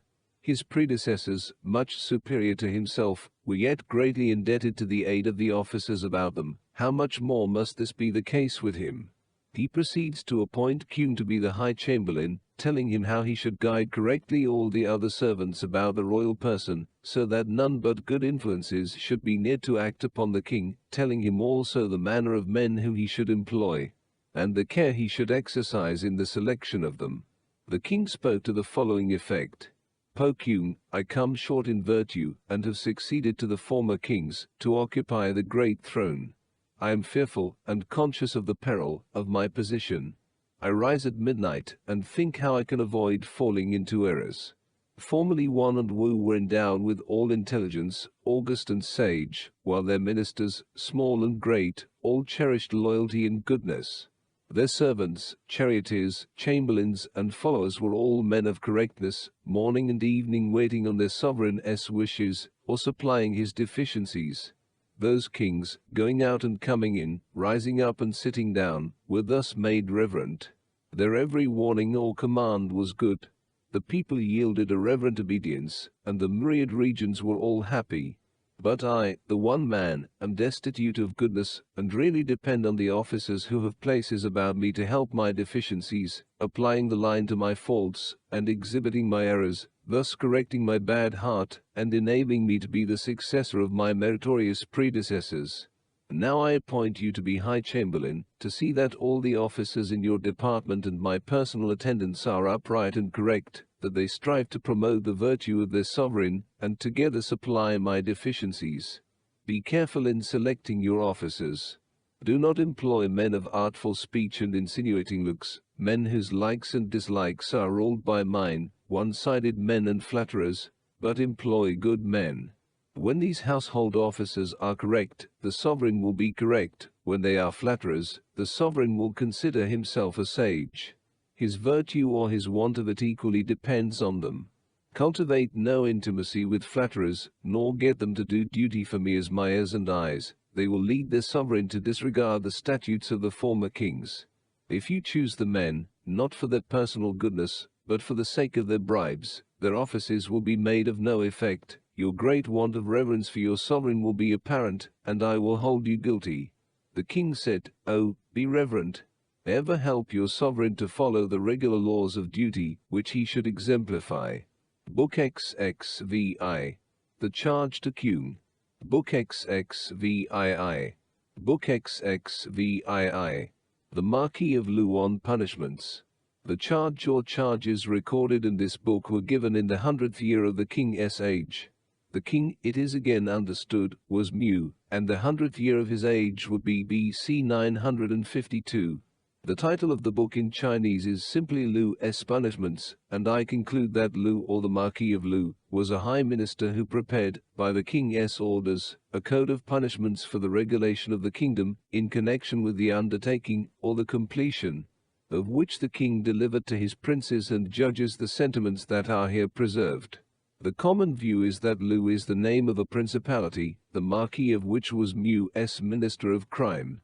Where it was, is not well known, and as the book is quoted in the Li Kai several times under the title of Fu on Punishments, it is supposed that Lu and Fu, a small marquisate in the present Honan, were the same. The whole book is divided into 7 chapters. The first is merely a brief introduction, the historiographer's account of the circumstances in which King Mu delivered his lessons. Each of the other chapters begins with the words, "The king said." The first 2 of them are an historical resume of the lessons of antiquity on the subject of punishments, and an inculcation on the princes and officers of justice, to give heed to them, and learn from them. The next 2 tell the princes of the diligence and carefulness to be employed in the use of punishments, and how they can make punishments a blessing. The 4th chapter treats principally of the commutation or redemption of punishments, and has been very strongly condemned by critics and moralists. They express their surprise that such a document should be in the Shu, and, holding that the collection was made by Confucius, venture to ask what the sage meant by admitting it. There is, in fact, no evidence that the redemption of punishments on the scale here laid down existed in China before Mu's time. It has entered, however, into the penal code of every subsequent dynasty. Great official corruption and deprivation of the general morality would seem to be inseparable from such a system. The 5th chapter returns again to the reverence with which punishments should be employed, and the 6th and last is addressed to future generations, and directs them to the ancient models, in order that punishments may never be but a blessing to the kingdom. A Chinese critic says that throughout the book virtue and exact adaptation are the terms that carry the weight of the meaning. Virtue must underlie the use of punishments, of which their exact adaptation will be the manifestation. 1. In reference to the charge to the Marquis of Lu, when the king had occupied the throne till he reached the age of 100 years, he gave great consideration to the appointment of punishments, in order to deal with the people of the 4 quarters. 2. The king said, according to the teachings of ancient times, Qiyu was the first to produce disorder, which spread among the quiet, orderly people, till all became robbers and murderers, owl-like and yet self-complacent in their conduct, traitors and villains, snatching and filching, dissembers and oppressors. Among the people of Miao, they did not use the power of goodness, but the restraint of punishments. They made the 5 punishments engines of oppression 2, calling them the laws. They 1. Kiyu, as has been observed in the introduction, page 27, is the most ancient name mentioned in the Shu, and carries us back, according to the Chinese chronologists, nearly to the beginning of the 27th century BCP. Gorbel translates the characters which appear in the English text here as according to the teachings of ancient times, by Sealan les Anciens documents, which is more than the Chinese text says. It is remarkable that at the commencement of Chinese history, Chinese tradition placed a period of innocence, a season when order and virtue ruled in men's affairs. 2. I do not think it is intended to say here that the 5 punishments were invented by the chiefs of the Miao, but only that these used them excessively and barbarously. From 2 passages in the canon of Shun, we conclude that that monarch was acquainted with the 5 great inflictions or punishments, and gave instructions to his minister Cao Yao as to their use. Slaughtered the innocent, and were the first also to go to excess in cutting off the nose, cutting off the ears, castration, and branding. All who became liable to those punishments were dealt with without distinction, no difference being made in favor of those who could offer some excuse. The people were gradually affected by this state of things, and became dark and disorderly. Their hearts were no more set on good faith, but they violated their oaths and covenants. The multitudes who suffered from the oppressive terrors, and were in danger of being murdered, declared their innocence to heaven. God surveyed the people, and there was no fragrance of virtue arising from them, but the rank odor of their cruel punishments. The great T1 compassionated the innocent multitudes that were in danger of being murdered, and made the oppressors feel the terrors of his majesty. He restrained and, finally, extinguished the people of Miao, so that they should not continue. 1. Here is the name Huangti by which the sovereigns of China have been styled from BC 221, since the Emperor of Qin, on his extinction of the feudal states, enacted that it should be borne by himself and his descendants. I have spoken of the meaning of Ti and of the title Huangti in the note on the translation of the Shu appended to the preface. There can be no doubt that it was Shun whom King Mu intended by the name. A few sentences further on, the mention of Po I circumflex and Yu leads us to the time subsequent to Yao, and there does not appear to be any change of subject in the paragraph. We get from this book a higher idea of the power of the Miao than from the books of Part 2, to future generations. Then he commissioned Kung Li I to make an end of the communications between earth and heaven, and the descents of spirits ceased. From the princes down to the 1. Kung Li are nowhere met with in the previous parts of the Shu, nor in any other reliable documents of history, as officers of Shun. Zhoi Khan and others would identify them with the Shi and Ho of the canon of Yao, and hold those to have been descended from a Kung Li, supposed to belong to the time of Xiao Hao in the 26th century BC. 2. Whoever they were, the duty with which they were charged was remarkable. In the Narratives of the States, a book of the Cao dynasty, we find a conversation on it during the lifetime of Confucius between King Cao of Ku, BC 515–489, and one of his ministers, called Quan Yi Fu. What is meant, asked the king, by what is said in one of the books of Cao about Kung Li, that they really brought it about, that there was no intercourse between heaven and earth? If they had not done so, would people have been able to ascend to heaven? The minister replied that that was not the meaning at all, and gave his own view of it at great length, to the following effect. Anciently, the people attended to the discharge of their duties to one another, and left the worship of spiritual beings, the seeking intercourse with them, and invoking and effecting their descent on earth to the officers who were appointed for that purpose. In this way things proceeded with great regularity. The people minded their own affairs, and the spirits minded theirs. Tranquility and prosperity were the consequence. But in the time of Xiao Hao, through the lawlessness of Q Li, a change took place. The people intruded into the functions of the regulators of the spirits and their worship. They abandoned their duties to their fellow men, and tried to bring down spirits from above. The spirits themselves, no longer kept in check and subjected to rule, made their appearance irregularly and disastrously. all was confusion and calamity, when Quan Shu, B.C. 2510-2433, took the case in hand. He appointed Kung, the minister of the south, to the superintendency of heavenly things, to prescribe the laws for the spirits, and Li, the minister of fire, to the superintendency of earthly things, to prescribe the rules for the people. In this way both spirits and people were brought back to their former regular courses, and there was no unhallowed interference of the one with the other. This was the work described in the text.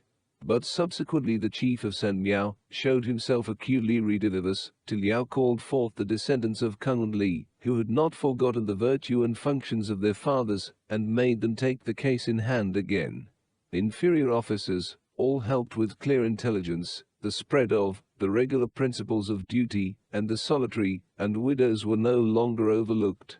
The great T with an unprejudiced mind carried his inquiries low down among the people, and the solitary and widows laid before him their complaints against the Miao. He awed the people by the majesty of his virtue, and enlightened them by its brightness. He thereupon charged the three princely ministers, one to labor with compassionate anxiety in the people's behalf. Po I Circumflex delivered his statutes to prevent the people from rendering themselves obnoxious to punishment. You reduced to order the water and the land, and presided over the naming of the hills and rivers. Kai spread abroad a knowledge of agriculture, and the people extensively cultivated the admirable grains. When the three princes had accomplished their work, it was abundantly well with the people. The minister of crime too exercised among them the restraint of 1. According to Yi Fu's statements, Kung's functions were those of the minister of religion, and Li's those of the minister of instruction, but Shi and Ho were simply ministers of astronomy in the calendar, and their descendants continue to appear as such in the Shu to the reign of Kung Kang. Long after we know that men of other families were appointed to the important ministries of Kung and Li. 2. Those immediately mentioned, Po I Circumflex Yu and Kai. See the Canon of Shun and other books of Part 2. 3. Cao Yao. Punishment in exact adaptation to each offense, and taught them to reverence virtue. The greatest gravity and harmony in the sovereign, and the greatest intelligence in those below him, thus shining forth to all quarters of the land, all were rendered diligent in cultivating their virtue. Hence, if anything more were wanted, the clear adjudication of punishments effected the regulation of the people, and helped them to observe the regular duties of life. The officers who presided over criminal cases executed the law fearlessly against the powerful, and faithfully against the wealthy. They were reverent and cautious. They had no occasion to make choice of words to vindicate their conduct. The virtue of heaven was attained to by them. From them was the determination of so great a matter as the lives of men. In their low sphere they yet corresponded to heaven, and enjoyed its favor. 3. The king said, You who direct the government and preside over criminal cases through all the land, are you not constituted the shepherds of heaven? To whom ought you now to look as your pattern? Is it not to Po I Circumflex spreading among the people his lessons to avert punishments? And from whom ought you now to take warning? Is it not from the people of Miao, who would not examine into the circumstances of criminal cases, and did not make choice of good officers, that should see to the right apportioning of the 5 punishments, but chose the violent and bribe snatchers? Who determined and administered them, so as to oppress the innocent, until God would no longer hold them guiltless, and sent down calamity on Miao, when the people had no plea to allege in mitigation of their punishment, and their name was cut off from the world? 4. The king said, lay to heart, my uncles, and all ye, my brethren and cousins, my sons and my grandsons, listen all of you to my words, in which, it may be, you will receive a most important charge. You will only tread the path of satisfaction by being daily diligent. Do not have occasion to beware of the want of diligence. Heaven, in its wish to regulate the people, allows us for a day to make use of punishments. Whether crimes have been premeditated or are unpremeditated depends on the parties concerned. Do you deal with them so as to accord with the mind of heaven, and thus serve me, the one man? Though I would put them to death, do not you therefore put them to death. Though I would spare them, do not you therefore spare them. reverently apportion the 5 punishments, so as fully to exhibit the 3 virtues. 2. Then shall I, the one man, enjoy felicity, the people will look to you as their sure dependence, the repose of such a state will be perpetual. 5. The king said, Ho, come, ye rulers of states and territories. 3, I will tell you how to make punishments a blessing. It is yours now to give repose to the people. What should you be most concerned? 1. Meaning all the princes of the same surname as himself. As he was 100 years old, there might well be among them those who were really his sons and grandsons. 2. The 3 virtues are those of the great plan, those of correctness and straightforwardness, of strong government, and of milgovernment. 3. Meaning all the princes of the king's own and other surnames. About the choosing of, should it not be the proper men? What should you deal with the most reverently? Should it not be punishments? What should you calculate the most carefully? Should it not be to whom these will reach? When both parties are present, with their documents and witnesses, all complete, let the judges listen to the 5-fold statements that may be made. 1. When they have examined and fully made up their minds on those, let them adjust the case to one of the 5 punishments. If the 5 punishments do not meet it, let them adjust it to one of the 5 redemption fines, and if these, again, are not sufficient for it, let them reckon it among the 5 cases of error. 2. In settling the 5 cases of error there are evils to be guarded against, being warped by the influence of power, or by private grudge, or by female solicitation, or by bribes, or by applications. Any one of these things should be held equal to the crime before the judges. Do you carefully examine and prove yourselves equal to every difficulty? When there are doubts as to the infliction of any of the 5 punishments, that infliction should be forborne. When there are doubts as to the 1. That is, the statements with the evidence on both sides, whether incriminating or exculpating. They are called 5-fold, as the case might have to be dealt with by one or other of the 5 punishments. 2. That is, the offences of inadvertence. What should ensue on the adjudication of any case to be so ranked does not appear. It would be very leniently dealt with, and perhaps pardoned. In the counsels of Yu, Cao says to Shun, you pardon inadvertent offences however great. Infliction of any of the 5 fines, it should be forborne. Do you carefully examine, and prove yourselves equal to overcome every difficulty? When you have examined and many things are clear, yet form a judgment from studying the appearance of the parties. If you find nothing out on examination, do not listen to the case any more. In everything stand in awe of the dread majesty of heaven. When in a doubtful case, the punishment of branding is forborne, the fine to be laid on instead is 600 ounces of copper, but you must first have satisfied yourselves as to the crime. When the case would require the cutting off the nose, the fine must be double this, with the same careful determination of the crime. When the punishment would be the cutting off the feet, the fine must be 3,000 ounces, with the same careful determination of the crime. When the punishment would be castration 1, the fine must be 3,600 ounces, with the same determination. When the punishment would be death, the fine must be 6,000 ounces, with the same determination. Of crimes that may be redeemed by the fine in lieu of branding there are and the same number of those that would otherwise incur cutting off the nose. The fine in lieu of cutting off the feet extends to 500 cases, that in lieu of castration to 300, and that in lieu of death to 200. Altogether, set against the 5 punishments, there are 3,000 crimes. In the case of others not exactly defined, you must class them with the next higher or next lower offences, not 1.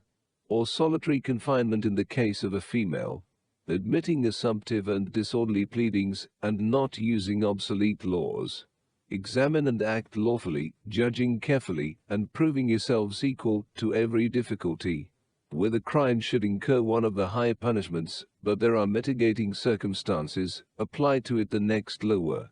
Where it should incur one of the lower punishments, but there are aggravating circumstances, apply to it the next higher. The light and heavy fines are to be apportioned in the same way by the balance of circumstances. Punishments and fines should also be light in one age and heavy in another. To secure uniformity in this seeming irregularity, there are certain relations of things to be considered and the essential principle to be observed. The chastisement of fines is short of death, yet it will produce extreme distress. They are not, therefore, persons of artful tongues who should determine criminal cases, but really good persons, whose awards will hit the right mean. Examine carefully whether there are any discrepancies in the statements, the view which you were resolved not to follow, you may see occasion to follow, with compassion and reverence settle the cases, examine carefully the penal code, and deliberate with all about it, that your decisions may be likely to hit the proper mean and be correct, whether it be the infliction of a punishment or a fine, examining carefully and mastering every difficulty. When the case is thus concluded, all parties will acknowledge the justice of the sentence, and when it is reported, the sovereign will do the same. In sending up reports of cases, they must be full and complete. If a man have been tried on 2 counts, his 2 punishments must be recorded. 6. The king said, "Oh, let there be a feeling of reverence. Ye judges and princes, of the same surname with me, and of other surnames, know all, that I speak in much fear. I think with reverence of the subject of punishment, for the end of it is to promote virtue. Now heaven, wishing to help the people, has made us its representatives here below. Be intelligent and pure in hearing each side of a case. The right ordering of the people depends on the impartial hearing of the pleas on both sides. Do not seek for private advantage to yourselves by means of those pleas. Gain, so, got by the decision of cases is no precious acquisition, it is an accumulation of guilt, and will be recompensed with many judgments. You should ever stand in awe of the punishment of heaven. It is not heaven that does not deal impartially with men, but men ruin themselves. If the punishment of heaven were not so extreme, nowhere under the sky would the people have good government. 7. The king said, "O, ye who shall hereafter inherit the dignities and offices of the present time, to whom array to look for your models? Must it not be to those who promoted the virtue belonging to the unbiased nature of the people? I pray you give attention to my words. The wise men of antiquity, by their use of punishments, obtained boundless fame. Everything relating to the 5 punishments exactly hit within the due mean, and hence came their excellence. Receiving from your sovereigns the good multitudes, behold in the case of those men punishments made felicitous." Book XXVIII.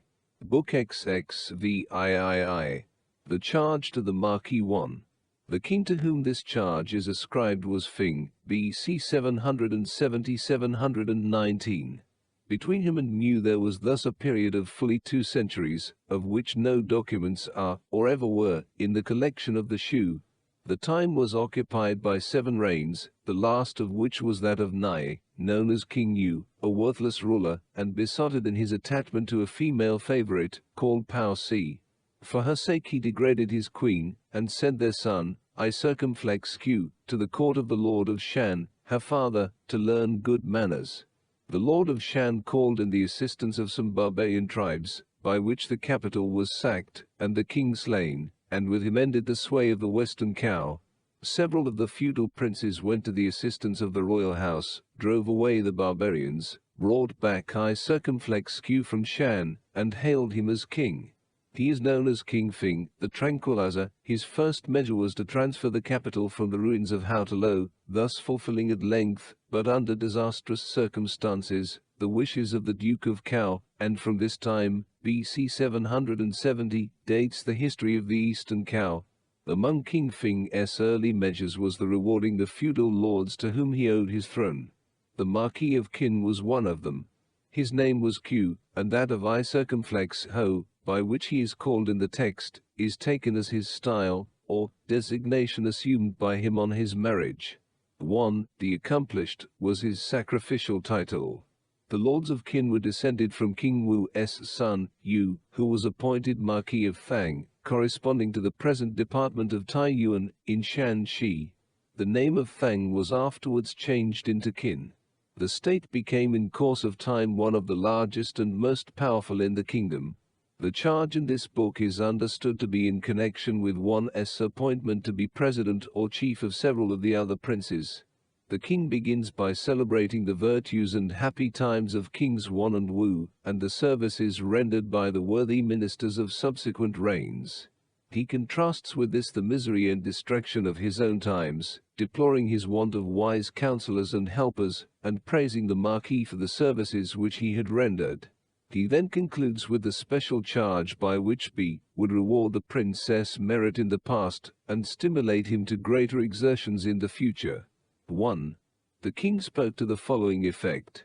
Uncle, I circumflex ho, how illustrious were Wan and Wu. Carefully did they make their virtue brilliant, till it rose brightly on high, and the fame of it was widely diffused here below.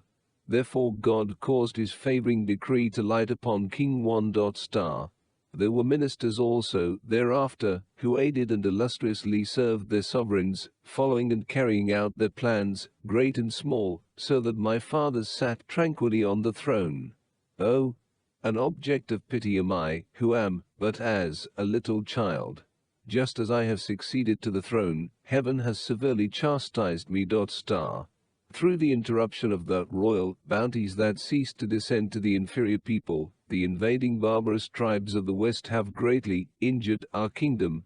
Moreover, among the managers of my affairs there are none of age and experience and distinguished ability in their offices. I am, thus, unequal to the difficulties of my position, and say to myself, my granduncles and uncles, you ought to compassionate my case. Oh, if there were those who could establish their merit in behalf of me, the one man, I might long enjoy repose upon the throne. Uncle, I circumflex ho, you render still more glorious your illustrious ancestor. You were the first to imitate the example of Wan and Wu, collecting the scattered powers, and continuing the all but broken line of your sovereign.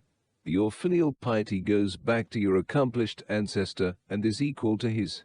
You have done much to repair my losses, and defend me in my difficulties, and of you, being such, I am full of admiration. 2. The king said, Uncle, I circumflex ho, return home, survey your multitudes, and tranquilize your state. I reward you with a jar of spirits, distilled from the black millet, and flavored with odoriferous herbs 1, with a red bow, and 100 red arrows 2, with a black bow, and 100 black arrows, and with 4 horses. Go, my uncle. Show kindness to those that are far off, and help those who are near at hand. Cherish and secure the repose of the inferior people. Do not idly seek your ease. Exercise an inspection and benign compassion in your capital and all your borders, thus completing your illustrious virtue. The charge to the Marquis 1. Book XXIX. The Speech at Pai. The Speech at Pai carries us back from the time of Fing to that of King Kang. In the preface to the Shu it is attributed to Po Kin, the son of the Duke of Cao, and there is a general acquiescence of tradition and critics in this view. We may account for its position out of the chronological order from 1. Compare King Kang's gift to the Duke of Cao in the announcement concerning Lo, ch. 6. 2. The conferring on a prince of a bow and arrows invested him with the power of punishing throughout the states within his jurisdiction all who were disobedient to the royal commands, but not of taking life without first reporting to the court. The gift was also a tribute to the merit of the receiver. See the Book of Poetry 11e Ode X. The book S being the record not of any royal doings, but of the words of the ruler of a state.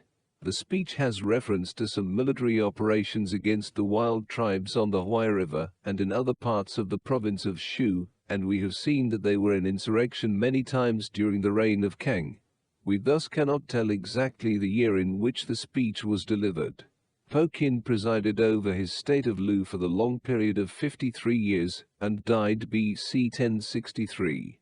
The name of Pai is retained in the district still so called of the department of I circumflex Cao. At first it was an independent territory, but attached to Lu, and under the jurisdiction of its marquises, by one of whom it had been incorporated with Lu before the time of Confucius. Po Kin appears at the head of his host, approaching the scene of active operations. Having commanded silence, he issues his orders, first, that the soldiers shall have their weapons in good order, Next, that the people of the country shall take care of the oxen and horses of the army. Further, that the troops on no account leave their ranks or go astray. And finally, he names the day when he will commence operations against the enemy, and commands all the requisite preparations to be made. The Duke said, ye men, make no noise, but listen to my commands. We are going to punish those wild tribes of the Hui and of Shu, which have risen up together. Have in good repair your buff coats and helmets, have the laces of your shields well secured, presume not to have any of them, but in perfect order.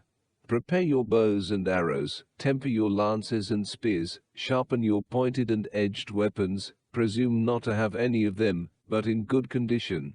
We must now largely let the oxen and horses loose, and not keep them in enclosures. Ye people, do you close your traps and fill up your pitfalls, and do not presume to injure any of the animals, so let loose. If any of them be injured, you shall be dealt with according to the regular punishments.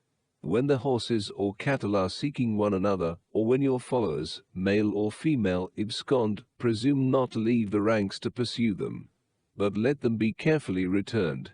I will reward you among the people who return them according to their value. But if you leave your places to pursue them, or if you who find them do not restore them, you shall be dealt with according to the regular punishments. And let none of you presume to commit any robbery or detain any creature that comes in your way, to jump over enclosures and walls to steal people's horses or oxen, or to decoy away their servants or female attendants. If you do so, you shall be dealt with according to the regular punishments. On the day Kyushu I will take action against the hordes of Shu, prepare the roasted grain and other provisions, and presume not to have any deficiency. If you have, you shall suffer the severest punishment. Ye men of Lu, from the 3 environing territories and the 3 tracts beyond 1, outside the capital city was an environing territory called the Kiao, and beyond the Kiao was the Sui. The Kiao of the royal domain was divided again into 6 xiang, which furnished the 6 royal hosts, while the Sui beyond furnished subsidiary hosts. The Kiao and Sui of a large state furnished 3 hosts, and if need were, subsidiary battalions. The language of the text is equivalent, I conceive, simply to ye men of the army of Lu, but, as P. Gorbel observes, it is difficult at the present day to get correct ideas of what is meant by the designations, and to account for the mention of 3 Kiao and 3 Sui. Be ready with your posts and planks. On Kyushu I will commence my entrenchments, dare not but be provided with a supply of these. If you be not so provided, you shall be subjected to various punishments, short only of death. Ye men of Lu, from the 3 environing territories and the 3 tracts beyond, be ready with the forage, and do not dare to let it be other than abundant. If you do, you shall suffer the severest punishment. Book XXIX. The Speech at Pi. Book XXX. Book XXX. The Speech of the Marquis of Qin.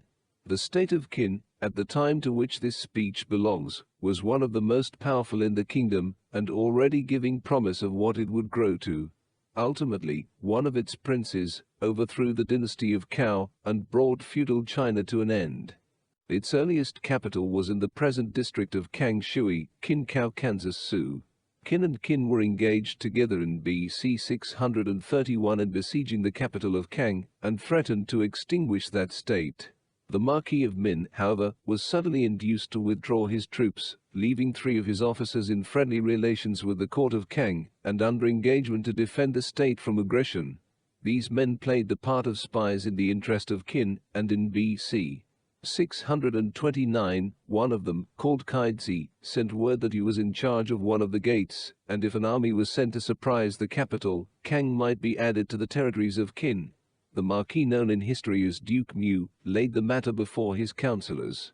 The most experienced of them, Pai Lishi and Qianshu, were against taking advantage of the proposed treachery, but the Marquis listened rather to the promptings of ambition, and the next year he sent a large force under his 3 obelisk commanders, hoping to find Kang unprepared for any resistance. The attempt, however, failed, and the army, on its way back to Qin, was attacked by the forces of Qin, and sustained a terrible defeat. it was nearly annihilated, and the 3 commanders were taken prisoners.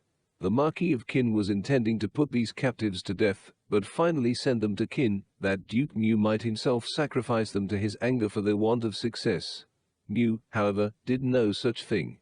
He went from his capital to meet the disgraced generals and comforted them, saying that the blame of their defeat was due to himself, who had refused to listen to the advice of his wise counselors.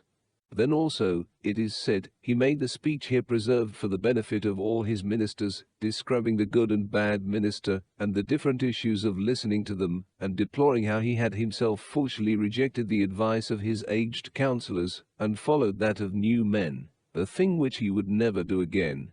The Duke once said, my officers, listen to me without noise. I solemnly announce to you the most important of all sayings. It is this which, the ancients have said, thus it is with all people, they mostly love their ease. In reproving others there is no difficulty, but to receive reproof, and allow it to have free course, this is difficult. The sorrow of my heart is, that the days and months have passed away, and it is not likely they will come again, so that I might pursue a different course. There were my old counselors too. I said, they will not accommodate themselves to me, and I hated them. There were my new counselors, and I would for the time give my confidence to them. 3. So indeed it was with me, but hereafter I will. 1. The Prince of Qin was only a marquis, but the historiographers or recorders of a state always gave their ruler the higher title. This shows that this speech is taken from the Chronicles of Qin. 2. Pai Li Shi and Qian Shu. 3. Kai Zi and others. Take advice from the men of yellow hair, and then I shall be free from error. That good old officer, his strength is exhausted, but I would rather have him as my counselor.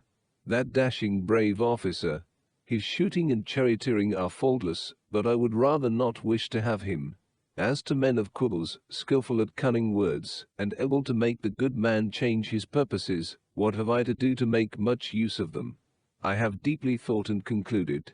Let me have but one resolute minister, plain and sincere, without other ability, but having a straightforward mind, and possessed of generosity, regarding the talents of others as if he himself possessed them, and when he finds accomplished and sage men, loving them in his heart more than his mouth expresses, really showing himself able to bear them.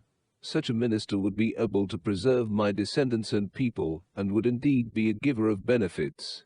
But if the minister, when he finds men of ability, be jealous and hates them, if, when he finds accomplished and sage men, he opposes them and does not allow their advancement, showing himself really not able to bear them, such a man will not be able to protect my descendants and people. And will he not be a dangerous man? The decline and fall of a state may arise from one man. The glory and tranquility of a state may also arise from the goodness of one man.